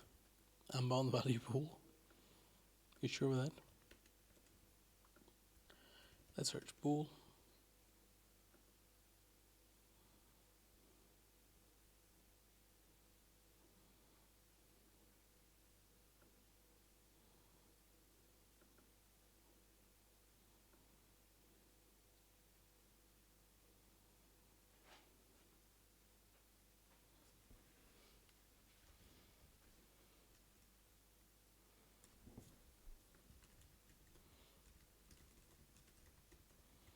The other way around. We just match it with 1.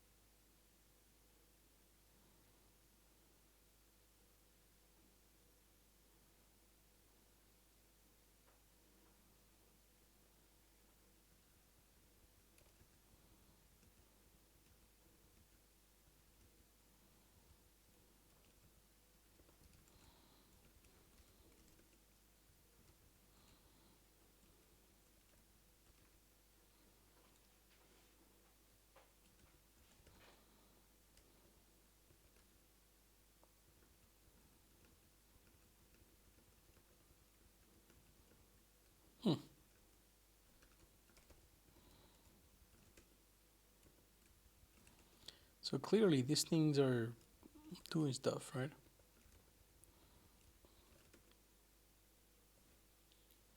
So if we call it that way, then compress is missing. So maybe we can go one at a time and see which one is the one that's breaking. So RSB is missing. Opcode is missing.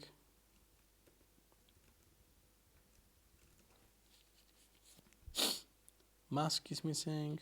I think the problem is this one. So if I add a 1, then it should fail. Yes, correct. So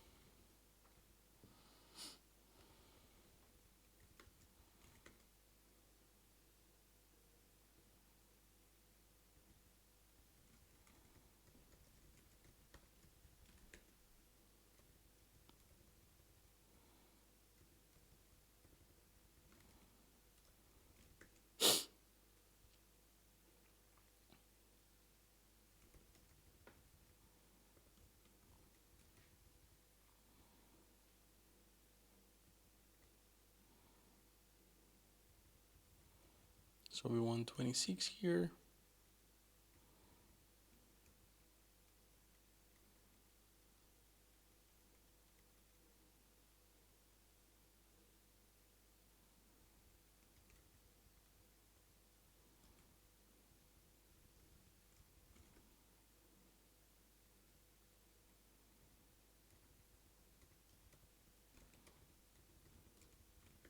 Que hace falta vitaminas, vitaminas. Oye.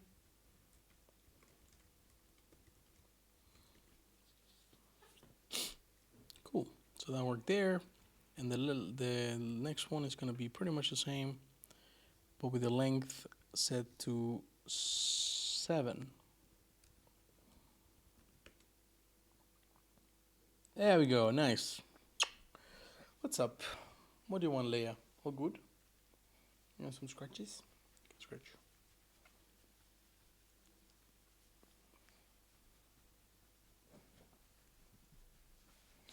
You want to lay here as well? What do you want to do? You gotta make up your mind so I can keep coding. Okay, perfect. That works. Okay, so now we have an expression that it's complaining about things, right? And I kind of like that. So unfold. Unfold doesn't work very well with results. And this thing returns. Oh, it should be fine, right? So I have a stream of results of those things.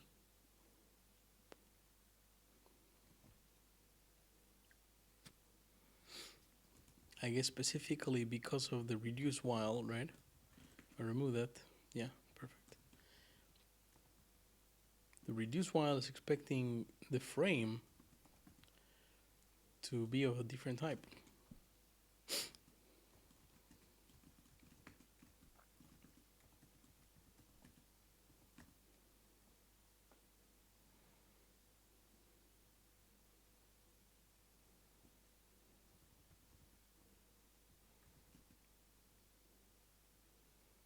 I think it actually wants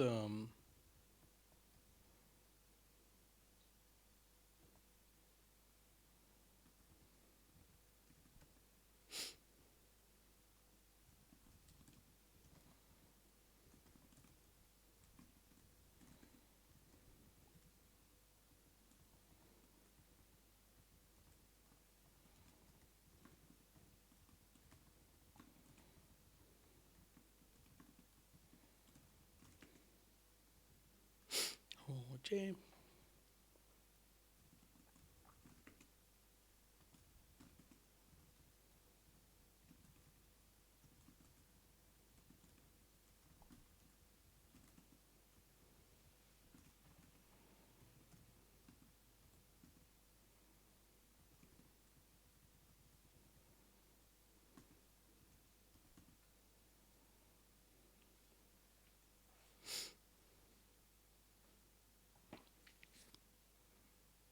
Right, we're expecting an IO buffer here.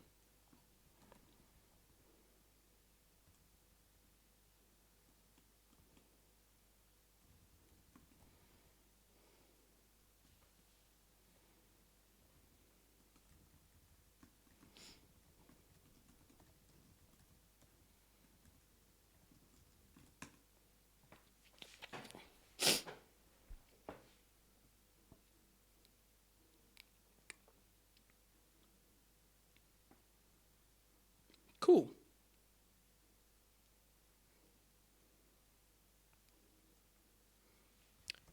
HTTP1,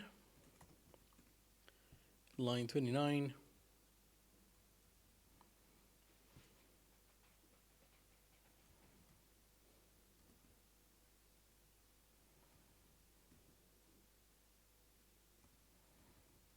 What is the problem here? So handle data doesn't have the right signature.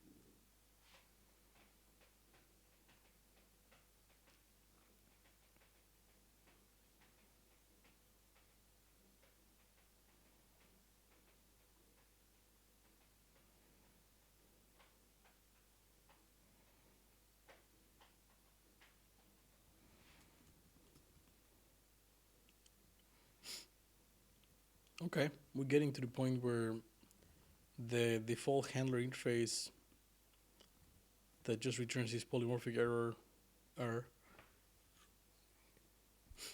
may not be cutting it.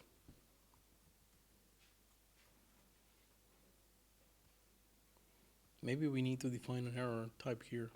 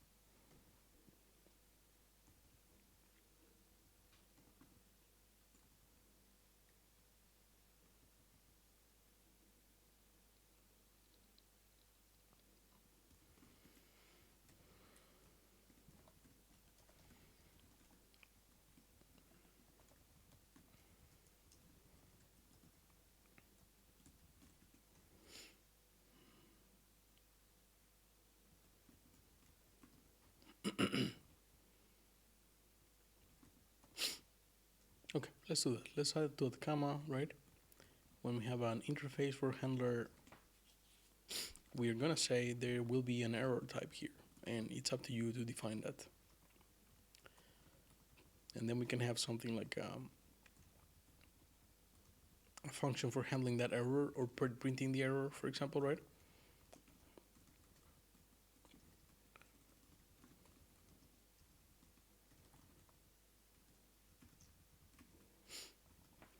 So we can rely on that function existing and using it for printing errors later on.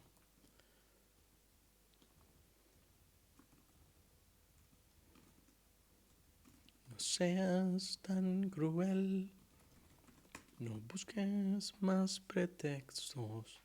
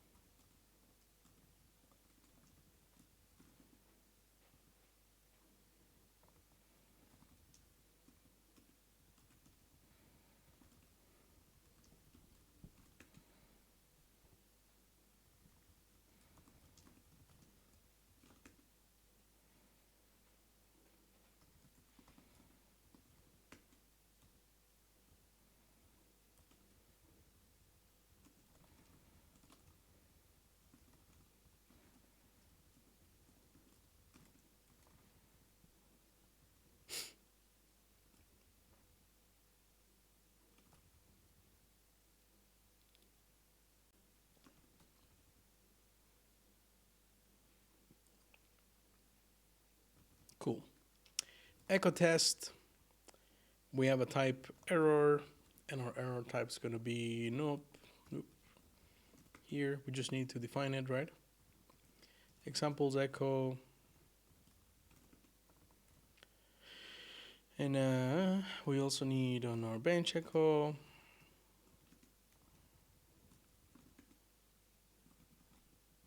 Let's see what the problem is. Atacama MLI, line 26. Right. We need to fix that interface here. The type is wrong. But after that, we should just do handler. Excellent. So now we can go into Atacama default, or handler really, default. And we can say pp error, format, error, and do nothing.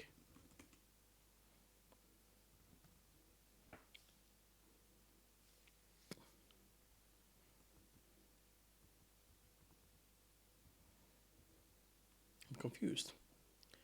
Line 24, handler. Right? Oh, right. Better. So now our examples need to be updated.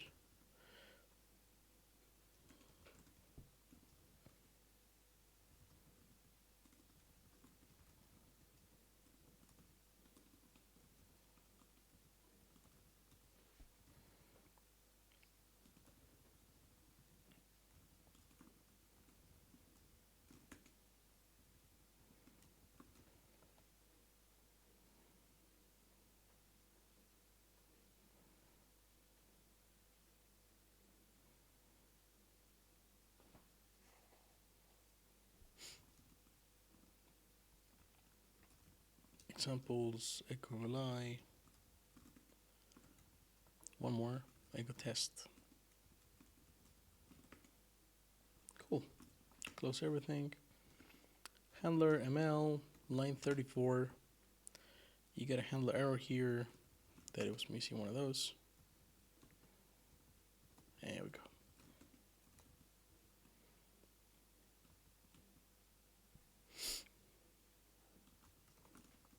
Okay, what are we missing here? Atacama MLI 116. Start link, right? And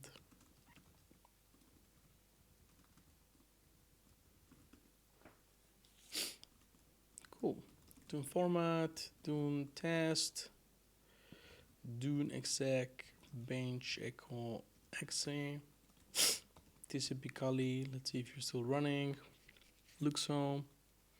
We still have, 18,000. That's fine. Saturating that network stack. Nice, 404. Cool. So we can add this, right, to the ongoing support for handler switching. We will install that, and then now this should compile here, I believe.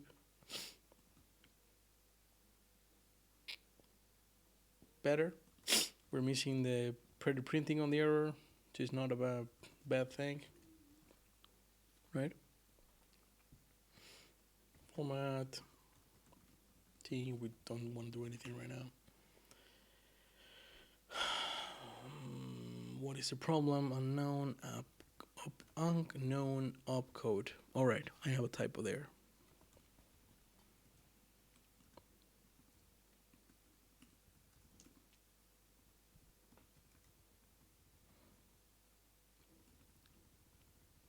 Unknown. There you go. So we want that in our error type.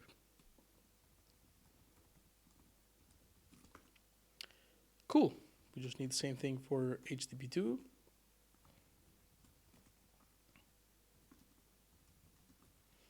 nothing, and then for HTTP1. Excellent. So Nomad ML, a connection handler, also needs the same type error.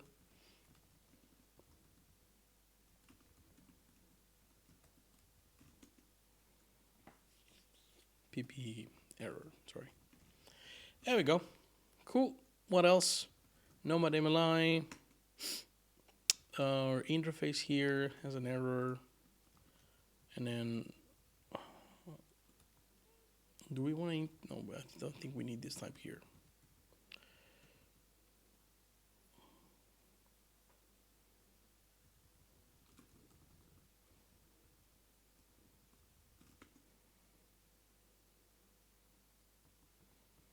Fine.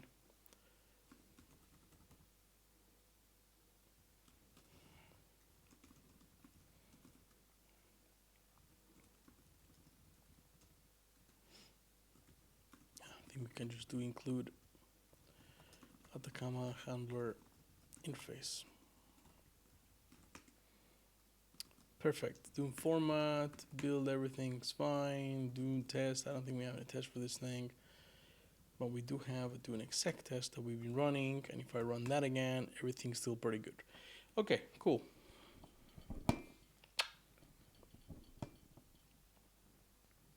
You hungry or what? You cozy there?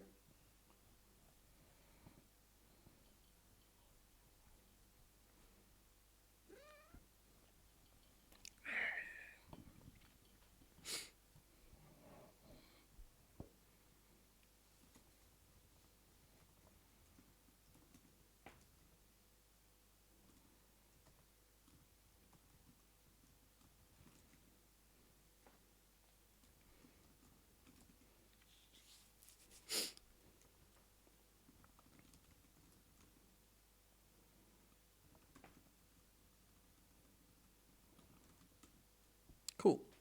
So we can go back to the WebSocket module, right?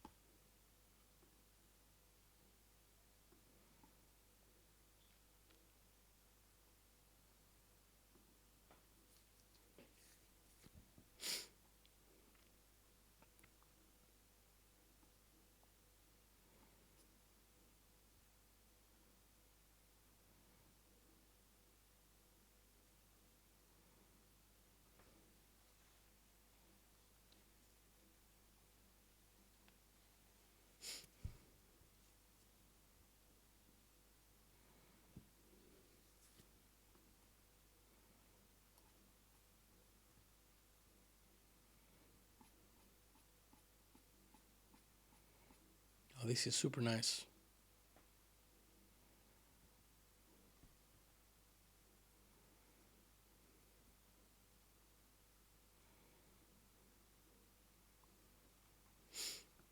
All right, so let's do that. We'll do yarn in our bench, right? We can just yarn add WS. So we will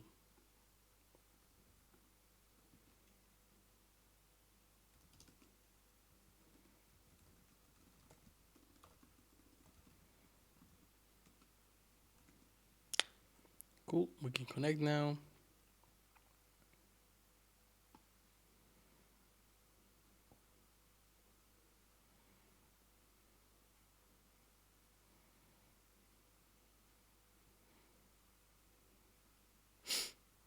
Doesn't look that hard. So that's our library.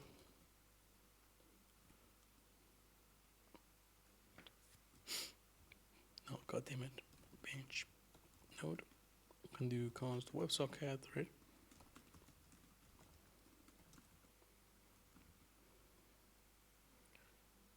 Hi, I am SKS727. I'm running on a Mac here. So it's MacBook Pro, whatnot. I usually run Kitty, Tmax, and Vim, and that's about all the stuff I've needed for the past 10 years. I've been switching terminals though from, I think, terminal, iTerm 2. I don't even remember if there was an iTerm 1. And then Kitty, but I've also tried Alacrity and other things. However, Tmux and NeoVim have been sort of my bread and butter.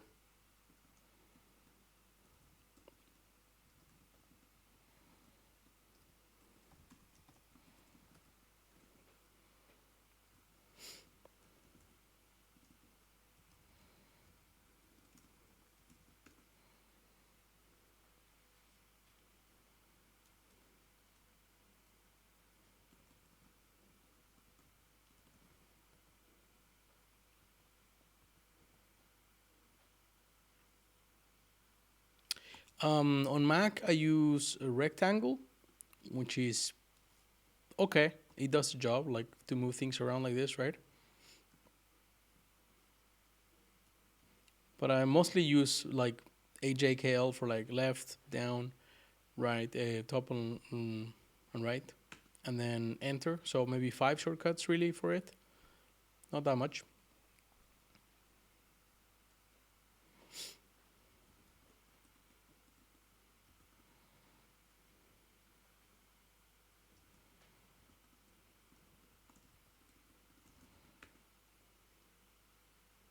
Oh, it's not open. It's still connecting. Okay, this is good feedback though.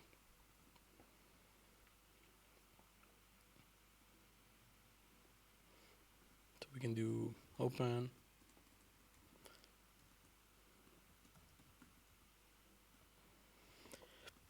I think I'm gonna want to do a test here.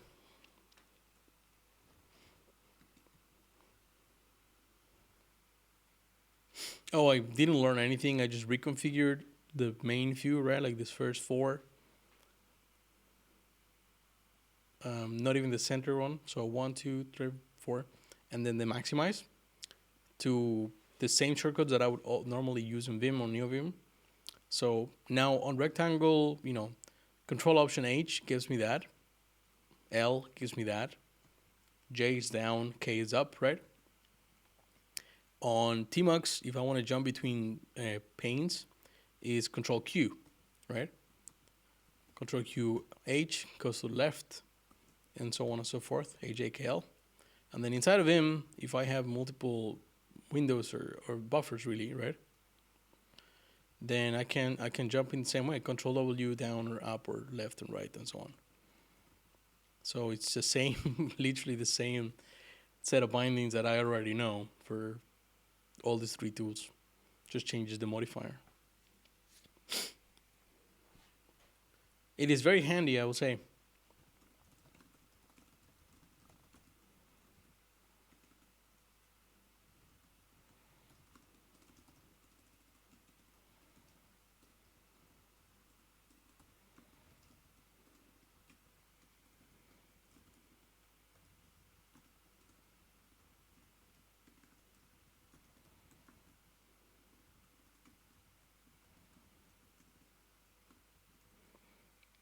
We get console log opened.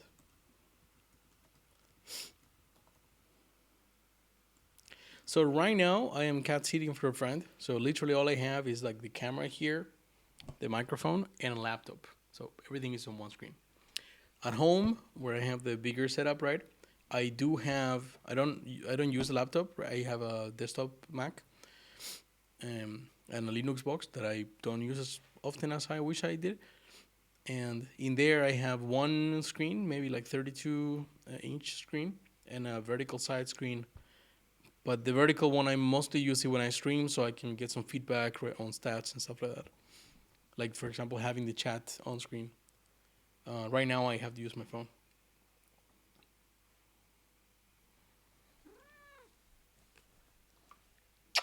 This is Leia, by the way.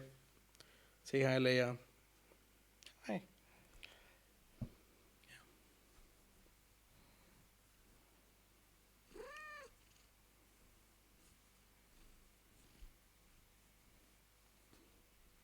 You okay?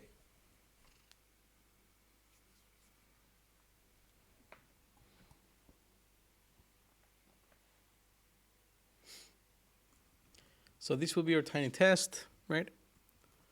So we can just do node run, and then it will try to connect, and then we'll print something up, and then I think I think that's fine. We can do that for now. So we need to do initialization. How the hell do we? Would I recommend learning Rust? I'm confused between Rust and Go. Honestly, pick whatever you have an easier time getting started with, right? Because the faster you get up and running and doing things, right, the more likely you're gonna be to want to keep learning and to want to keep doing things. And both of these languages are excellent, right? And they have different reasons to be excellent, and they both suck, and they have different reasons to suck, right? Trade-offs everywhere. So I personally I write OCaml, and we're building a couple of things here in OCaml. Um, but for example, if you want to do network services, Go is great. It's fine. A lot of people build things with that, which is really good. Standard library is amazing. The ecosystem is just really big, right? Um, the problem is, for example, the GC, the lack of types, right? The fact that the language itself is so simple up to a fault that some things that you want to do become very cumbersome to do, right? Like if you want to keep track of different kinds of errors and so on, you have to do very manual bookkeeping of these things. On the other side, Rust solves all of those problems, but it has different problems, right? Um, it doesn't have a garbage collector, which means you can be much more memory efficient and you can be much faster if you know what you're doing, which is also really hard, right? But then you have to deal with a borrow checker that helps you actually build programs that are really fast, right? And that deal with memory very nicely.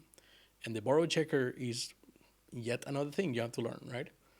So it has more and more layers of things. The type system is also, I think, amazing, very nice, but people build complicated things with it that maybe are necessarily complicated.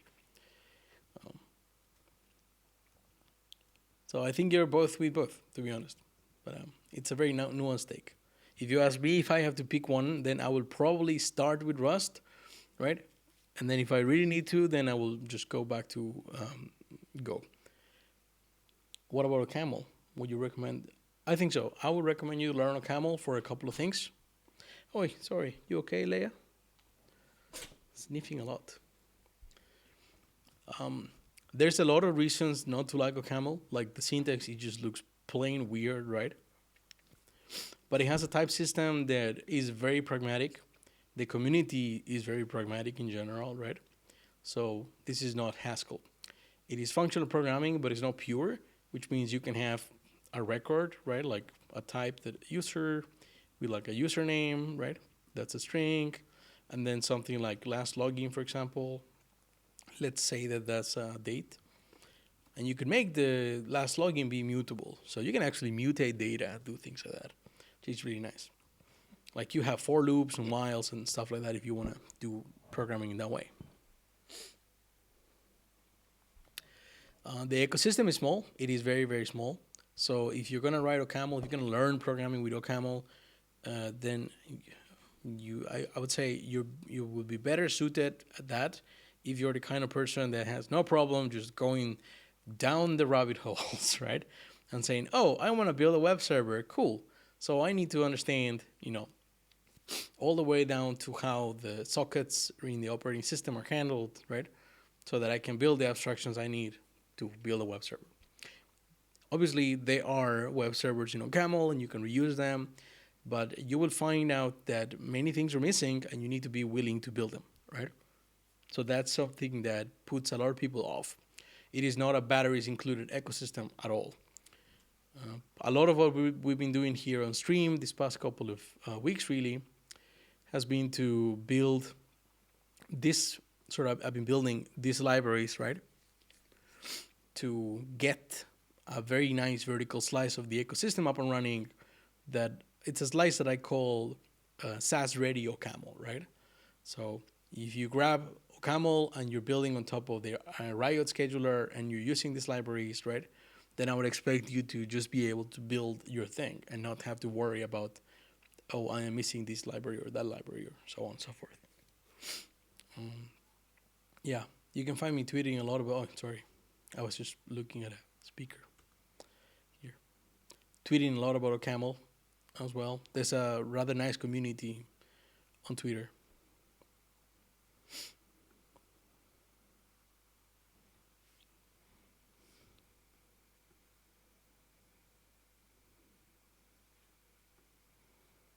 What is this?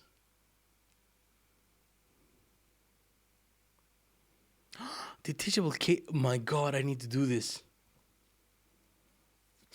I would say OCaml.org. It's a very good place to start.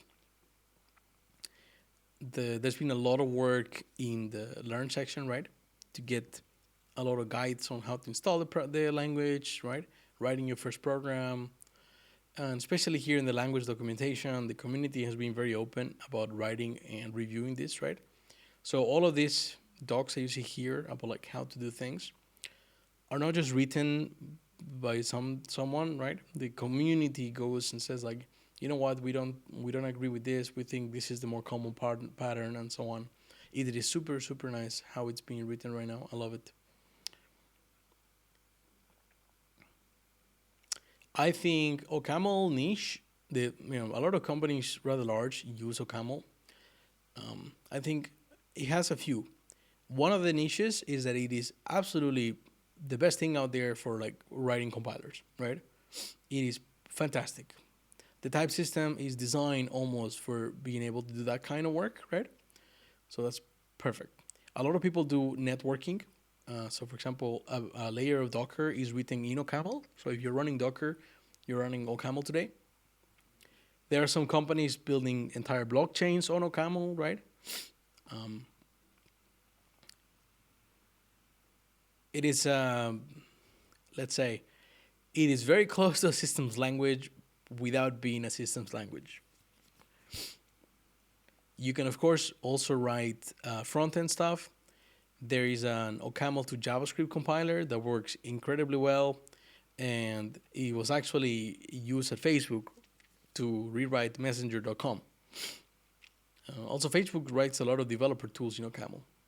I don't know what your background is, but if you write any other language, like C++ or Java, maybe, then you probably have seen some tools that have written for those languages, and they're in OCaml.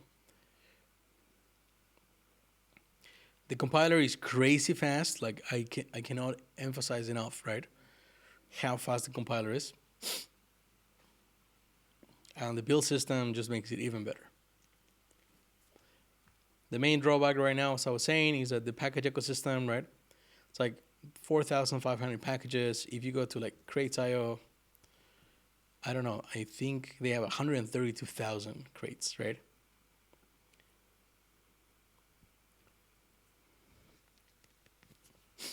So this is a very, very large difference from 4,000 to 140, 132. And of course, if you go to NPM, then this will be insane. I don't even know how many packages they could claim they have. Millions, maybe.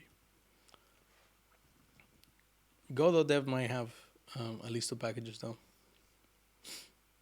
Like a count of packages.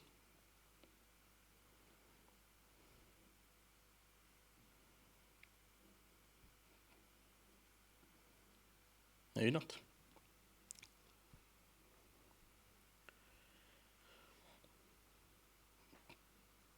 But yeah, there's a lot of good packages here.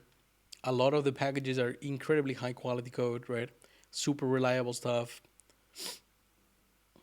We just need more. Hey Radix, thanks for the follow. So if you're looking for a language where you can get started rather quickly, right? It has a very, very high ceiling of mastery, right? So you can keep learning and learning and learning. But the core pragmatic subset is gonna take you like a week to be like, oh, I know these things, right? I can do most things. And if you're looking to contribute to an ecosystem or to sort of, build open source, then I think OCaml right now it's just a very, very nice space to do that in. So right now on stream, if I can give you the walkthrough, right? We're building Nomad, and I don't even have it open here. It's unpublished, but I started building Riot, which is a scheduler for OCaml, which means when you use this library, you can write programs with the same style of programming like you would do in Erlang or Elixir. So you can spin up processes, but they're not like operating system processes. They're more like fibers. You can think of them as actors in ACA, right?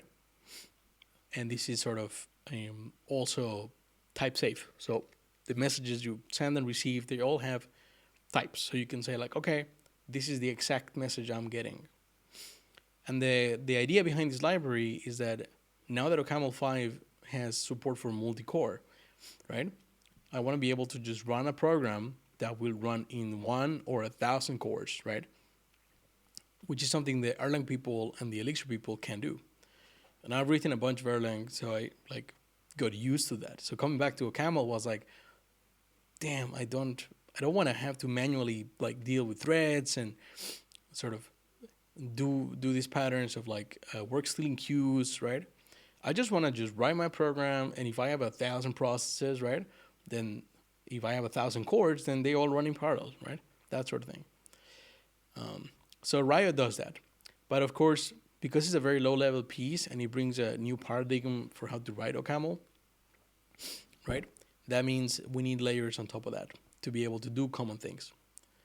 So I started building Atacama, which is a thread pool, socket pool, sorry.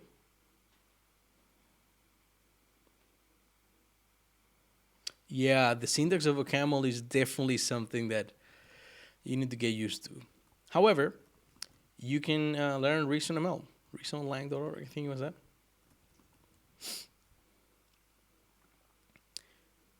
This is an alternative syntax for OCaml. And I think that if you look at that, you'll be like, hey, I can read that, right? This is very C-like, very familiar for people that like braces, which is great, right? So this language, Reason, it is just another syntax for OCaml. So you could write Reason and I could write OCaml in the same project, right? And then you can call my modules and everything, and it's just completely the same. It is super nice. And, it has a lot of people using Reason as well.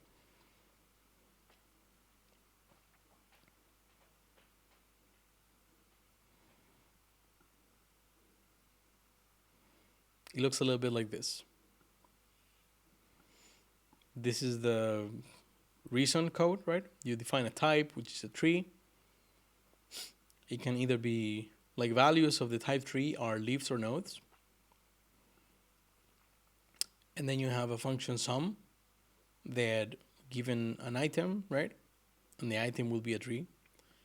We'll just go through the entire tree summing things together. So here we just call my tree node, right? They're the same language. It's just a different syntax. You know how your average like language stack has like a lexer and a parser, right? And then you have like your intermediate, like your ASD in the middle, right? And then type checker, and then other layers, and eventually, whoa, you okay, Leia? And then type checker and other things, and eventually you sort of emit code, right? And this could be like a JVM bytecode, or it could be a binary, right? Or it could be JavaScript, depending on other compilers, right? So Reason says, well, we're just gonna change, right, this part. So they rebuild this lexer and parser to change the syntax of OCaml, but they use the same ASD. So it's the same language under the hood, right? Like the symbols, the characters you type, right, are different, but to the compiler, it's still OCaml, which is kind of nice.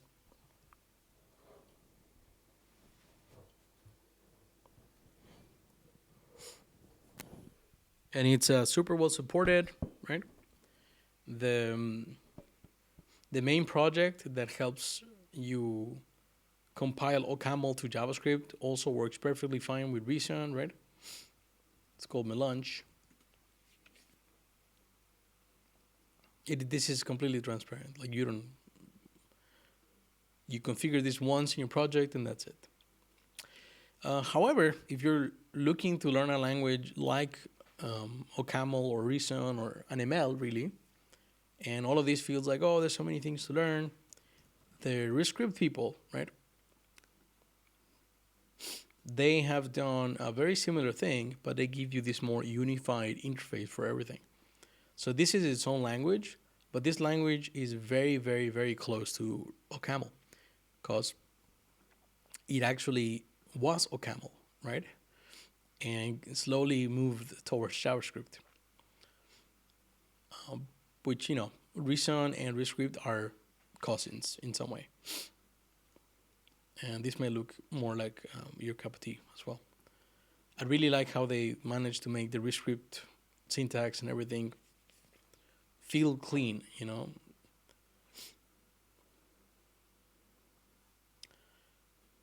And I'll drop a link to the chat to this. You can also see here the compiled JavaScript, right?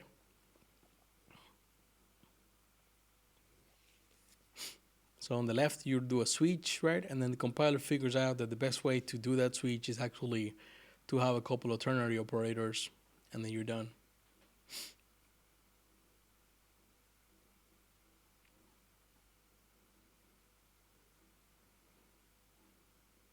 I was at this conference. I don't think I'm in this picture, but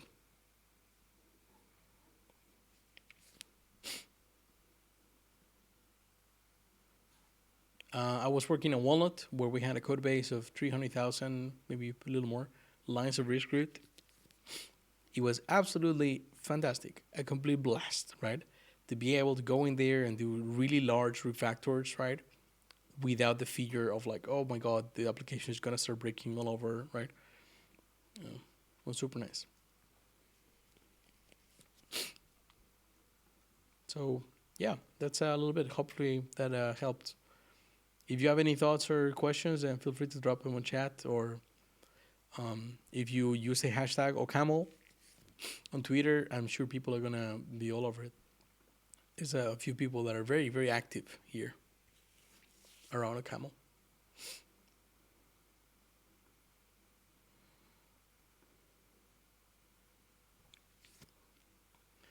I should follow Yuri. I don't know why I haven't. Okay, Leia, stop kicking.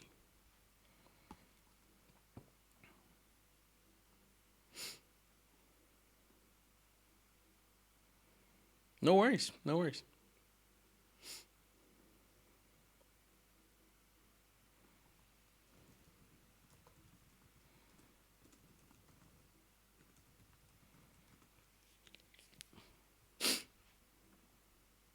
There's also a forum for the three of them that is really nice.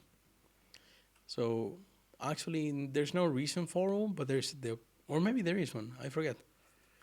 The OCaml one is here. It's definitely there. And I think it's forum ReScript lang. You have a forum in ReScript as well, which I haven't been here in so often. There is some resources like, for example, this is a self plug, right? But I've written practical ReScript, a couple of issues here. So you can find more, let's say, lifelike lessons on using these languages here. And then you can also go to practical OCaml, if that's your cup of tea. It's a little more serious, just a little bit. Let's clickbait the images, that's all. But I will admit this is from before I got my ChatGPT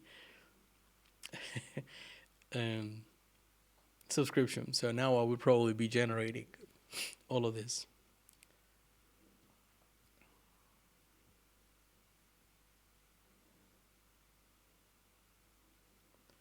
Yes. The more official resources for reading and learning OCaml, right, include a couple of books if you're into books, right? See more books. I've gone through. Let's see. Where is it? There's a lot of books in OCaml, as you can tell, but I can't find the one that I. Okay, real world OCaml. Here, this one, real world. Okay, maybe I saw that there. Just a new. Yeah, here.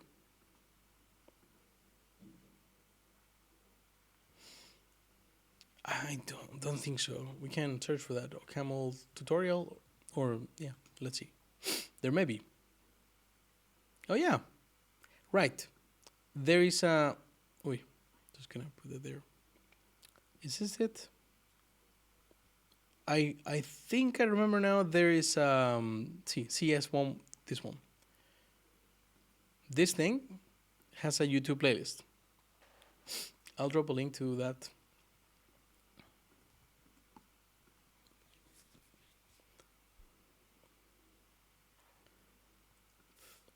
So as you go through the process, there's also videos explaining and everything. So if you're more of a video person, then this will be super good as well.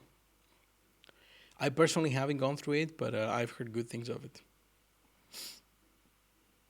And this one is great. No, I'm lying. I actually have seen some of this. I think I've gone through the type checking module. Yeah, this definitely rings a bell.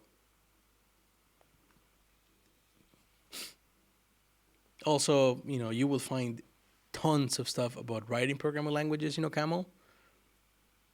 Languages like, for example, Rust were originally prototyped, right? The first version of Rust was written in OCaml.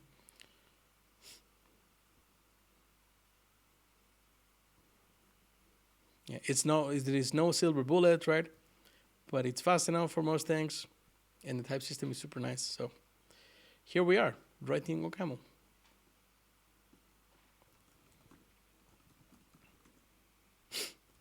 So going back to WebSockets, how the hell, right? What do we need to do to a connection for it to be connected? My guess is that we need to reply with something, right? And so far, we're not doing that.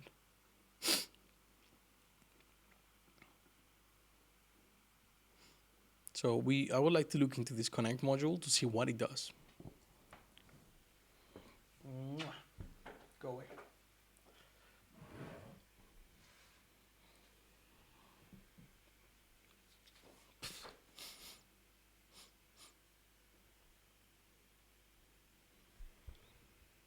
Buenos Aires. Connection.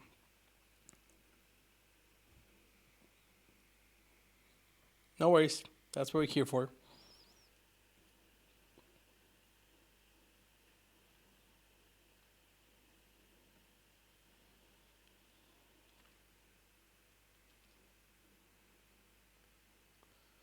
Okay, so we need a WebSock implementation. Ay. WebSock adapter.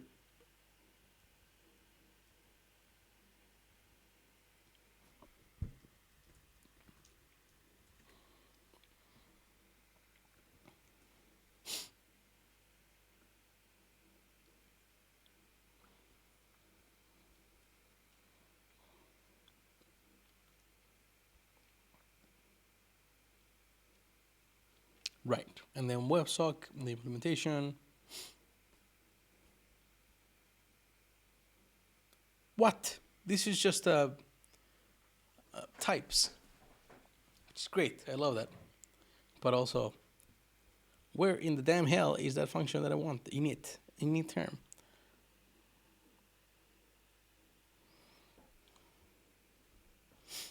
Also, we need a handshake that needs to happen here.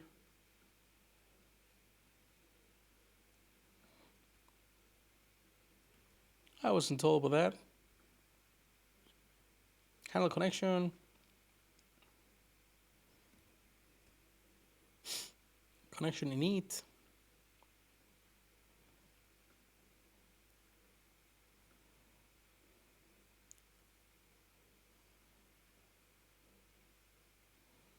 Buenos Aires.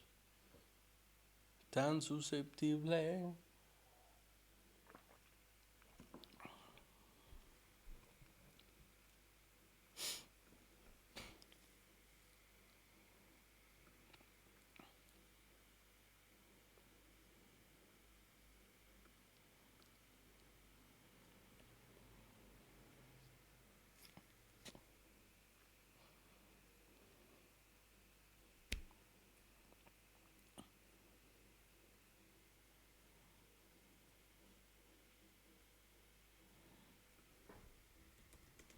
Let's see if anything is defining init. Connection.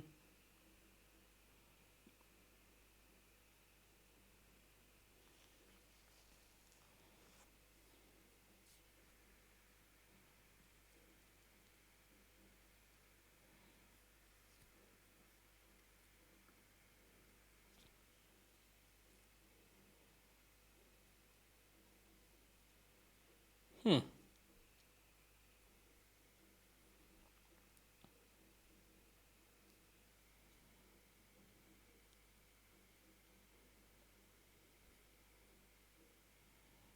I don't know what this WebSock would be though, because we're calling init, right, in the connection module of this same file. Oh god damn it! Maybe we didn't need to go there.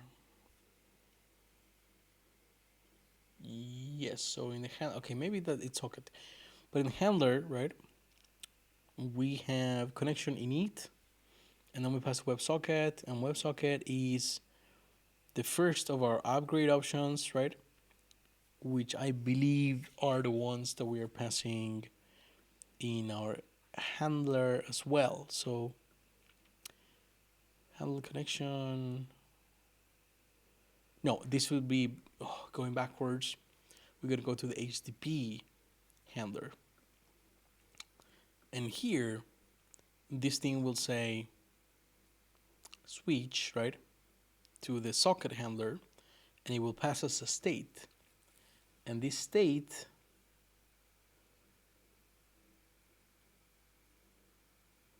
nope, what the hell?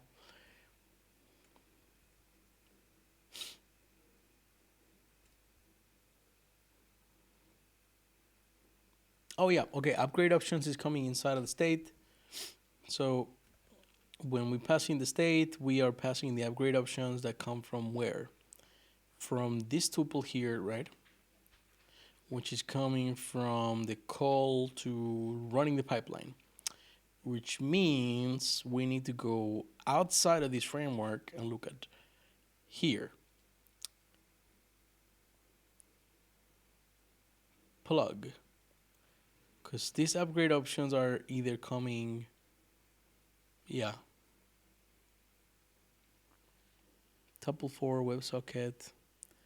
Right. So we're calling WebSocket adapter when we do this adapter.upgrade, right? And then here we get a WebSock. Where the hell is that WebSock defined? Protocol. Protocol? Really? No, this is not the same upgrade function. Oh my god, this is so much back and forth. And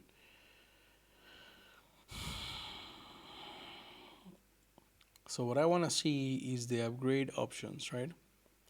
Somehow the handler for the socket gets an upgrade options that comes from the state. I don't have a type for that here, but I can see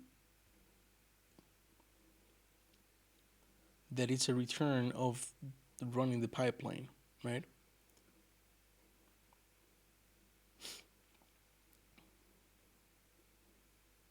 WebSocket connection upgrade options. So either the pipeline is doing this or it's not, and then plug actually returns that value back.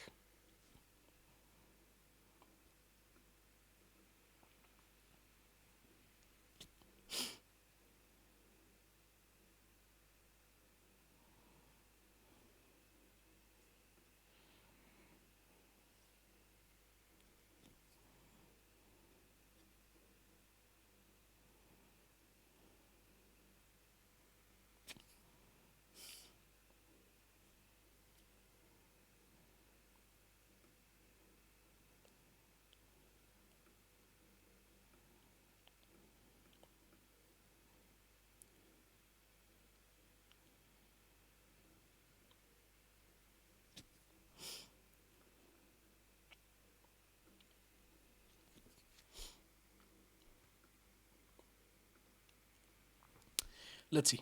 Let's see an example of Bandit for WebSockets, right? Um, upgrade test.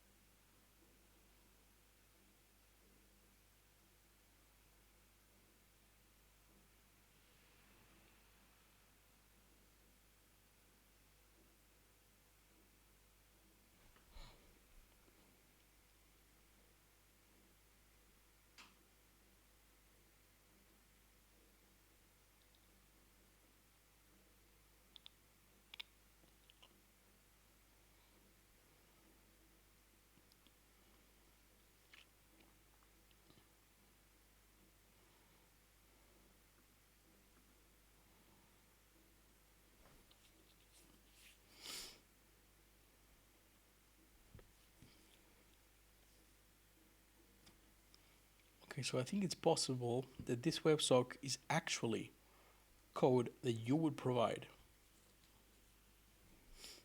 Yeah.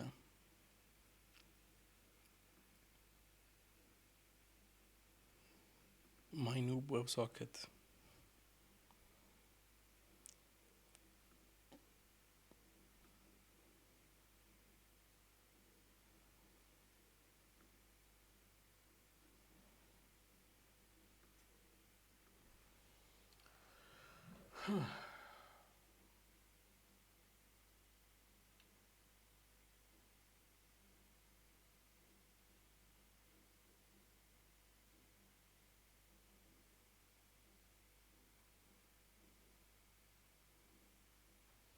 Yo, Ryan! How's it going? Good to see ya. Yep, Bandit. We, you missed the best part of the stream so far, so it could get better, but we built handler switching to be able to do protocol upgrades, and it is a beautiful, if I may say so. And now we're trying to understand, right? You know, we do the switch to HTTP, and then we do an upgrade to WebSockets, and we're trying to understand how the hell to actually tell the WebSocket connection. Oh, really? Cool. Is it yours?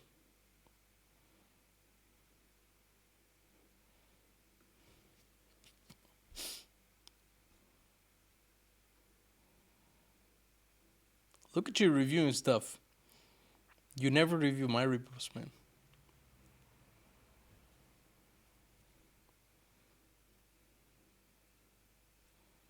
Maybe it's merged.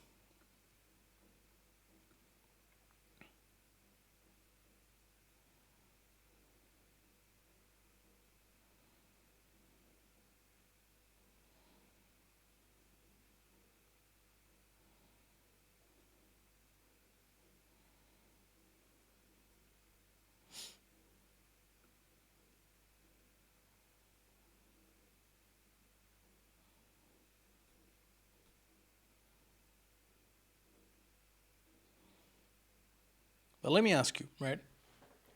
We've been going through the pipeline here to understand where, like, what exactly happens, right, after we do the upgrade.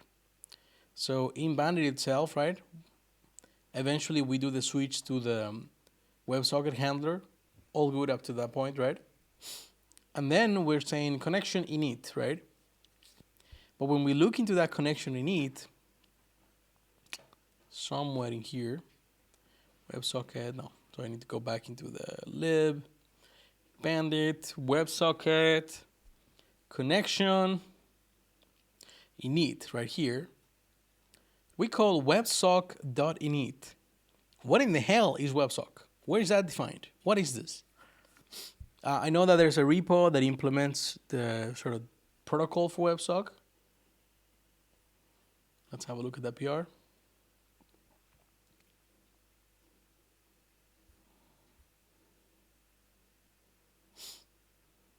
Ooh, nice.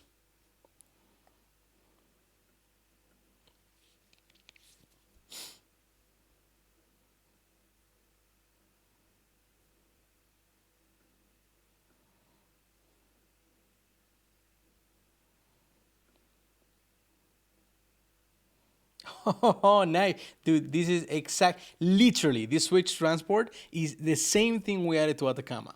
Look at this, right?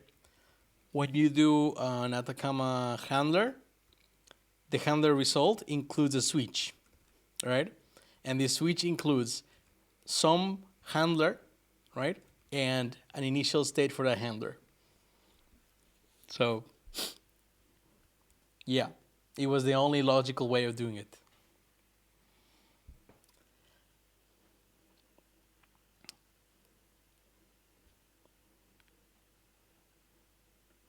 Okay, but I still don't know what the hell is this WebSock thing. Where does it come from? I know it's an implementation of this WebSock module that comes from somewhere here. Here, right? WebSock.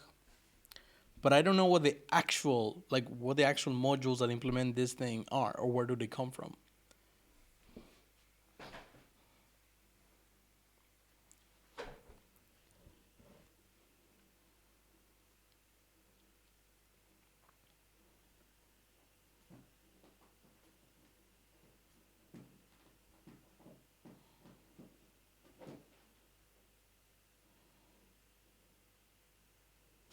Should be in Bandit. Okay.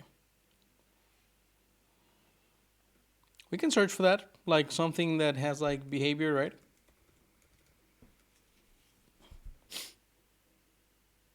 So I found this too in the tests, but I didn't find anything in the code. So my assumption right now is that those WebSock modules are actually code that is provided by the higher layers, right?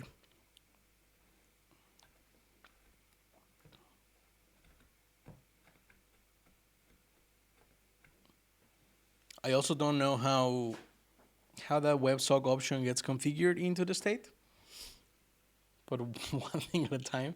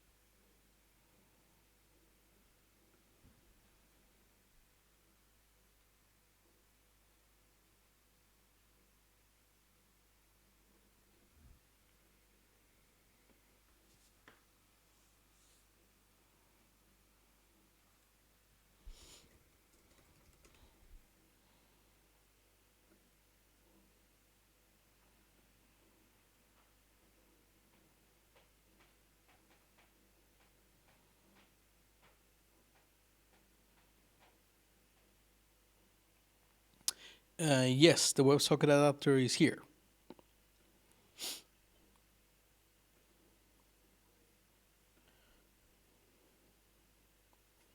I did not see the implementation for that. Like we have the upgrade call, right?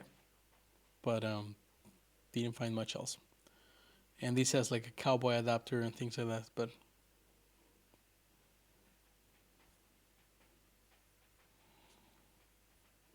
I couldn't find the implements WebSock.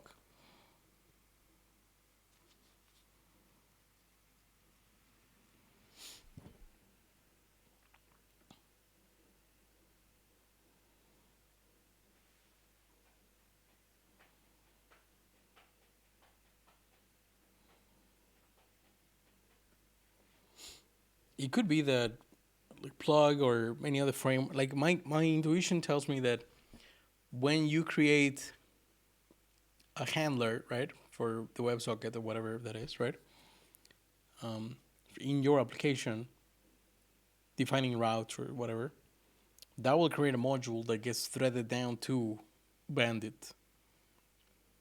But I can't really find anything that corroborates that, right?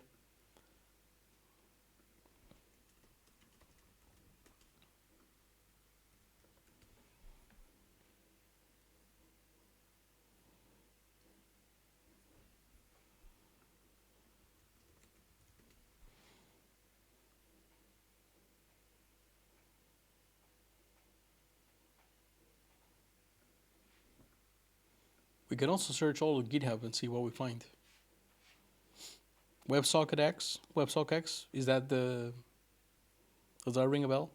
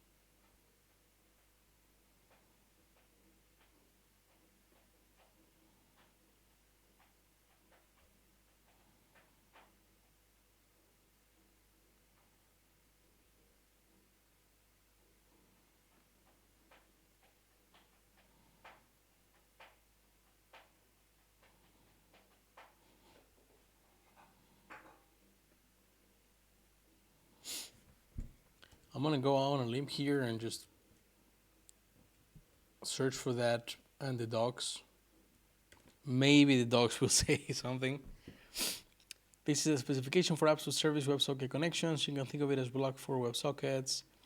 WebSocket abstracts WebSocketing support from servers such as Bandit or Cowboy and exposes a generic WebSocket API.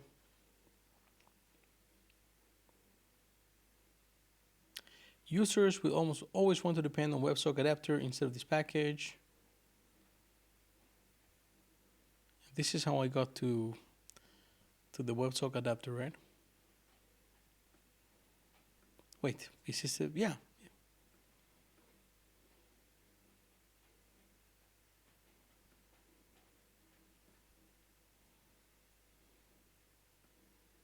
This is the Phoenix one.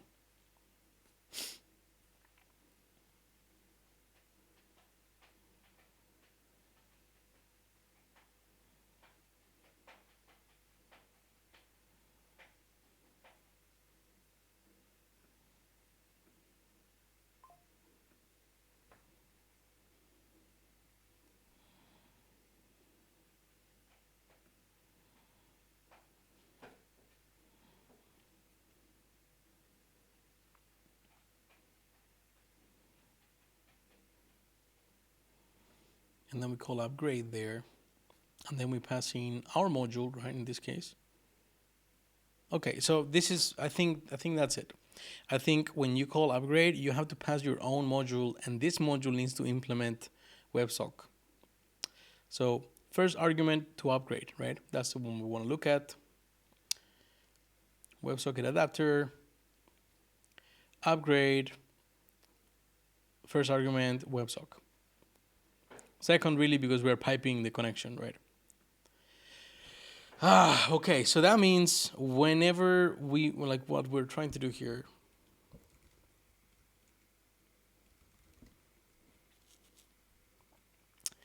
that means that when we're handling the WebSocket and we do handle connection, right?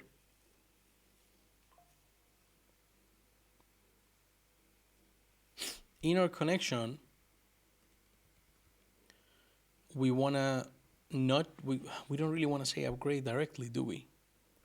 Because we need to know what is going to be that module that you're gonna be using to initialize the connect. That doesn't make sense. Why would you defer to the user to initialize the WebSocket, right? I would understand saying, hey, use this module for your socket process, right? That makes sense. But for some reason, maybe I'm misreading this. I don't know what is it that we need to do on the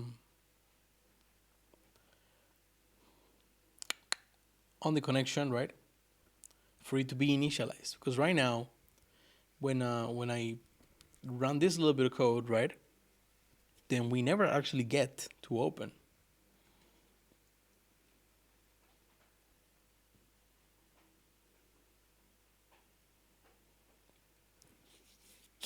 Maybe it is that way.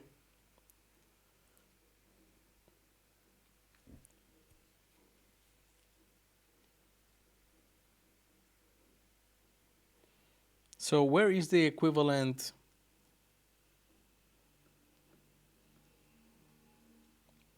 of WebSocket adapter for Bandit? Do you use the same one in Bandit and Phoenix?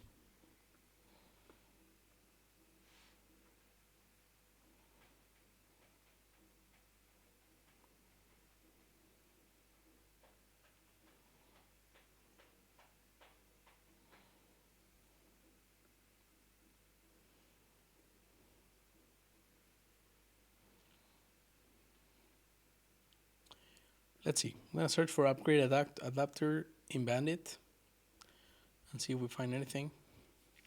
And we don't.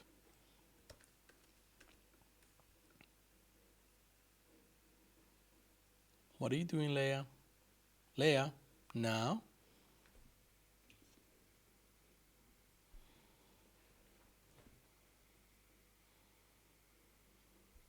Please.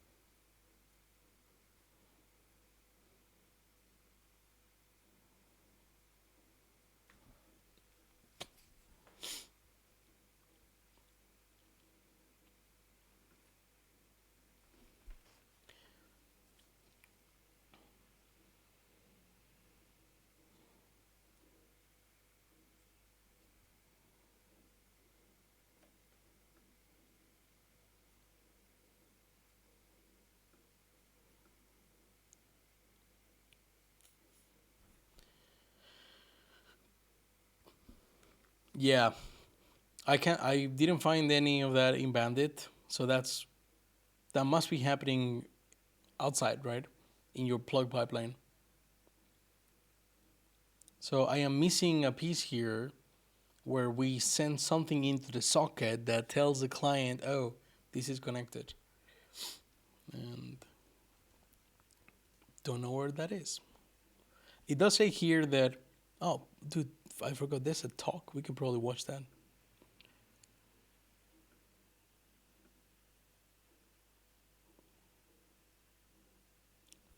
All right, folks, tech talk time.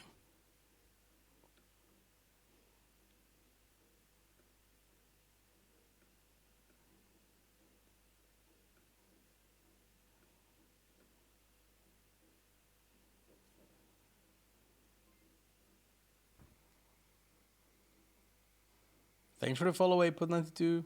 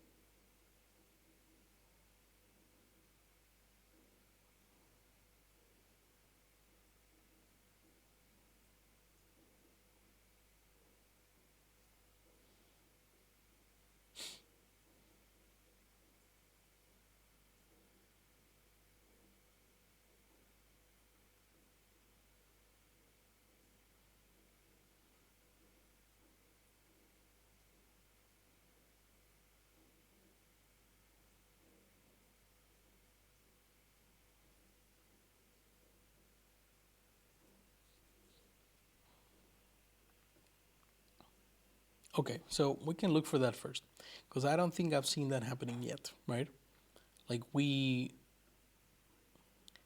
are seeing here, when I say receive data and whatnot, we are seeing the WebSocket key, right? And so on. But that is this Node.js library telling us, hey, we want to upgrade, which is fine.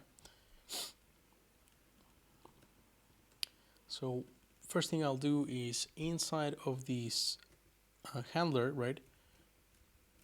We are going to wait. We probably want to have the request here. So request T. So when we create a handler, we definitely want to say, all right, pass us the request along, so we know who the hell we're talking to, right? Or who, whatever they have said. And that means an HTTP1 module, right? At this point, when we do run handler, we just want to put the request in there. Cool. So now that we have the request, right, on creation, on the state, we can use switch to that, and then we do request, and then we'll just put the request printer here, pp state rec. Cool. So now if we run that, then we should see the request. Perfect. Good. So far, so good. Now, that means we probably want to reply onto the socket, right, with something like this, because I see the connection upgrade. Yes, here. But we don't really see the reply that we're sending. So where does the Elixir stack send that? Switching protocols, right? If I look into Bandit and I look for switching protocols,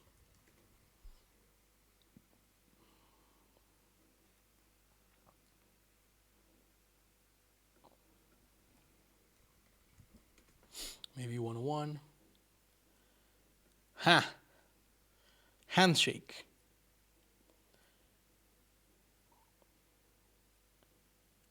Where the hell does this run? Handshake.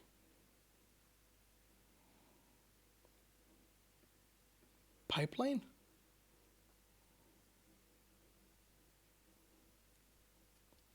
Okay, so it's possible that the pipeline does a lot more than I thought it did.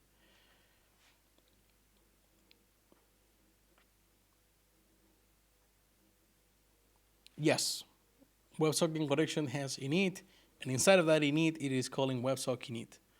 But I think I found the problem. I think that it is within the pipeline where we actually will reply to the connection saying, hey, we're good, you're upgraded to a WebSocket, right? Since we have this maybe upgrade function here that calls the handshake. So in this case, right, when we do handle connection, we already know that you wanted to build, right, sort of do a WebSocket connection. That's why you switch the handlers to begin with, right? So I think in there is where we want to call this thing. Well, not that thing, but you know what I mean. So we don't really have a handshake module here yet, or function really. We validate the upgrade and then do the handshake, and my guess is that we are sending the handshake. No, Leia, no. You're so wet. Get out. No, sorry, legs.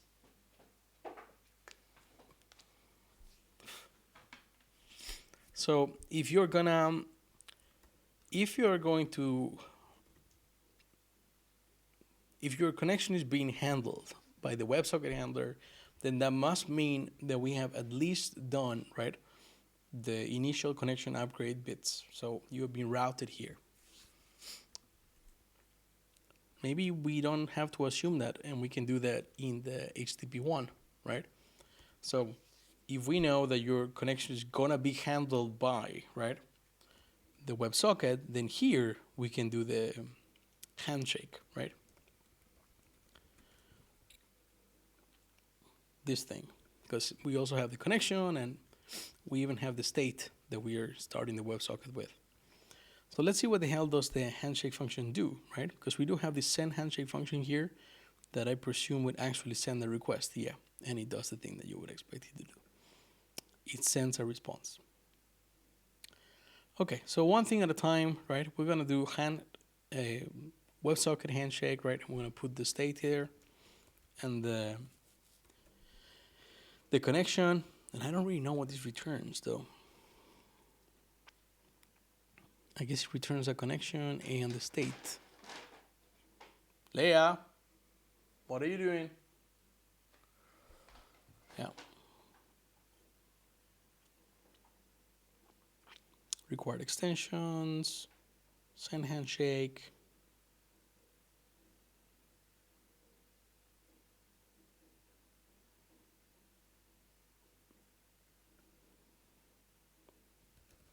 Okay, we're just gonna make it return a state here.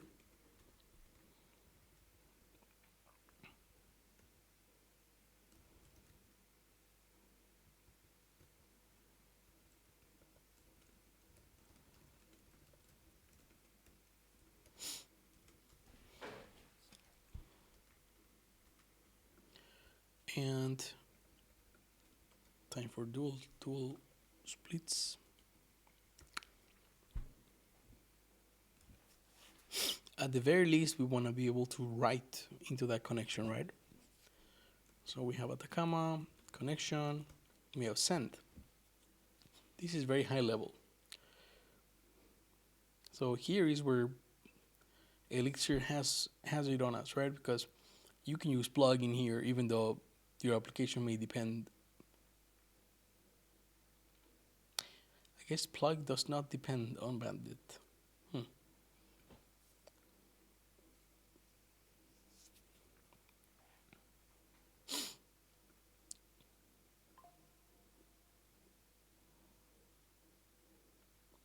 Whoa, okay, everybody.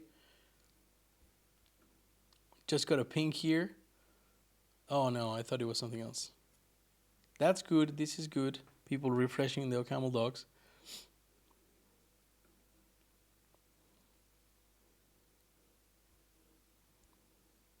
Just getting the colors a little nicer there.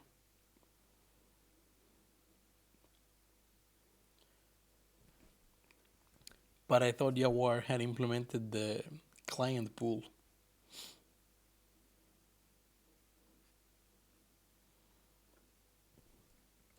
False alarm. Let's go back to this.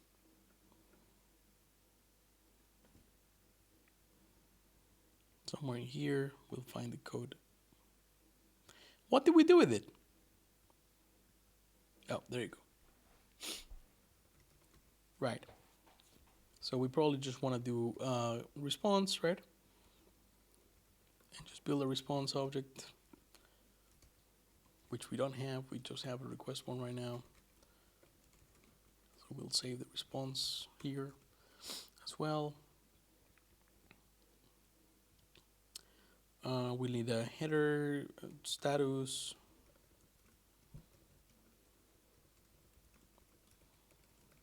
T. I forget what else we'll need, but let's say HTTP response. What do you need when you say make? Status, version, headers, what else flush?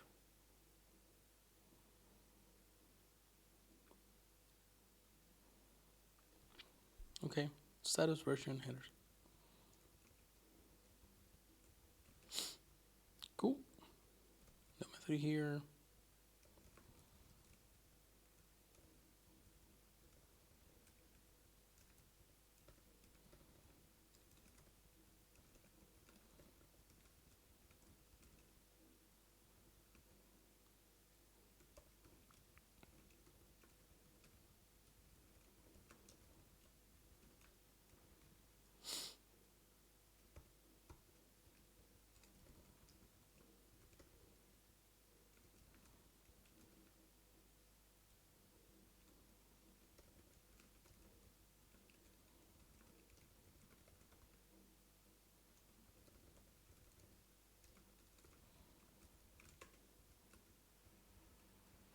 Dope. So now we can make that, and we need the status to be HTTP status 101. I guess we actually have the, yes. And this would be switching protocols, maybe? Yeah, 101.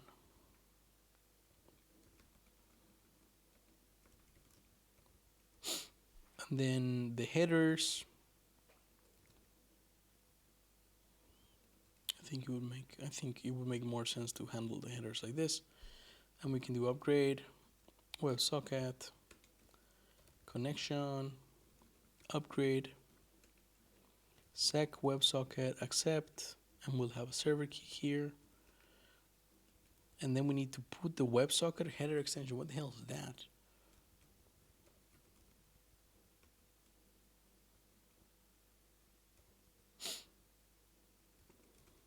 And I think we're going to use the default version here.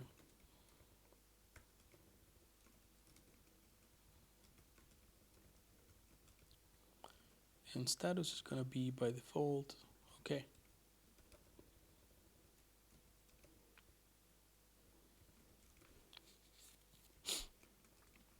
HTTP version.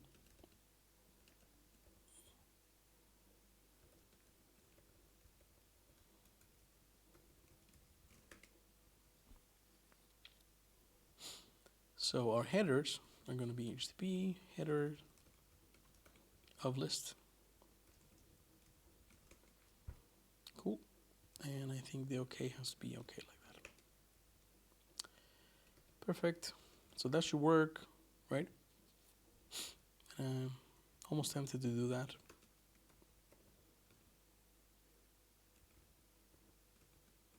So you're forced to put a status.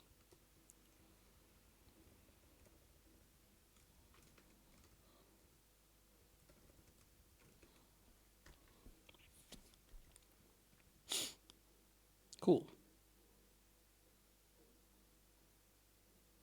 Yeah, definitely too many tabs. I recycle most of them, right? This OCaml group I just keep up in here with all the crap that I have sort of been building. Do not forget. that I'm building that. Cool. So now that we've done that and we have a response, we want to send that response. It's a little low level, but we need to convert that into a buffer and then send that over the buffer. So this still makes sense because Atacama is a socket pool. So it's like 1,000 island, right?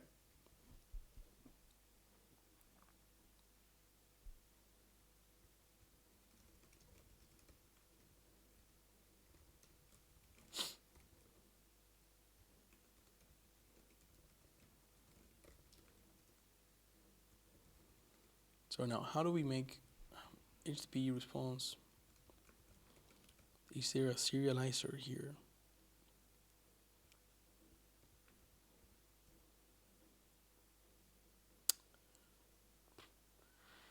Would we have to use the same serializer from HTTPAF? Oh man, this is pretty annoying. Private, serialize, response, right? Because now we need to depend on Faraday. Let's see, we did something like this for Blink.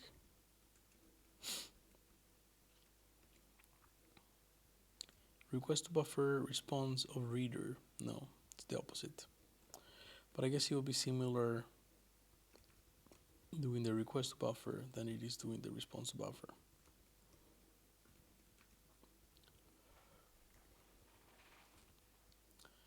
So we have to buffer, we have that.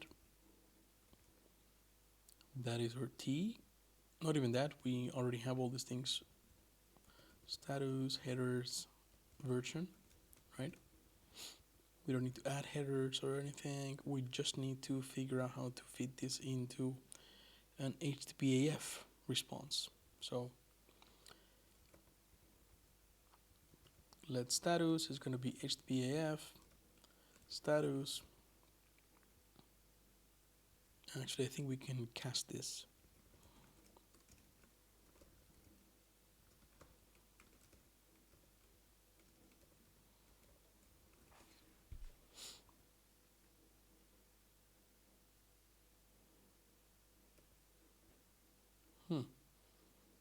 It's limited. Okay, that's all right. HTTP status to int. Then we can parse that of int of code. No problem.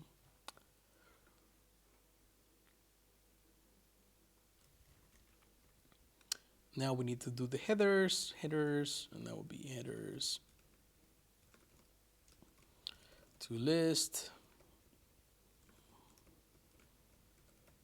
of list, perfect, and then we also have the version.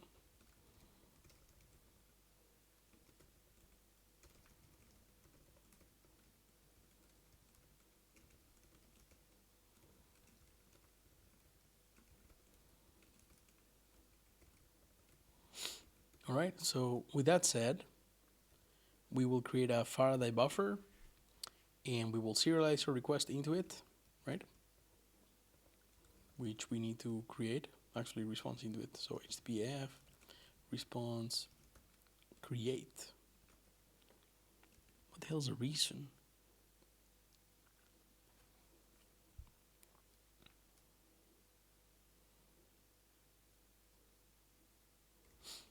So version, status, headers. I think the status can just go at the end. Cool, so that should be, yeah, perfect. So now we do write response. We write that response into the buffer. All good. And now we want to do serialize to big string.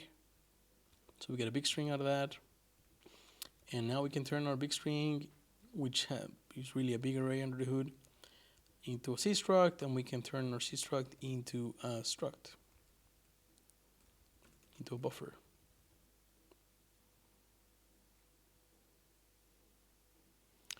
I think I do, but probably on this side, right? Just doing one thing at a time. Open Riot. Cool.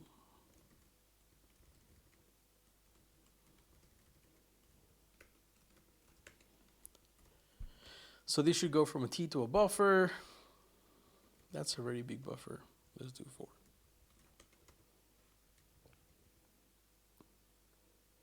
Oh, no worries. Thanks for the assist, Ryan. Have a good one. Okay. We'll put back on the music for a little bit.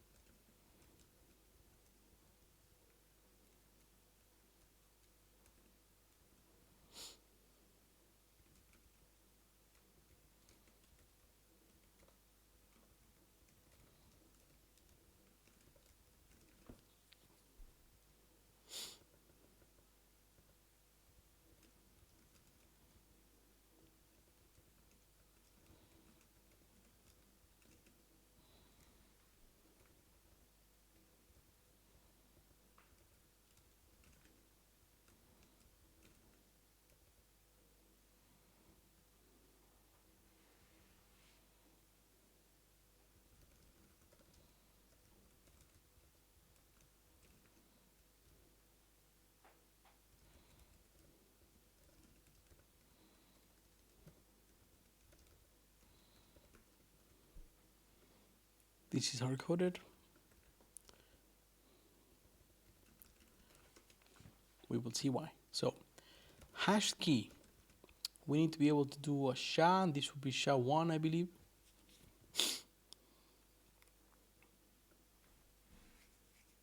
So let's see. Chat.OCaml AI. How do I do the SHA-1 of a string?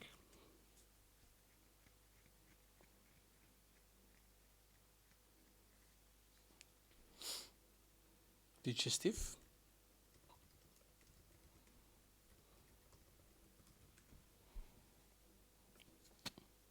Nice. Yeah, up to date.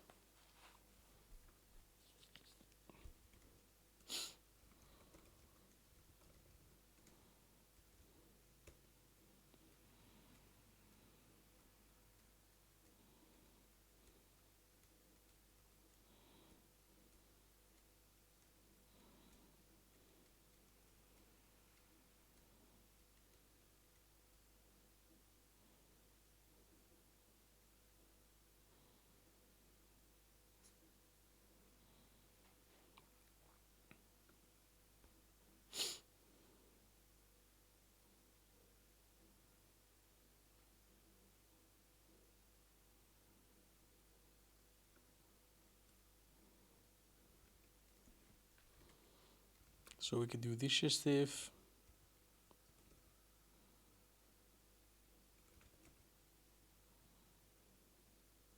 Oh, we don't want to do a MD5. So do nomad, and we're gonna do digestive here. Digestive. So how do we do SHA-1?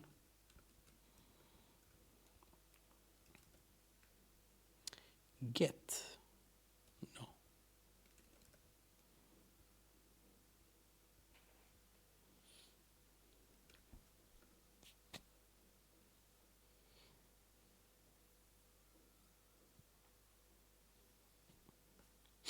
Okay, so we have the feed bytes first. Make a context, I guess.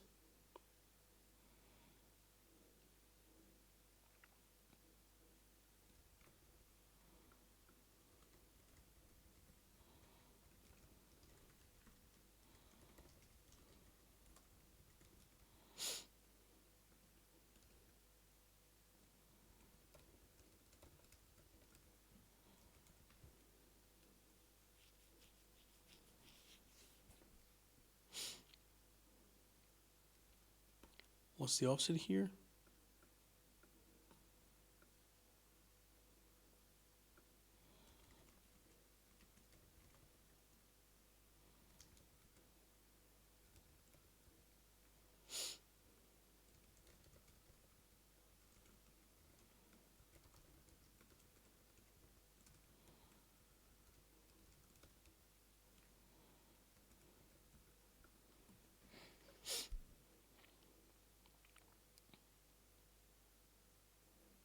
Oh, no.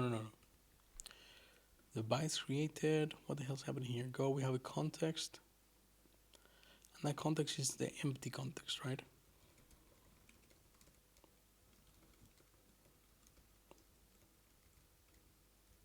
Cool.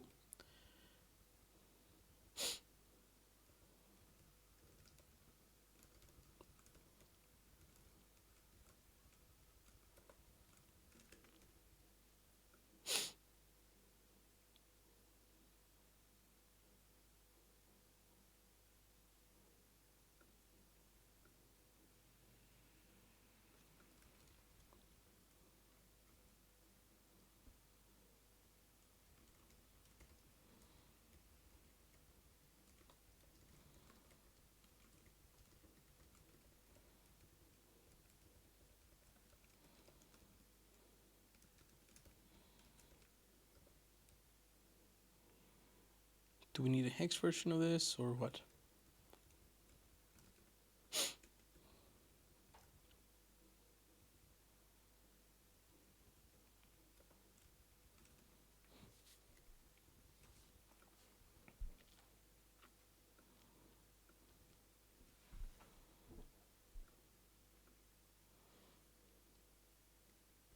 Oh, we can do that just string.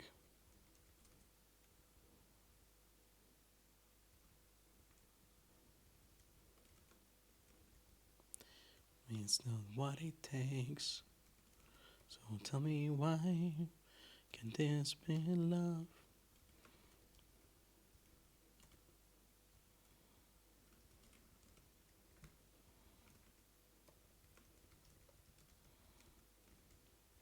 Nice. I like that one-liner.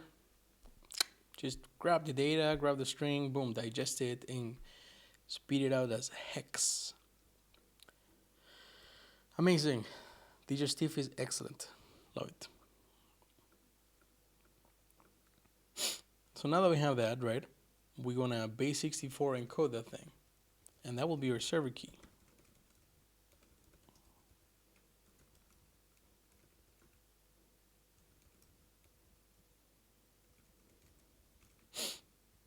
So now we can put our server key there in our buffer, and then we can actually send that buffer, right,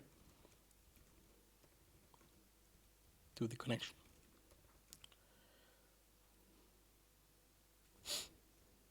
I forget exactly. Okay, we need the extensions. Where are they coming from? Send handshake. But I guess we could start and see if that works and deal with extensions later. By definition, it sounds like the extensions are an extension of, right? Cool. So we'll just do let, right? And return OK state.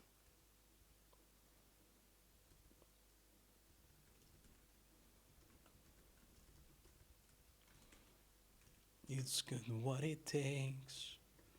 So tell me why can this be love? I cannot do that here. I need the handshake to just return the state.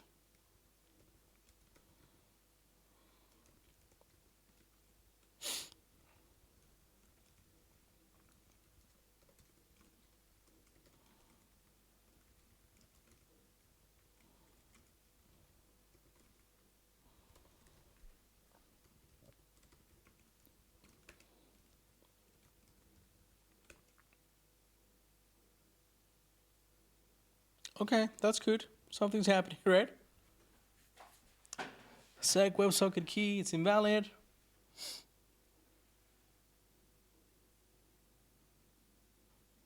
I can, if it's not hex here, to raw string.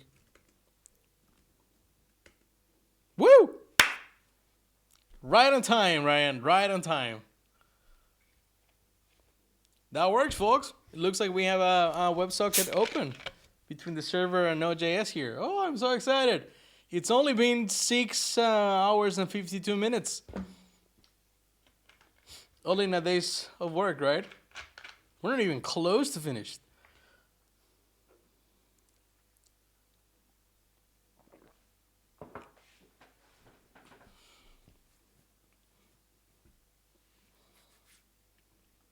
I am also starving. Okay, so now that we have that, right? The connection is there. We could just send stuff and see what happens, right? So we'll run.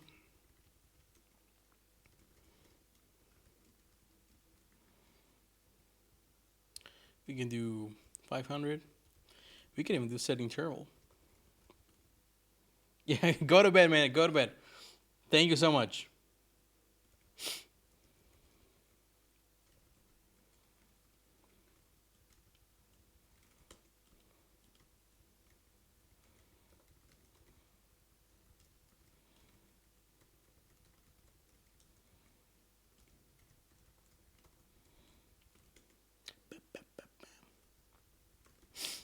And I think we also have an error one here.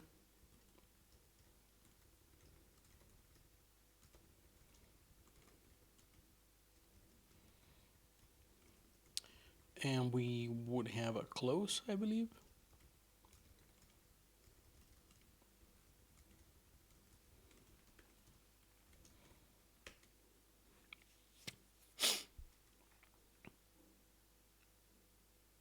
Nice. So data is definitely going there. Now we just need to do something with it, right?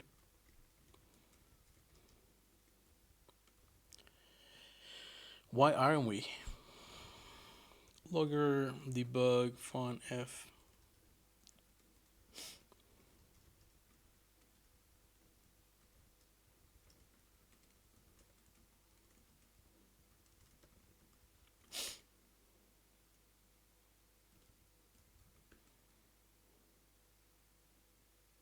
And then my work was never quite like this. Got it bad, got it bad, got it bad.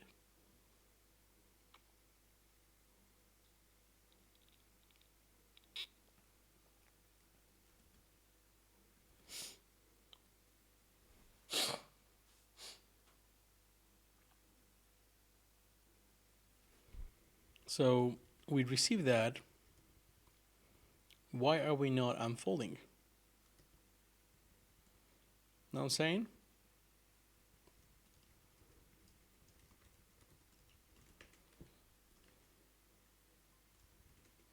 Whoa!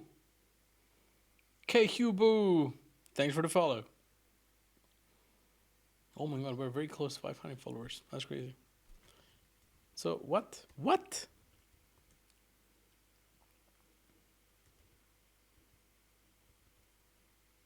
This makes no sense.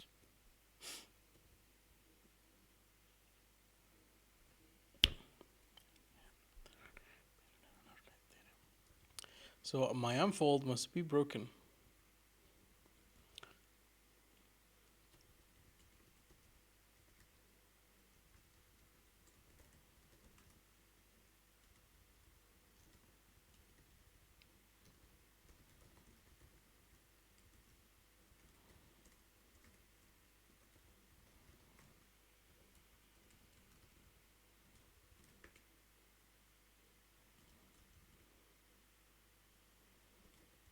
What? We're unfolding nothing?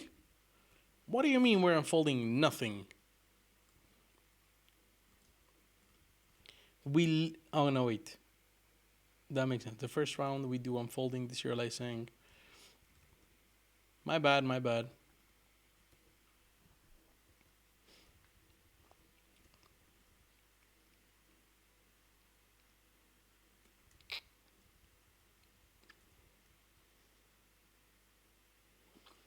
What I don't like about this is that this buffer does not seem to be growing, right? Like I think I expect the framing, like this thing here, to not like, okay, frame.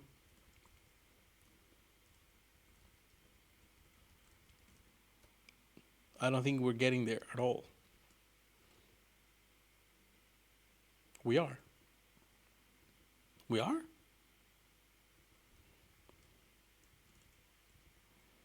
Why? What the hell? So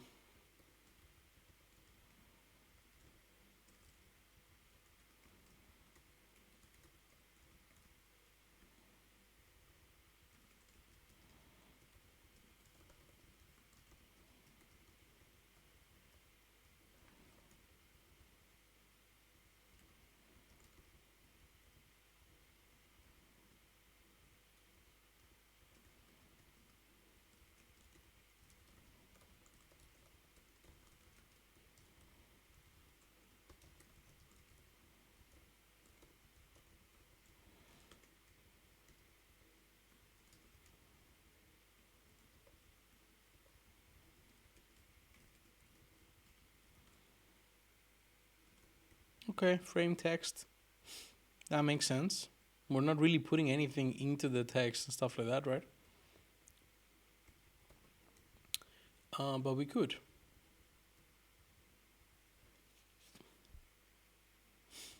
I think this two specifically.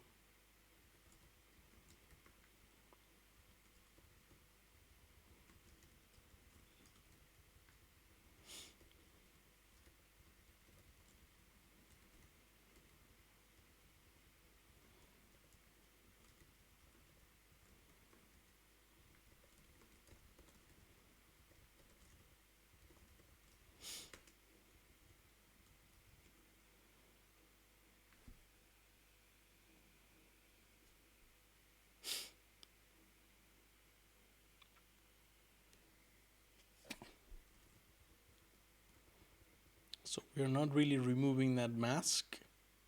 So that probably is part of the problem, but at least there's communication happening here, right?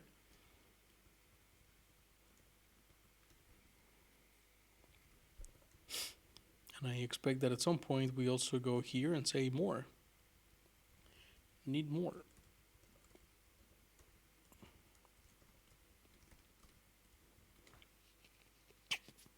Yeah, every time we do unfolding nothing, right? We go into need more data. Ha, cool. So we are at least receiving data from a socket. That's pretty nice.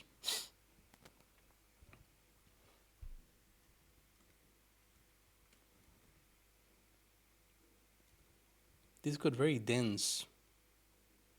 You know what I mean? Like, if you're not used to reading OCaml, this must seem just letter soup. Chat, if you haven't written or you don't write a lot of OCaml, what do you think of this? Hard to follow, easy to follow.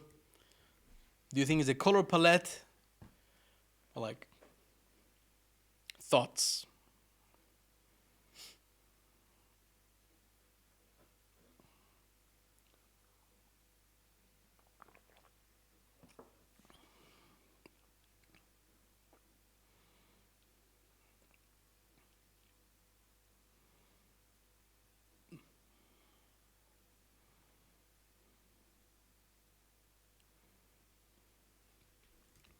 I really wanted the formatter to just put this here, but it doesn't want to do that.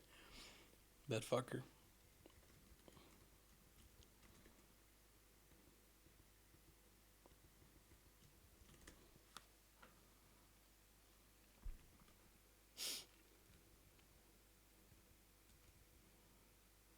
Oh, great song.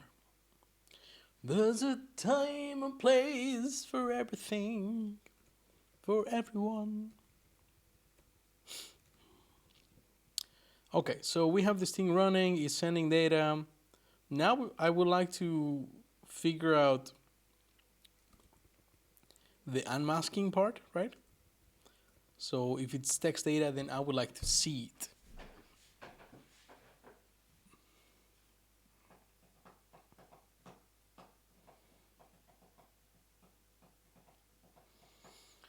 And maybe we could do it, make it an echo thing, right? So before we go through that,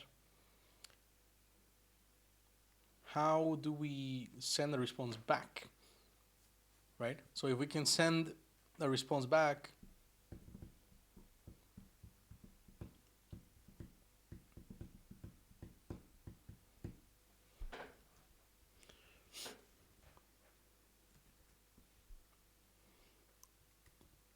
then if we have the communication, we can improve things in there. But it would be easier to see that whatever we're doing with the code, right, is actually being encoded correctly on the way back. Because then we would print it out on the node version and it would just be the exact same message, right? So in our connection here, handle frame, which we are definitely calling, right? So when we do OK frame, we really are just saying handle frame, right?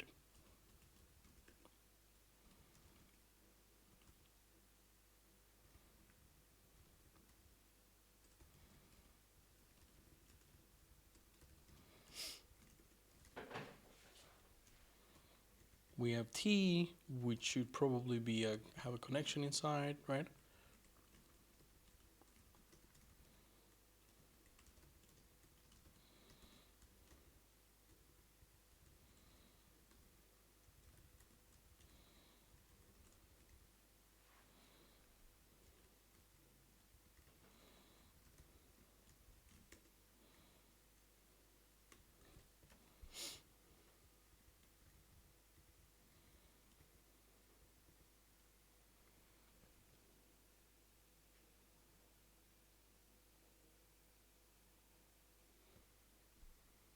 No worries, Jaysicle.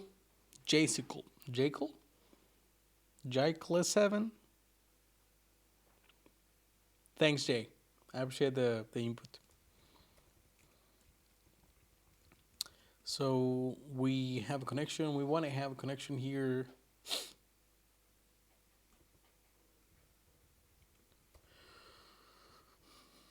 So how do we get started? We don't even have a connection, right? We want to have one, but we don't have one. But it would make no sense for us to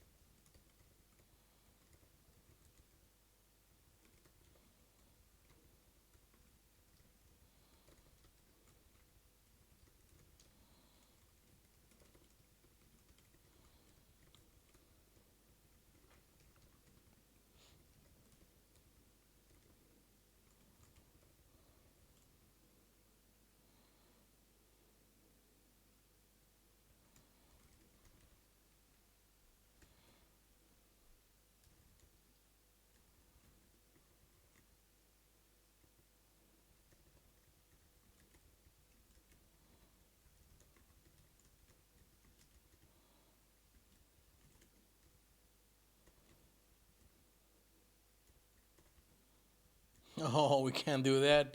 That sucks. Trem- tremendously. But I think we might be able to cast this to a larger type, right?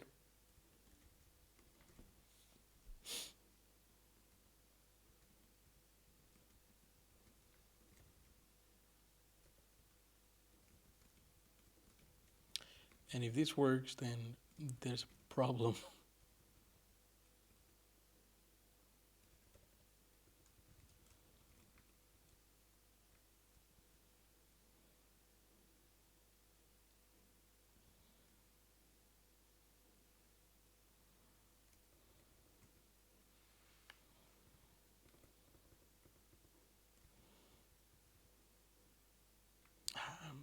I really don't care.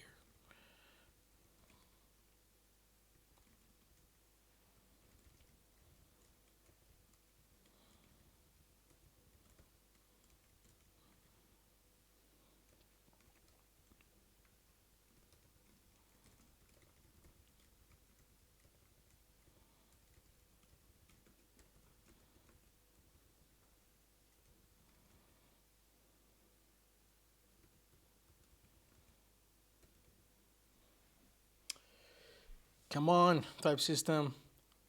I have built a trap for myself.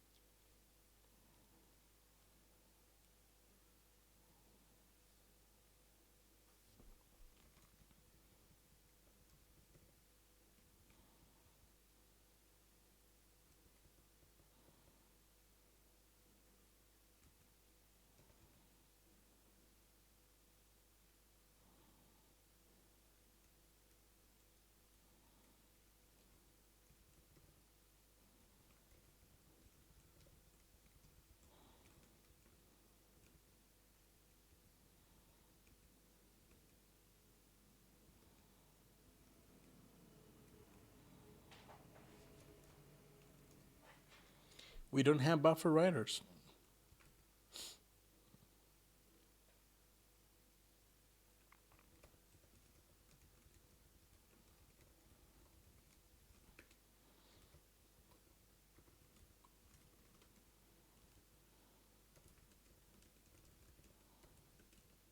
This is a bad idea.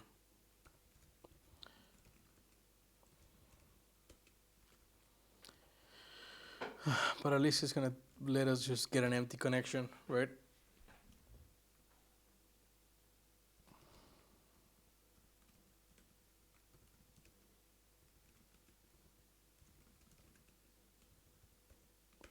What it takes.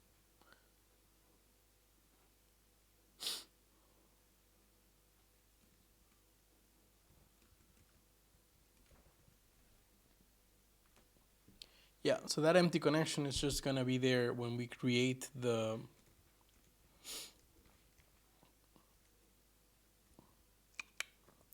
handler, but it won't be until we go into handle connection, right, that we really get a state and we get a connection. And once we go through the connection init, then we're actually going to get an actual connection. So we'll be calling this anyways.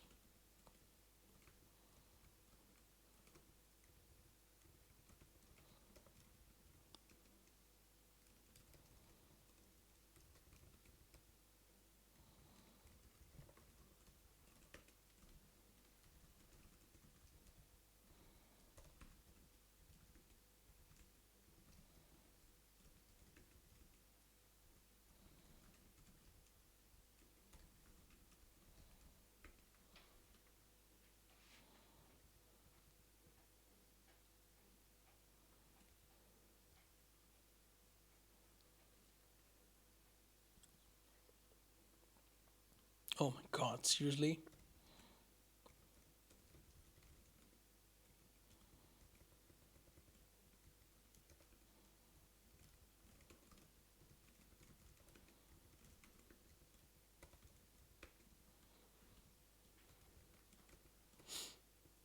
Compile.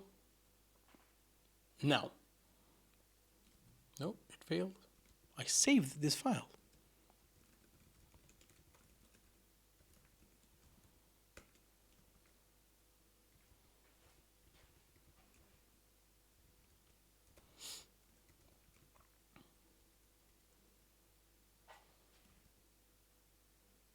Are you fucking kidding me?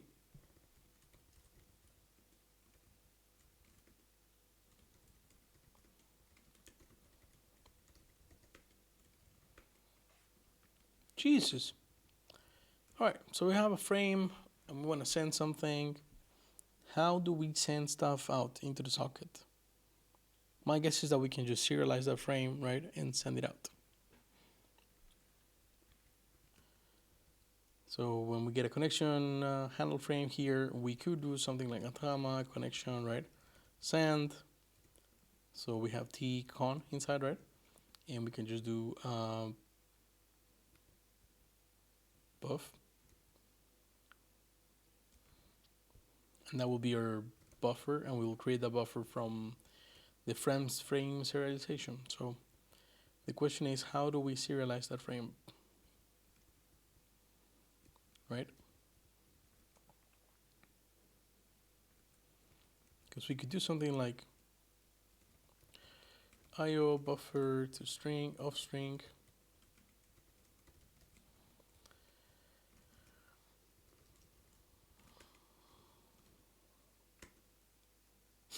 And then it will break when we get data back, right?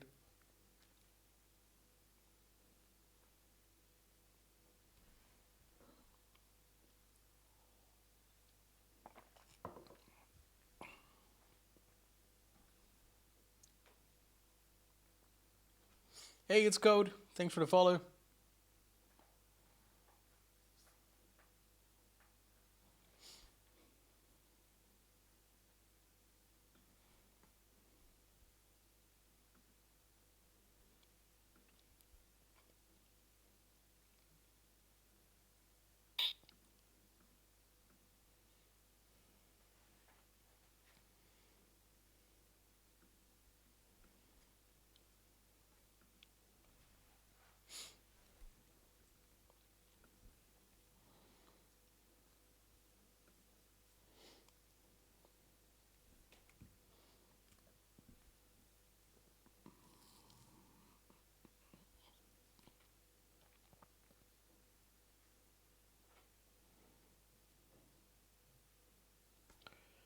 Let's look at the tests and see how they are actually writing to the socket.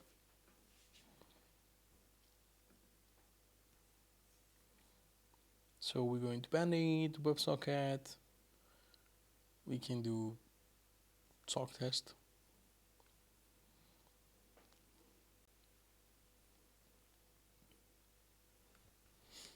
Send text frame.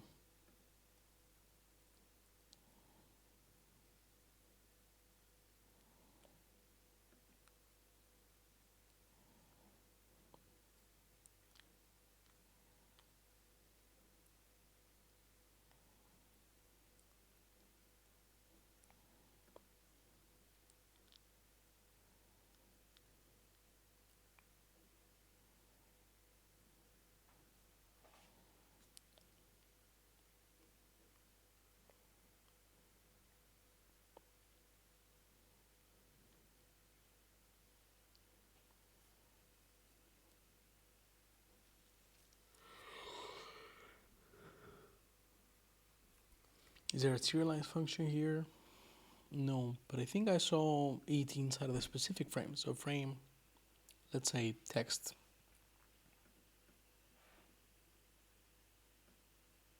Cool. We can do that. Can totally do that.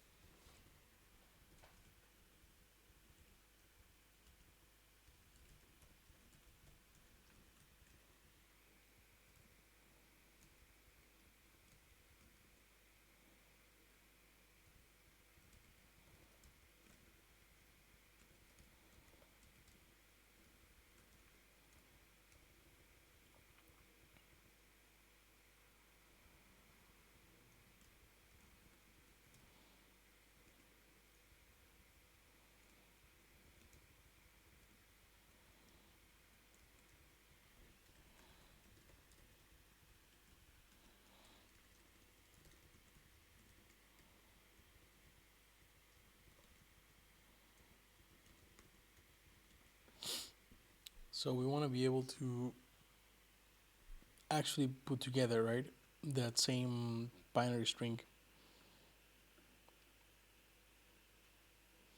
With the opcode, whether it's finished, compressed, and then the data. So here, I think we would do something like this. On the opcode here is 1 because that's a text, right? No. Really? Yeah. Opcode, and then fin, and then compressed, and then the actual text.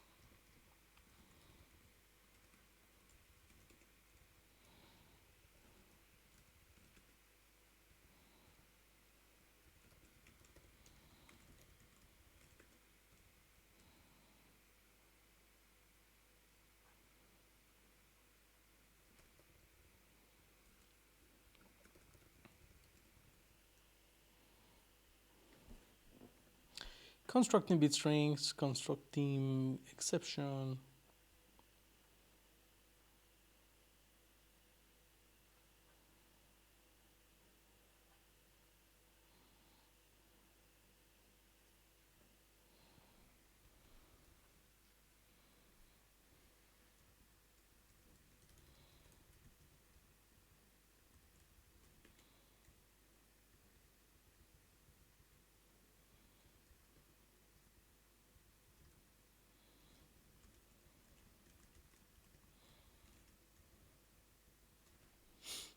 Why is it not being used?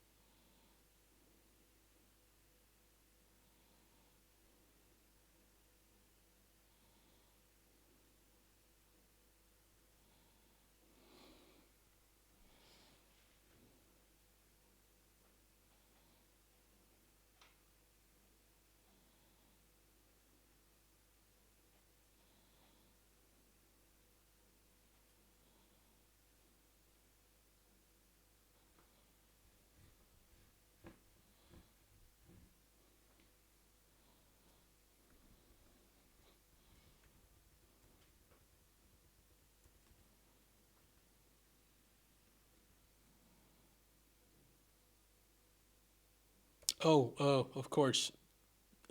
This needs to be bit string.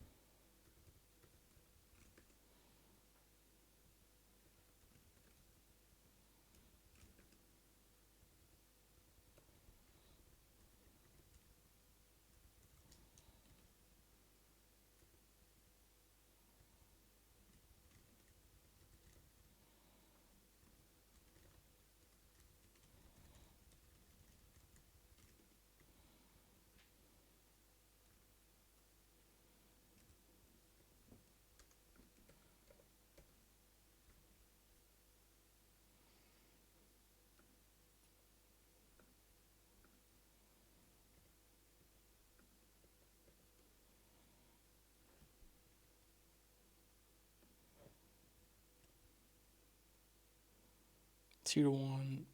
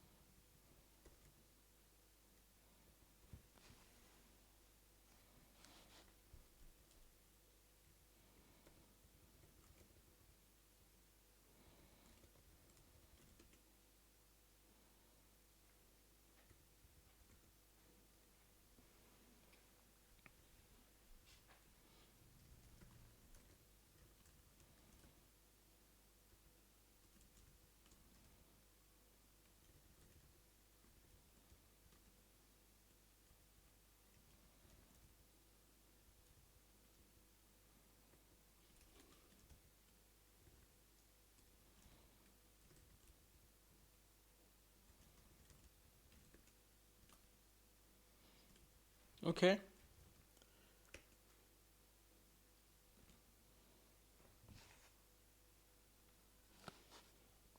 We sent something, but we had a horrible exit.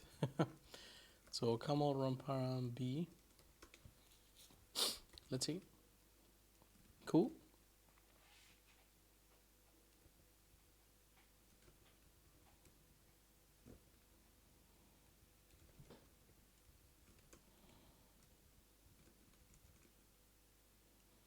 There we go. That makes more sense.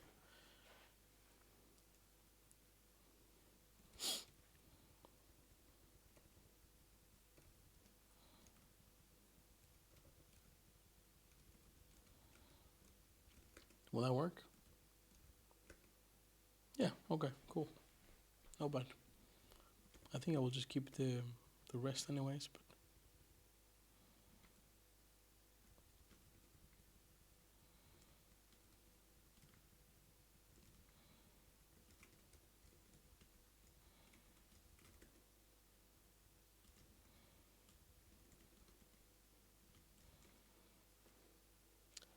invalid WebSocket frame, RSV2 and RSV3 must be clear. Okay. So what the hell is this?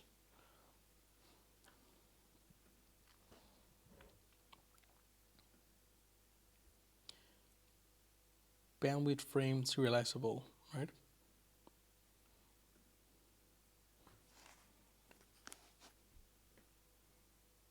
Connection send. Socket send frame. Okay.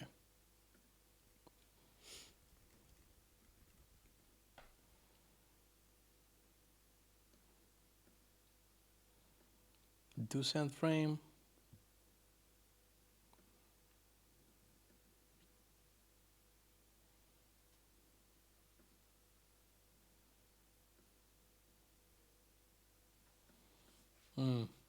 Protocol, and then we implement that for 1000 island socket. Cool. And then we're calling serialize on the frame.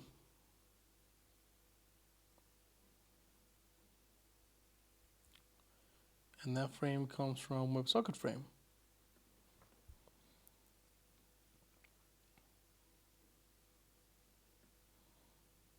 Okay. So they are doing more things here. They're not sort of being done on every frame, right? But they're being done for every frame.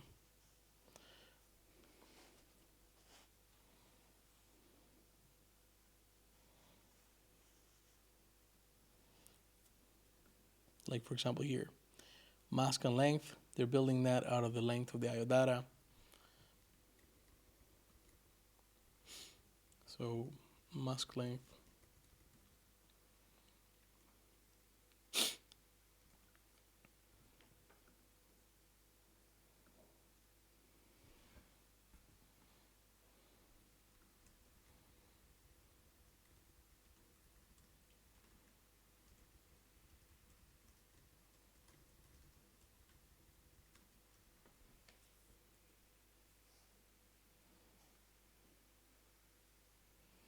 So if the length is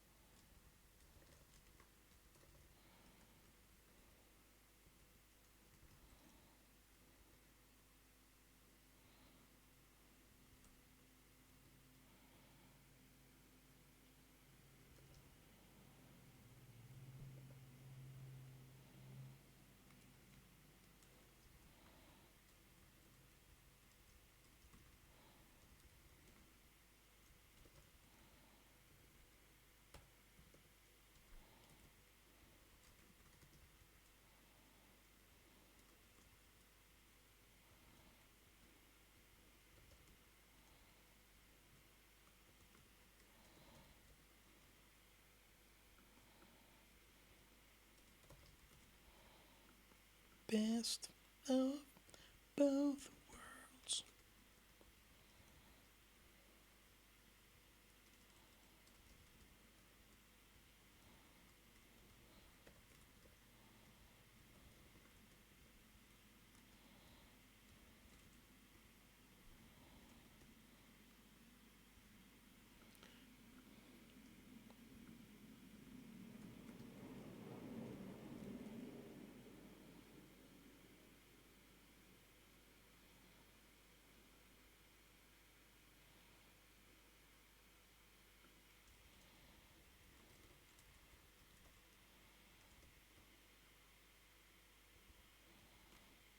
concat.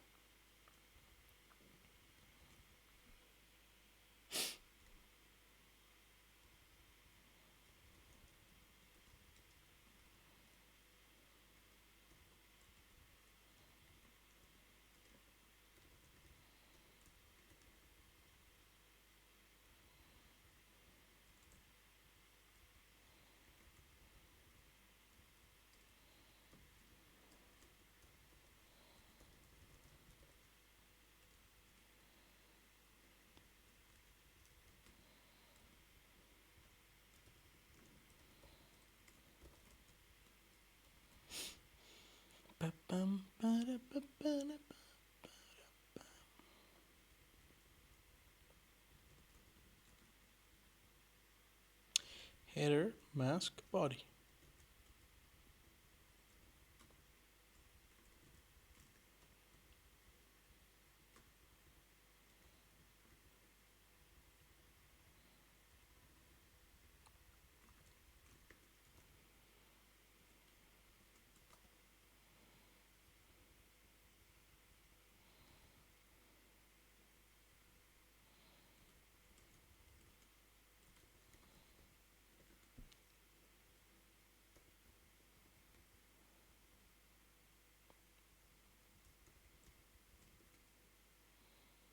Okay, cool.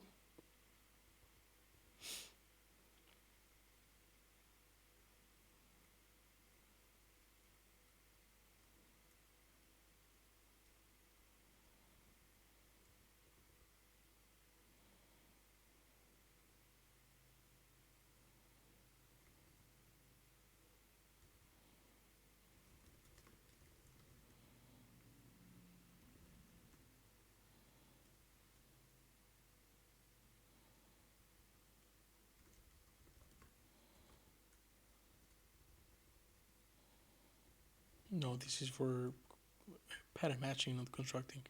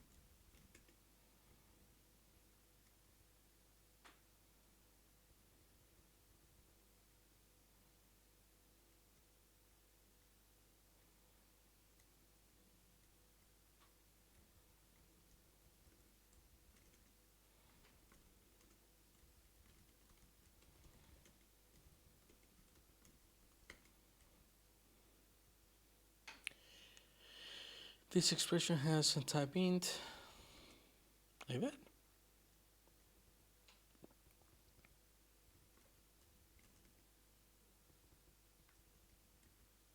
Oh, right.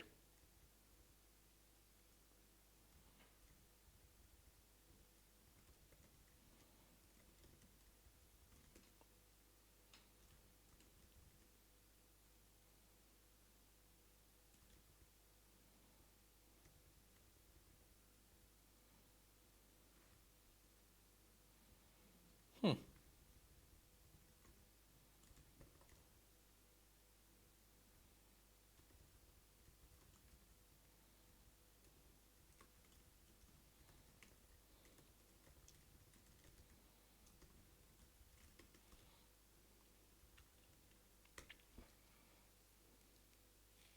What? It's empty?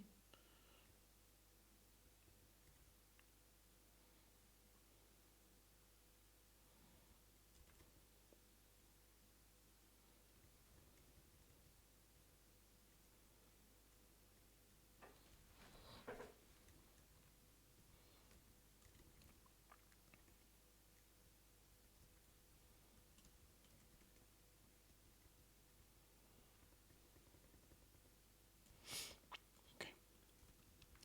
Looks like we're doing this. So body, right? We're gonna actually make the body there, but we would need a few things here that we need to return maybe. So we need whether if it's a fin, if it's an opcode, right? We know compress is gonna be false right now.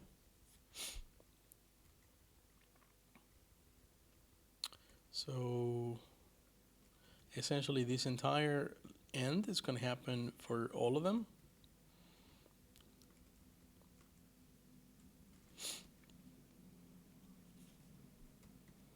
Probably do that.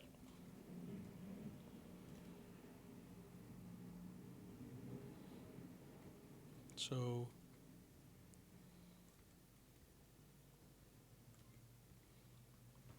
hello folks, joining in. Whoa. Am I 80% sure, 90%, 95% sure? Some of these may be bots. Y'all have names like hashes or something? Magus. That sounds like a human. Hey, thanks for the follow.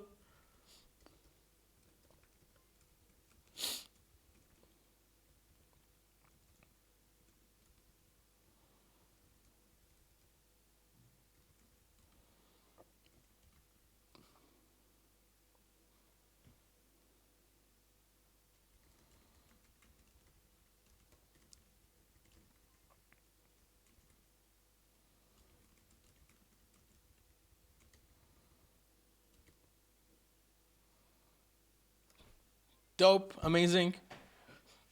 But we just went from 490 to like 520 followers, right? And there's a bunch of them that are like definitely hashes, like G22Y3FXB, and then QH47YJBL. I'm like, and they're still popping. Like I can still hear the notifications coming in. Did we get rated? No, right? Hey Jack, how's it going? We are implementing, yes, we are implementing WebSockets for the Riot stack, and we got the connection installed and the upgrade happening, and we can read some messages being sent to us. And I'm trying to do a very quick echo server just to see like, okay, things are working there. We spent a large part of the stream, the first maybe 3 hours or 4 hours, looking for a good abstraction to do protocol upgrades, right? So that it would be easy to maintain and stuff like that, right? And now we're dealing with the core of this thing. And yeah, that's about it. How are you? What's up?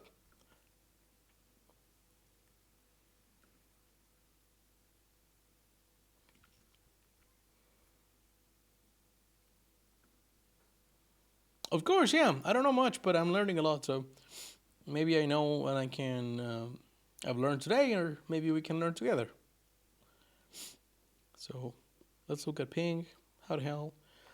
0x9, true, false, and then nothing.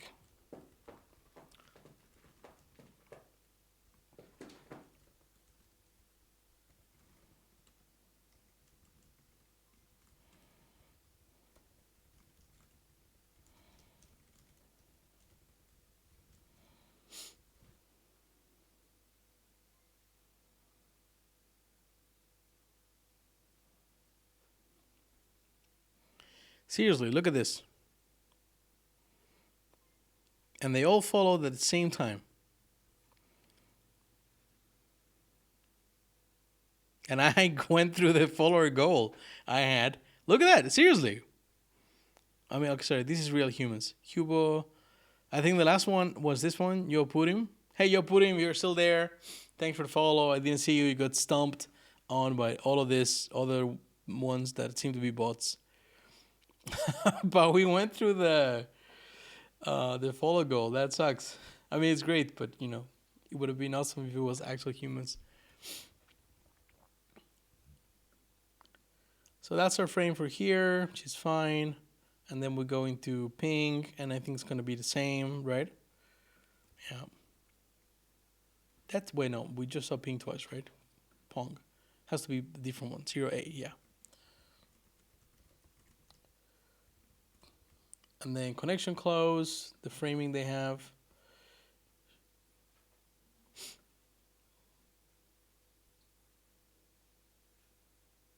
Interesting. Zero true false, nothing. Zero true false, nothing. I guess they have different ways of implementing this depending on whether you were broken or not. So, yeah, I think companies do. The socket itself, just like any other socket, right? It can be run over SSL, so it will be secure. In fact, you have WS connections for, like, you know, when you do HTTP, something like that. You also can do WS, right, for sockets. And there is WSS, which is not unlike HTTPS, right? Where S here is like the secure socket layer. Yeah, could be. In practice, I don't know how many people do that or if it's safe at all, right? But it's there, so I would not be surprised if people are sending data. Ping pong. You're right. Good eye.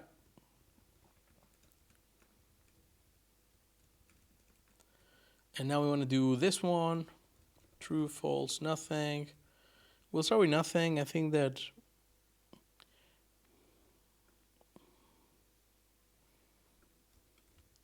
we'll fix as we go.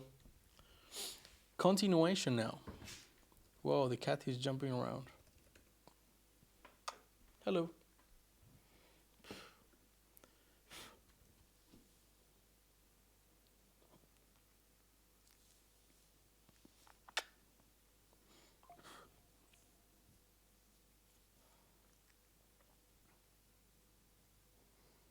No worry. You want to say something, Leia? Yeah. Don't worry, Jack. Yeah, this is Leia. I'm actually cat sitting for her. Cat sitting. I don't know what the right phrasal verb is here. But yeah, I like to think of this as in layers, right? So at some point you need to open a socket somewhere, right? And if that socket is secure, then pretty much anything you do on top of that is going to be secure, right? Because the data is going to just be sent through SSL, or it will be encrypted, sent over, right? Which is convenient, and it's one of the reasons we baked SSL support straight into Riot, the actual runtime for OCaml I'm building, so that by default, all things that need sockets can actually do it securely without having to think of, oh, well, does this library implement SSL? Yes, no, and so forth.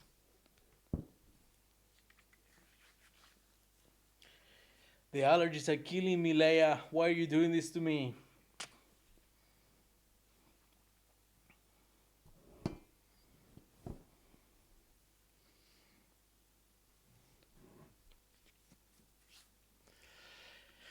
So we were in continuation, right?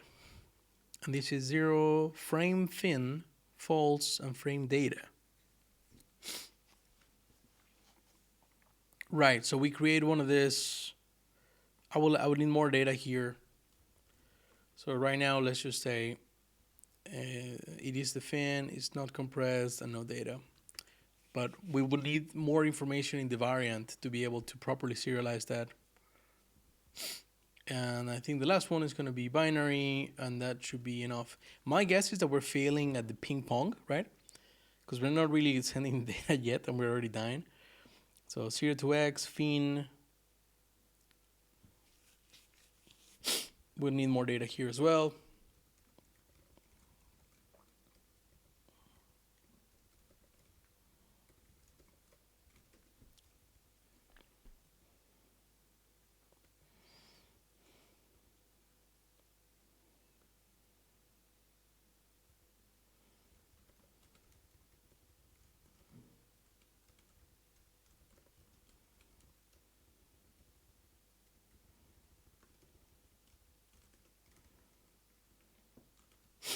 Let's see.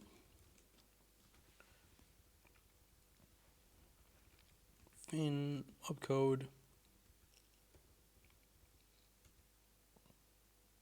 Oh, like that. And bytes is gone. So we need to recompute the bytes, and that was string length payload by 8.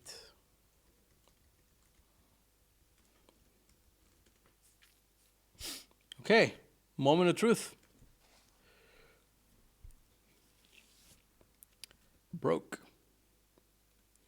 Invalid socket frame. RSV2 and RSV3 must be clear. Am I missing? I think I'm missing those.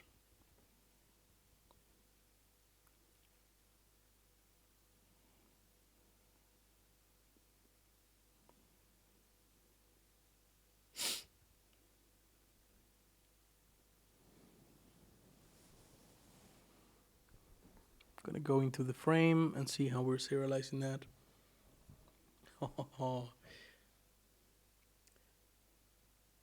Right, exactly. WSS. That is WebSocket, and then the S stands for secure. The last S. Bum, ba-dum, dum. On the inside.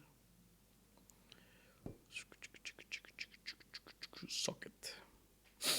So somewhere here we must have serialize. So we go into frame. And we call serialize, and here we have the serializable thing where we do fin compressed. We're missing that a little bit. We have 2 bits there. Fin compressed. Wait, the opcode is first? No, the opcode is last. What the hell do we do here? So fin compressed, and we want to do 0 for 2 bits, and then we do the, oh no, god damn it, that's not what I wanted to do. And we do opcode on 4 bits. And I believe this might work. Woo!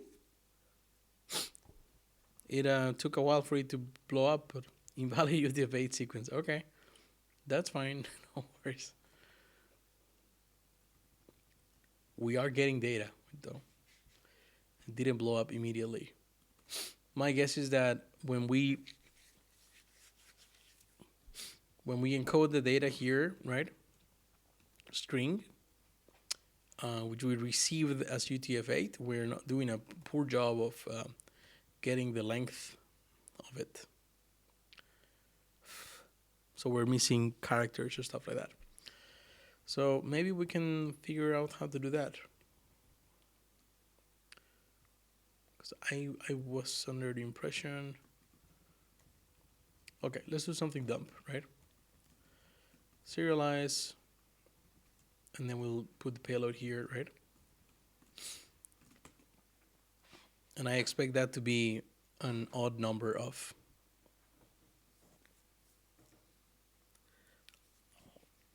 I don't know, Jack, honestly.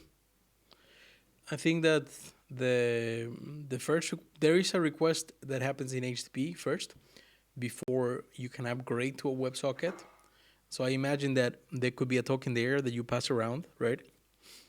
But we haven't really gotten that far.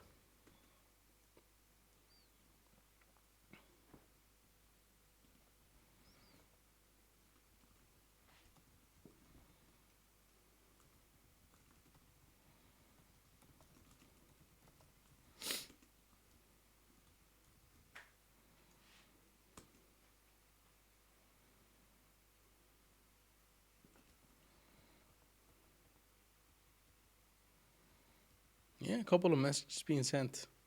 Oh, 0 bytes.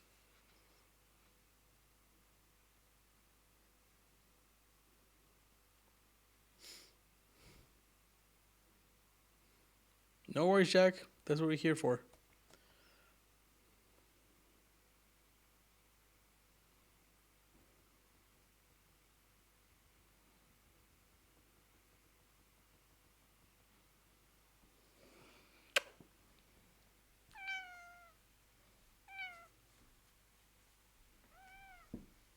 No, you're falling.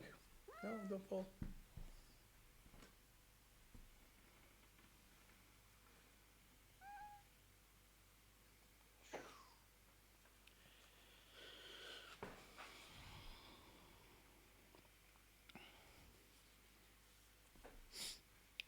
Love her, but my god, the allergies I get, it's just impossible.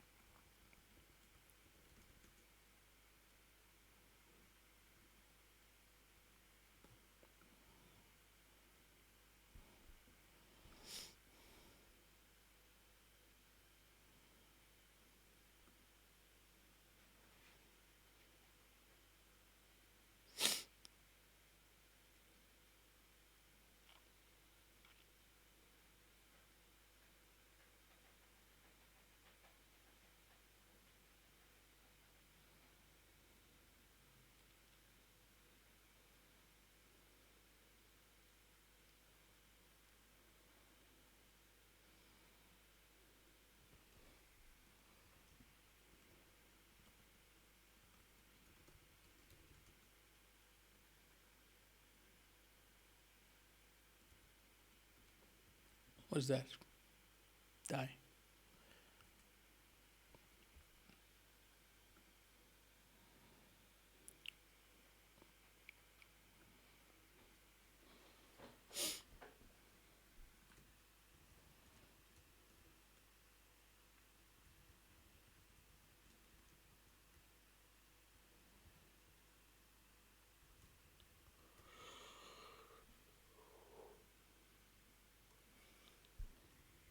My guess is that the length of the text we have here, since it's UTF-8, right, is not really well defined by the stream module, which does not deal with UTF at all.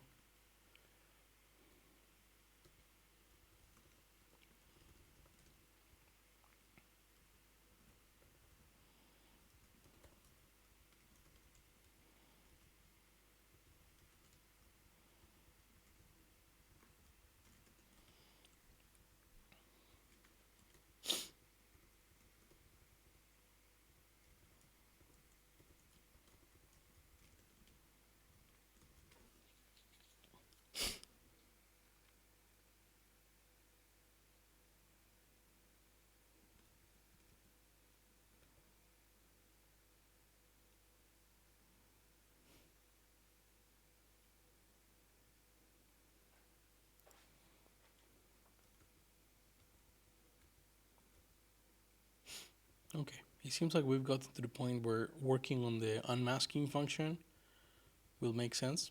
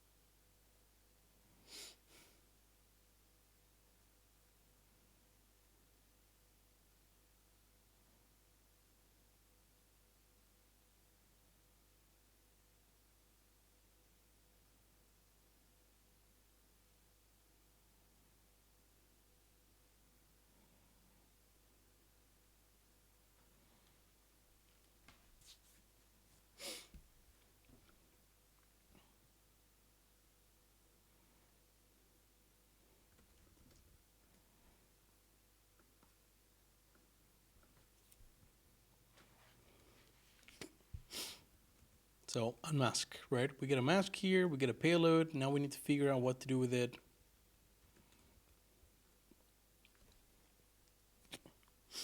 And we have a lot of references for this.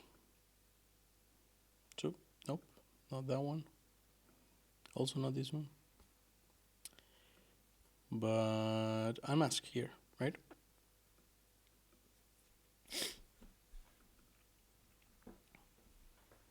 And specifically that module. So WebSocket, apply mask, which I think it should be fairly self-contained here. It's just this for loop, right? And it's using unsafe get and unsafe stuff, which we don't have because we have not really exposed any of that, right, in the buffers. But we know the payload is a string, so that should be a string as well.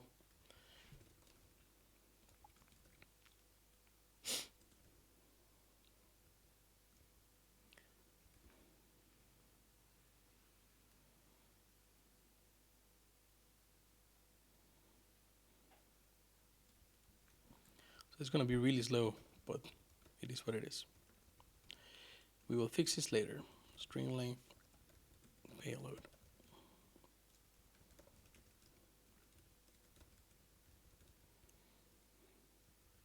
We got a big string there to work with. The offset is going to be 0, so we want the whole string, right? We can put that.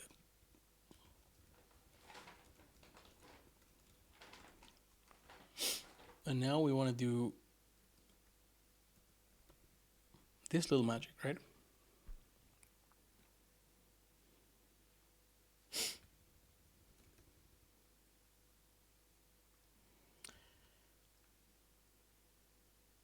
So in our case, the payload isn't like the entire thing.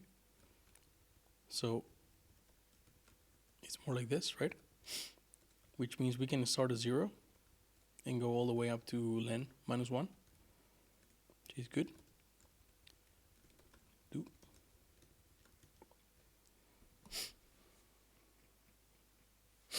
And then after that, we will do big string to string, right?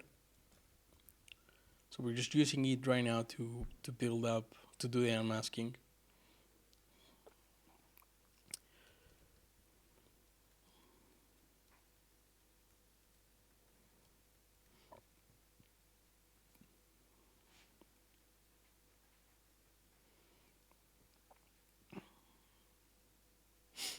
So this will be every character or every byte, right, in the payload. And we're trying to get it. So we're trying to get that character, big string of unsafe get, right? The position I, and we get the character code for it.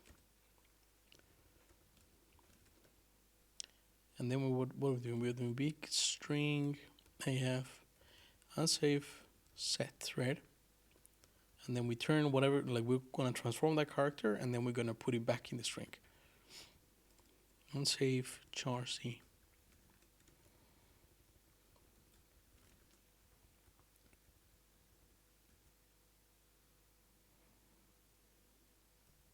And we will put it back at the position I. Perfect. So now the question is, right, first, how do we transform that C? And the magic here, C, LX OR, this is what bitwise exclusive OR. Okay? And then we open in 32 to do a couple operations there. We have log AND, which is bitwise logical AND, right? Between a few things. We have shift right. And we have a mask here. So this is what we're using the mask for. And we have a magic number 8 by 3 minus j. So we will do the logical AND between this and 0x FFL. FFL? Yeah, because it's the long number 32. Perfect. Oh, And this is something that we will turn, right, into an int. Okay, I'm actually going to put a credit here.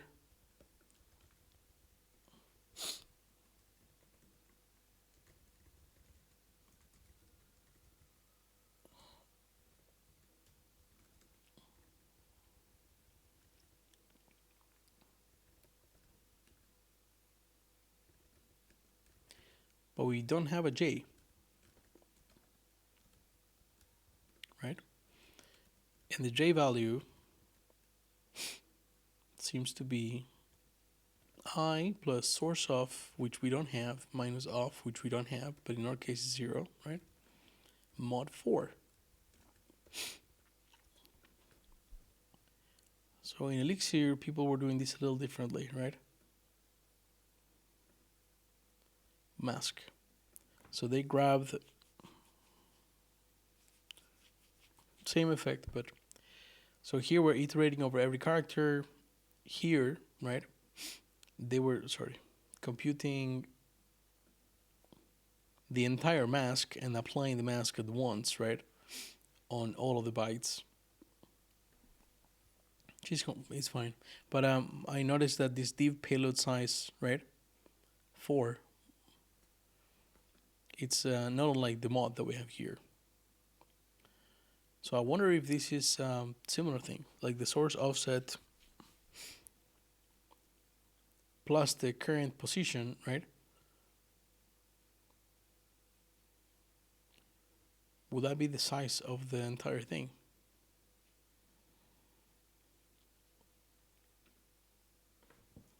Because we're calling apply mask and we say source off, right? And schedule size, that gets called here. And source off is already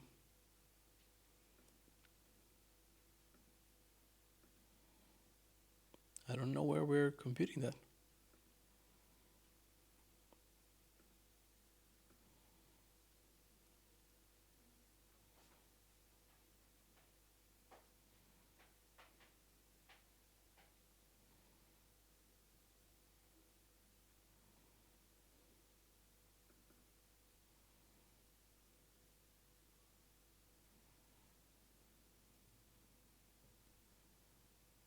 Oh, read exact. Okay.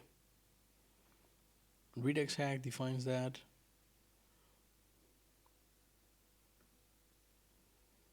Payload length. Okay.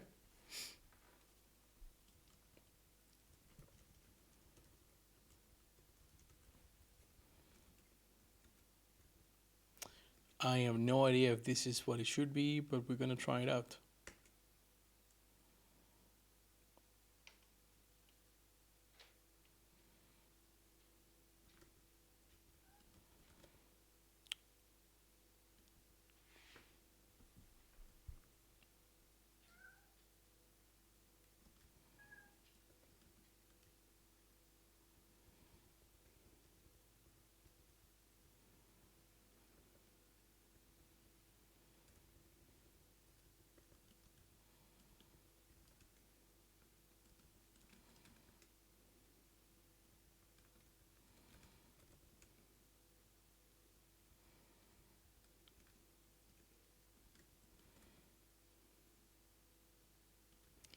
Frame text. This bytes. What are we sending here?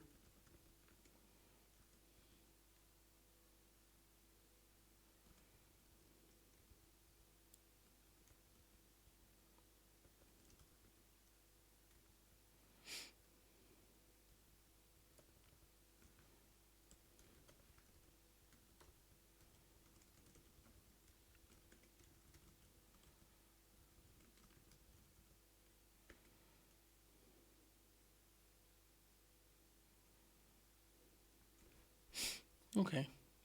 Not so terrible. But I forget exactly how can we get messages here.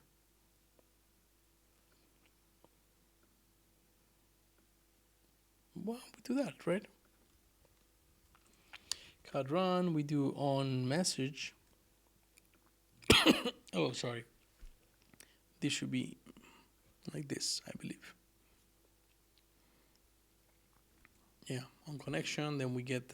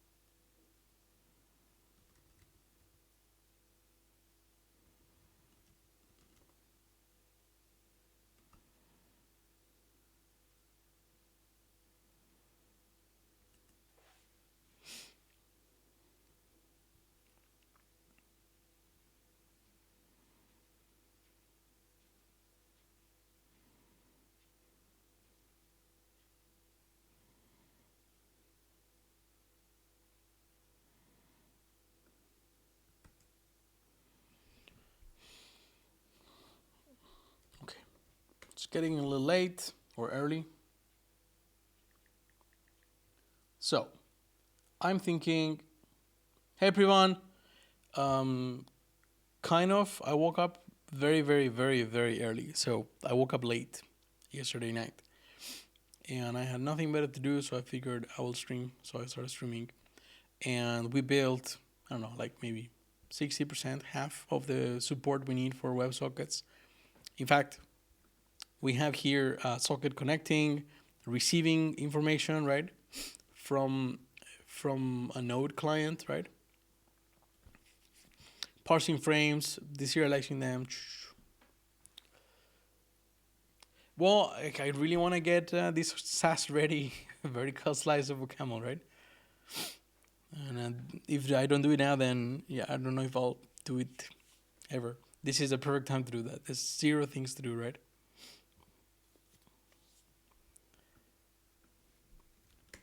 Look at that.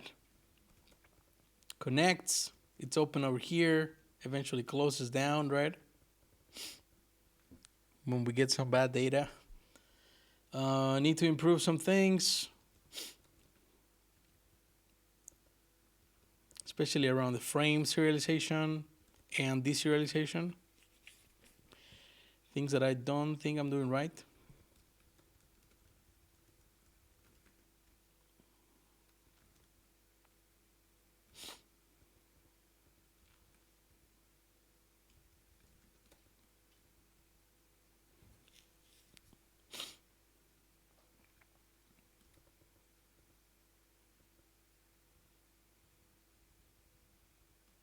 Yeah, but the main handler code looks pretty nice.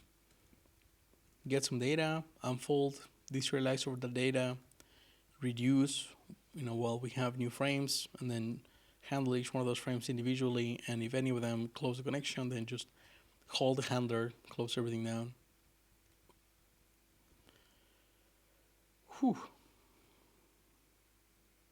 You've been looking at my code. You think it looks nice. Well, thank you so much. I am putting a lot of effort into finding good abstractions, into making sure the code is readable as well, right? Like, not necessarily in terms of I will document everything, but rather, if you look at most of the code I write, it is essentially SSA, right? Like static single assignment. It's like, this is very functional compared to most of the other stuff that we've been writing, but it's usually like, do this thing, do that thing, do the next thing, right? Step by step by step. So it should be pretty easy to follow. And I expect it should be pretty easy for the compiler to optimize as well. What are we looking at here? I need a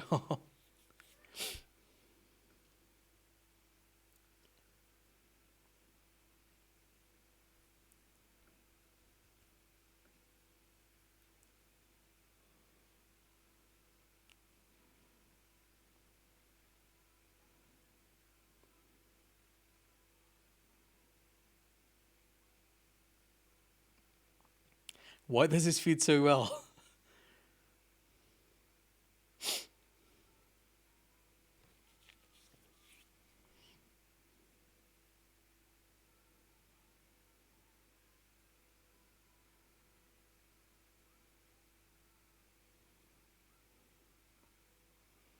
Okay, less so now, but God, that scene was amazing.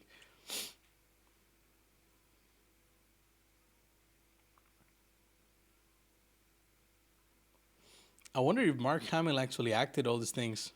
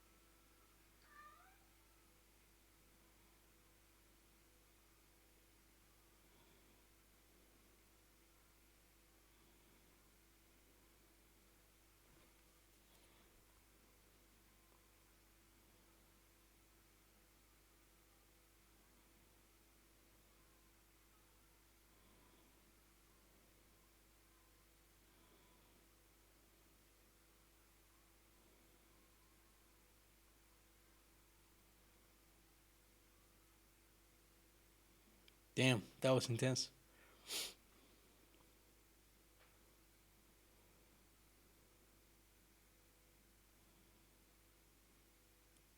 What? They don't show the reveal? By the way, that was Luke.